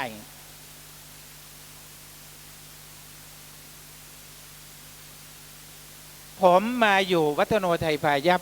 ก้าวแรกเข้ามาปุ๊บทางจังหวัดก็แต่งตั้งให้ผมเป็นกรรมการตัดสินสวดมนต์สารพันยะโดยยังไม่รู้อินโอยนี่นะเขาคงจะรู้ประวัติผมว่าเคยบวชเคยเรียนมานะเป็นกรรมการมาเรื่อยๆตอนแรกๆก็ดีนะครับเงินทองรางวัลนักเรียนโล่เลือดต่างๆมีมาปัจจุบันนี้ครับเป็นยังไงครับงบประมาณแทบไม่มีเลยครับโล่ก็ไม่มีแล้วได้พิมพ์ใบประกาศให้เด็กไปบรรยายธรรมที่กรุงเทพนะครับได้300ก็จะทำไงเรื่องงบประมาณเพราะฉะนั้นเราต้องต่อสู้ครับไปจัดที่วัดไหนวัดก็ไม่อยากรับเพราะอะไรเพราะว่าพระจะต้องรับผิดชอบในเรื่องของอาหารการกินต้องไปบอกศรัทธาต้องหาเงินหาทองมาเงินทางสำนักพุทธกระทรวงวัฒนธรรมให้มานิดเดียวเดือดร้อนพระอันนี้ก็รู้จักกับวัดพระสิงห์นะครับท่านพระครูโสพลบริญาตกับบนอยู่เนี่ยปรับทุกข์กันนะครับผมก็เพราะฉะนั้นจึงอยากจะขอฝากคนหนุ่มคนสาวต่อยอดไปหน่อยครับผมนี่ทำงานรับกับท่านประเสริฐนิดหลายปีมาแล้วรู้จักกันงานเรื่องนี้แต่ผมจะไม่ออกตัวเพราะว่าผมจะใช้วิธีแบบว่าอันเนี้ยผมจะซีหลอกแล้วไปให้บ้านกำนันผู้ใหญ่บ้านแล้วแจกคนที่เรารู้จักก่อนค่อยๆเป็นค่อยไปนะครับแต่ว่ายังไงก็ตามเราก็จะช้าก็ไม่ได้ผมอยู่วัฒโนไทยพายัพ30 ปีมีมุสลิมไปเรียนน้อยมากมีอยู่คนหนึ่งในห้องนั้นมีคนเดียว เขาก็ไปเลือกแกมาเป็นหัวหน้าห้องดูสิคนพูดเราเนี่ยที่แม่เรียมก็ได้ยินว่านายกอบตมีเป็นมุสลิมนะท่านอรุณต้องจัดการปรากฏว่าเมื่อเป็นหัวหน้าห้องเดี๋ยวต้องนำสวดมนต์ไหว้พระเสียงดังผมก็เลยถามเพื่อนๆก็ว่าเอ้าหนูทำไมคนนี้สวดดังอาจารย์รู้ไหมเขาเป็นมุสลิมนะอ้าวเป็นผู้หญิงด้วยผมก็เลยถามว่าหนูทำไมสวดมนต์ได้นะเขาเรื่องหนูเป็นหัวหน้าหนูก็ต้องทำตามหน้าที่ค่ะเรื่องศาสนามันอยู่ที่ใจมันอย่างนี้ก็แค่ยังชั่วหน่อยผมยังจำชื่อนามสกุลเขาได้จนกระทั่งทุกวันนี้แต่ว่ายังไม่เจอกันอีกเลยไม่มีคลุมอย่างนี้ครับพอผมออกมา2-3 ปีมีแล้วครับเดี๋ยวนี้มีคลุมแล้วมันกฎหมายนี่มันอะไรอะระเบียบก็มีใช่ไหมฮะระเบียบก็มีแล้วทำไมไม่ต่อต้านแล้วบังเอิญว่าผมไม่ได้คุยกับผอที่เพิ่งย้ายไปอยู่ยุพราชนี่แหละฮะเป็นลูกศิษย์ผมเองอะวัฒโนไทยพายัพอะพอไม่ได้คุยกันก็เลยย้ายไปทางนี้นะครับ ครับก็ผมก็คิดว่ามาเล่าให้ท่านฟังว่าผมนี่ทำงานในส่วนลึกผมก็อยู่สมาพันธ์ชาวพุทธแห่งประเทศไทยก็วันนี้ก็มาน้อยหน่อยแต่ไม่เป็นไรน้อยหนึ่งขอขยายไปอย่างละ100 คนนี่คงจะไม่น้อยนะครับเพราะว่าเราจะอยู่เฉยไม่ได้นะครับเราเป็นห่วงลูกหลานครับในอนาคตนะครับสุดท้ายนี้ก็ผมขอขอบคุณกราบขอบพระคุณพระอาจารย์แล้วก็ขอบคุณท่านที่มาฟังทุกวันนี้แสดงว่าท่านมาวันนี้นะครับแสดงว่าท่านมีใจสุดยอดนะครับขอบพระคุณครับ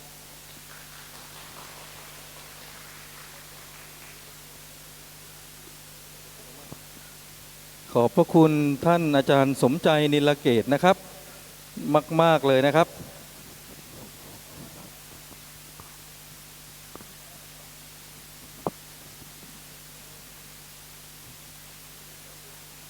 ทดส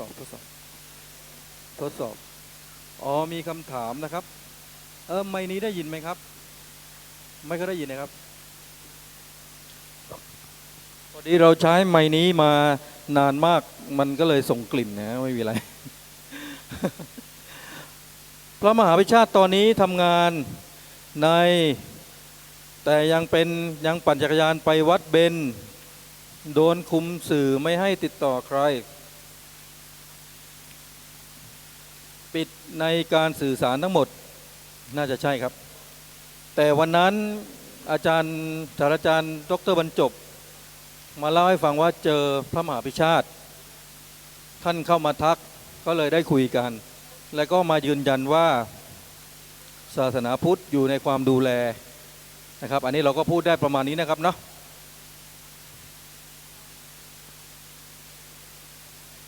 เอานะครับวันนี้การเสวนาเดินทางมาจนถึงเวลาที่เราจะต้องจากกันนะครับแต่ว่าผมภูมิใจจริงๆนะครับกับชาวเชียงใหม่ทั้งคณะสงฆ์และสาธุชนทุกคนเลยนะครับที่มีหัวใจที่แน่วแน่ปักหลักมั่นคงแล้วดูจากสายตาเนี่ยไม่หวั่นไหวไม่มีความหวาดกลัวและพร้อมที่จะรวมตัวรวมใจปกป้องพระพุทธศาสนาไว้ให้ลูกหลานของเราต่อไปมาจนถึงตอนนี้ทุกท่านคงรู้กระจ่างและประจักษ์แล้วใช่ไหมครับว่าภัยของมุสลิมมาลายูที่คิดจะปกครองประเทศไทยเนี่ยเป็นเรื่องจริงไม่ใช่ฝันร้ายเป็นชีวิตจริงเพราะฉะนั้นเมื่อเรารู้อย่างนี้แล้วนอกจากบอกต่อแล้วเราต้องรวมตัวกันเพื่อที่จะต่อต้านเพื่อที่จะขัดขวางโจรที่จะมาปล้นบ้านของเราโจรที่จะมาเขมือบแผ่นดินของเราโจรที่จะทำลายทั้งชาติศาสนาและพระมหากษัตริย์ของเราถามย้ำอีกครั้งว่าชาวเชียงใหม่ยอมไหมครับชาวเชียงใหม่สู้ไหมครับสู้ไหมครับ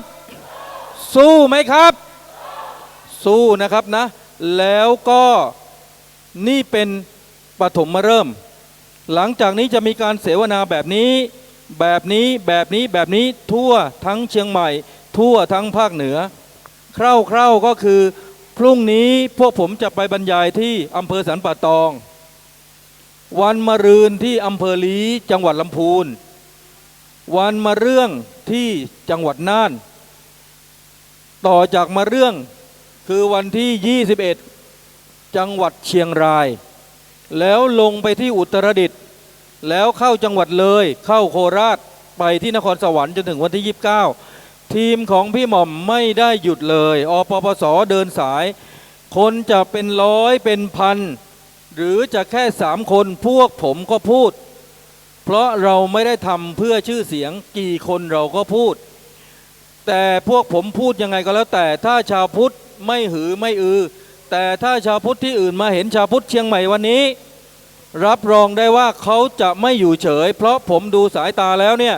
ถ้าผมเป็นมุสลิมเครายาวๆยืนอยู่ตรงนี้ผมโดนแน่ๆวันนี้ใช่ไหมครับ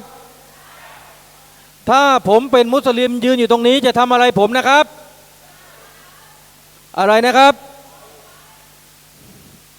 บางแห่งบอกว่าฆ่ามันบางแห่งบอกว่าออกไปแต่เรายืนยันว่าเราชาวพุทธต้องสันติภาพเราจะไม่ใช้ความรุนแรงแต่เราเป็นเจ้าของบ้านมีสิทธิ์ที่จะลุกขึ้นมาไล่โจรใช่ไหมครับเราก็ไล่โจรแบบสุภาพใช่ไหมครับเราตกลงกันตามนี้เพราะฉะนั้นตอนนี้นะครับมาถึงช่วงสุดท้ายแล้วถามย้ำอีกครั้งหนึ่งว่าถ้ามุสลิมมาซื้อที่ดินไร่ละ100 ล้านขายไหมครับขายไหมครับขายไหมครับมุสลิมมุสลิมมุสลิมครับคือมุสลิมมาลายูหัวรุนแรงส่วนมุสลิมดีๆถ้ามีเราจะไม่ยุ่งกับท่านแต่ด็อกเตอร์พนมด็อกเตอร์พรศิลป์บอกว่ามุสลิมที่ดีอยู่ไหนครับตายหมดแล้วจริงหรือไม่มุสลิมที่มาดู Facebook ไลฟ์อยู่ช่วยแสดงตัวนะครับว่าถ้าท่านเป็นมุสลิมที่ดีต้องแสดงตัวว่าท่านไม่สนับสนุนโจร BRN ไม่สนับสนุนโจรก่อการร้ายแต่ถ้าท่านไม่แสดงตัวแสดงว่ามุสลิมที่ดีตายหมดแล้วนะครับเพราะฉะนั้นเราจะจบลงด้วยปฏิญญาของจังหวัดเชียงใหม่ซึ่งผมได้อ่านให้ฟังคร่าวๆแล้ว เดี๋ยวอ่านให้ฟังก่อนที่เราจะได้แสดงพลังออกไปนะครับ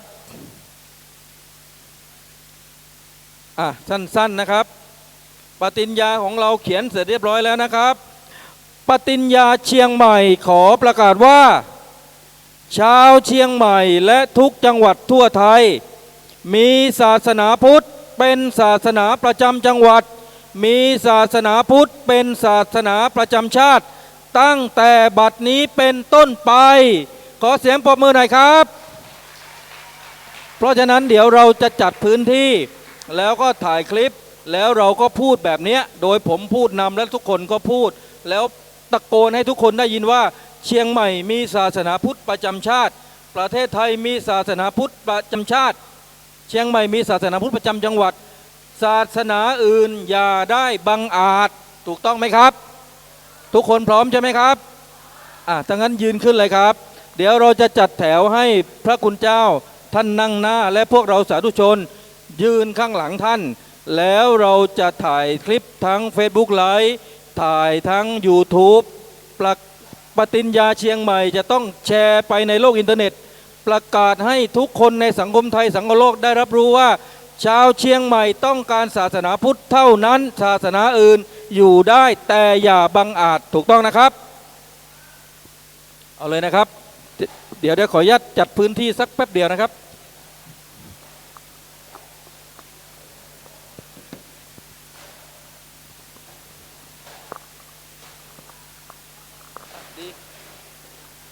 จากนั้นมานี่นะถ่ายไปด้านนี้นะถ่ายไปด้านนี้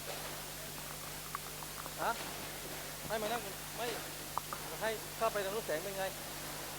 เราไปยืนแสงได้เพราะไม่ต้องใช้เก้าอี้มาไม่ต้องใช้เก้าอี้มาจัดที่ให้พระนั่งข้างหน้าอย่างนั้นก็ได้โอเคเดี๋ยวเราช่วยกันจัดพื้นที่นะครับ ประกาศถ่ายเก็บบรรยากาศเลยดีเก็บบรรยากาศ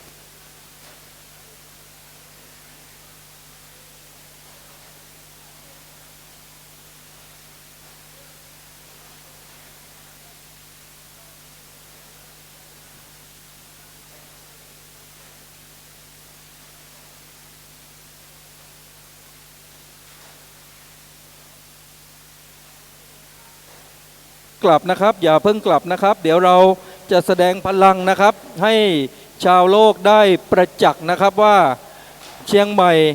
ไม่น้อยหน้าขอนแก่นไม่น้อยหน้ามุกดาหารนะครับขอเชิญมายืนข้างหลังผมเลยนะครับสาธุชนส่วนพระคุณเจ้านิมนต์มานั่งข้างหน้าเลยนะครับเดี๋ยวผมจะทวนให้ฟังนะครับจะได้ไม่สับสนปฏิญญาเชียงใหม่ขอประกาศว่าชาวจังหวัดเชียงใหม่และทุกจังหวัดทั่วไทยมีศาสนาพุทธเป็นศาสนาประจำจังหวัดมีศาสนาพุทธเป็นศาสนาประจำชาติตั้งแต่บัดนี้เป็นต้นไปมายืนสองฝั่งผมเลยนะครับให้บาลานซ์นะครับเราจะมีทั้งพุทธบริษัท4นะครับคือคณะสงฆ์ตัวแทนแม่ชีอุบาสกอุบาสิกานะครับฝ่ายถ่ายคลิปก็ถ่ายไปฝ่ายเดี๋ยวคณะสงฆ์นั่งตอนที่พวกผมประกาศปฏิญญาคณะสงฆ์ควรจะพูดด้วยไหมหรือว่านั่งเฉยๆดีครับนั่งเฉยๆนะครับนั่งอนุโมทนานะครับแล้วญาติโยมก็ตะโกนขึ้นพร้อมกันนะครับลองท่องในใจนะครับฝ่ายกล้องพร้อมยังครับกล้องอยู่ไหนเอ่ยกล้องอยู่ไหนมาครับจัดให้บาลานซ์นะครับวันนี้จะเป็นวันประวัติศาสตร์ของชาวเชียงใหม่นะครับเป็นการประกาศปฏิญญากล้องอยู่ไหนเอ่ยมิตรดีอยู่ไหน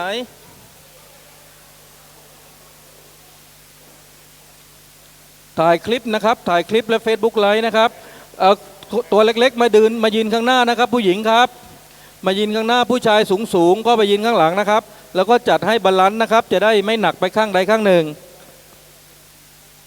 เอาลองดูก่อนนะครับปฏิญญาเชียงใหม่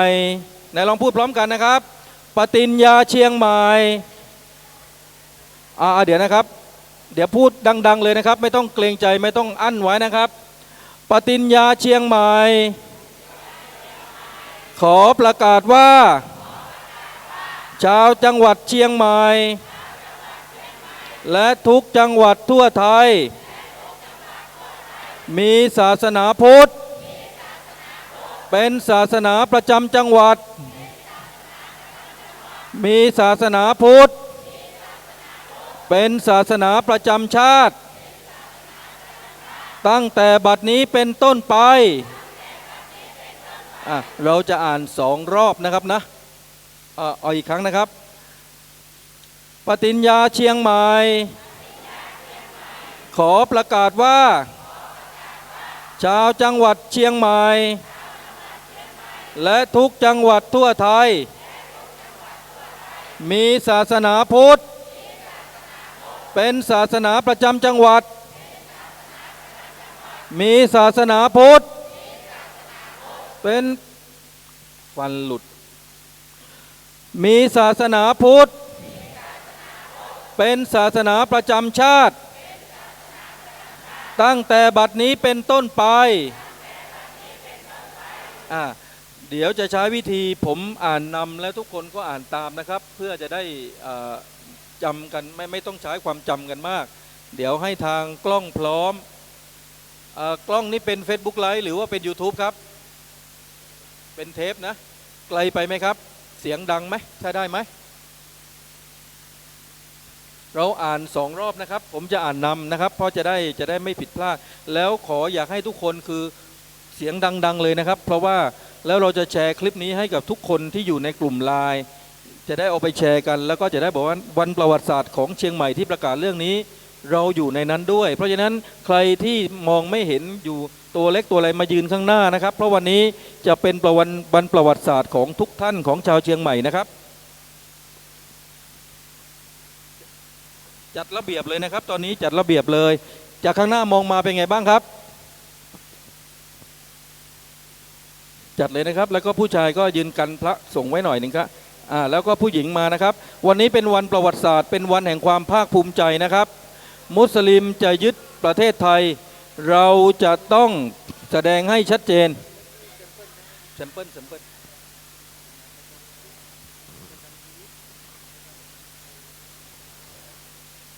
มันจะเป็นจังหวัดประจำชาติโอเคเพิ่มจังหวัดเพิ่มประจำชีวิตเข้าไปด้วยนะครับพระอาจารย์ท่านเสนอนะครับเราเพิ่มหน่อยไม่เป็นไรนะครับเนาะทุกคนพร้อมไหมครับฝั่งขวาพร้อมไหมครับเดี๋ยวซ้อมไปก่อนนะครับซ้อมอีกครั้งนะครับปฏิญญาเชียงใหม่ขอประกาศว่าชาวจังหวัดเชียงใหม่และทุกจังหวัดทั่วไทยมีศาสนาพุทธเป็นศาสนาประจำจังหวัดมีศาสนาพุทธเป็นศาสนาประจำชีวิตเป็นศาสนาประจำชาติตั้งแต่บัดนี้เป็นต้นไปปฏิญญาเชียงใหม่ขอประกาศว่าชาวจังหวัดเชียงใหม่และทุกจังหวัดทั่วไทยมีศาสนาพุทธเป็นศาสนาประจำจังหวัดมีศาสนาพุทธเป็นศาสนาประจำชีวิตเป็นศาสนาประจำชาติตั้งแต่บัดนี้เป็นต้นไปเย้พอตอนจบเราเย้เลยนะครับเย้แบบสดชื่นสดใสนะพร้อมไหมครับพร้อมไหมครับสู้ไหมครับอยากได้มัสยิดไหมครับโอเคไหมเดี๋ยวผมจะพูดนำหน่อยเช่นปปสแจ้งข่าวคลิปนี้ที่อะไรอย่างนี้นะแล้วก็พอมาถึงตรงนี้ก็ว่าตามกันนะครับพร้อมนะครับถ้าทางคลิปพร้อมก็เชิญเลยนะครับพร้อมไหมครับปปสแจ้งข่าวคลิปนี้ณพุทธสถานอำเภอเมืองจังหวัดเชียงใหม่ในวันที่ชาวจังหวัดเชียงใหม่ได้มารวมตัวกันเพื่อ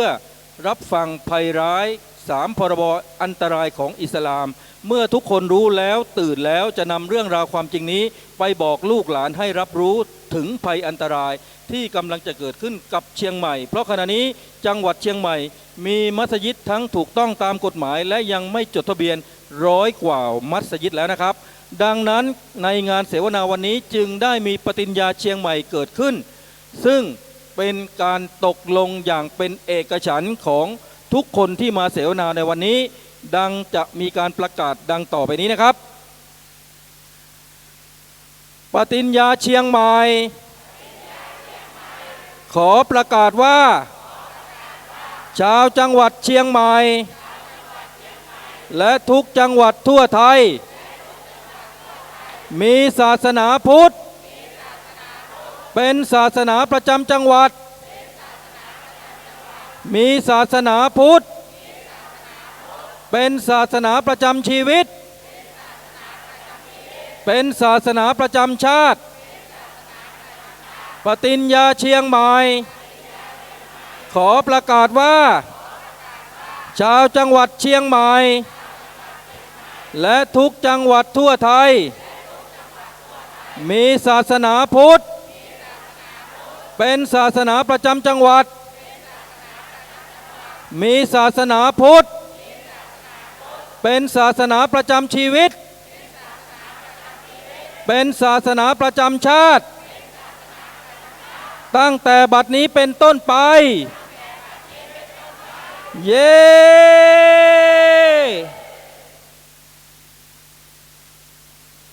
เช็คเสียงเ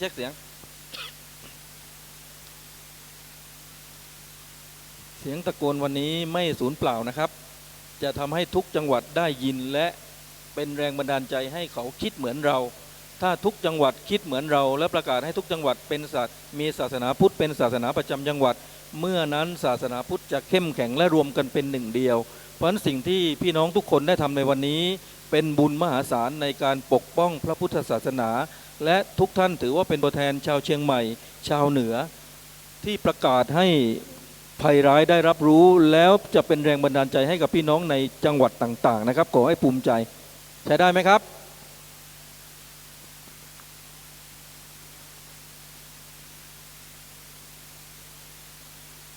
ผ่านแล้วนะได้นะได้โอเค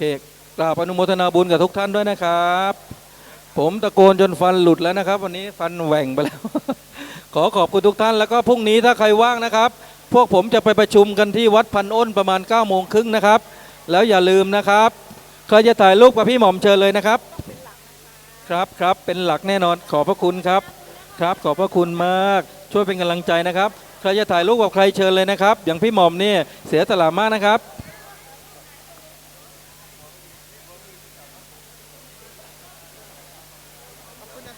ขอบคุณครับขอบคุณนะครับขอบคุณนะครับครับถ่ายกับนักรบครับขอบคุณมากนะครับจูนะครับครับขอให้ทุกคนกลับบ้านโดยปลอดภัยนะครับ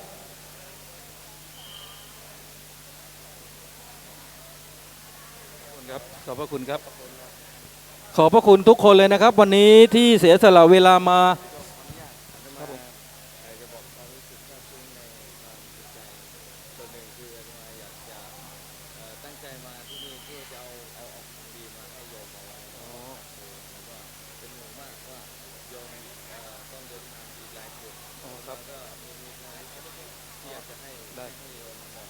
ได้ครับ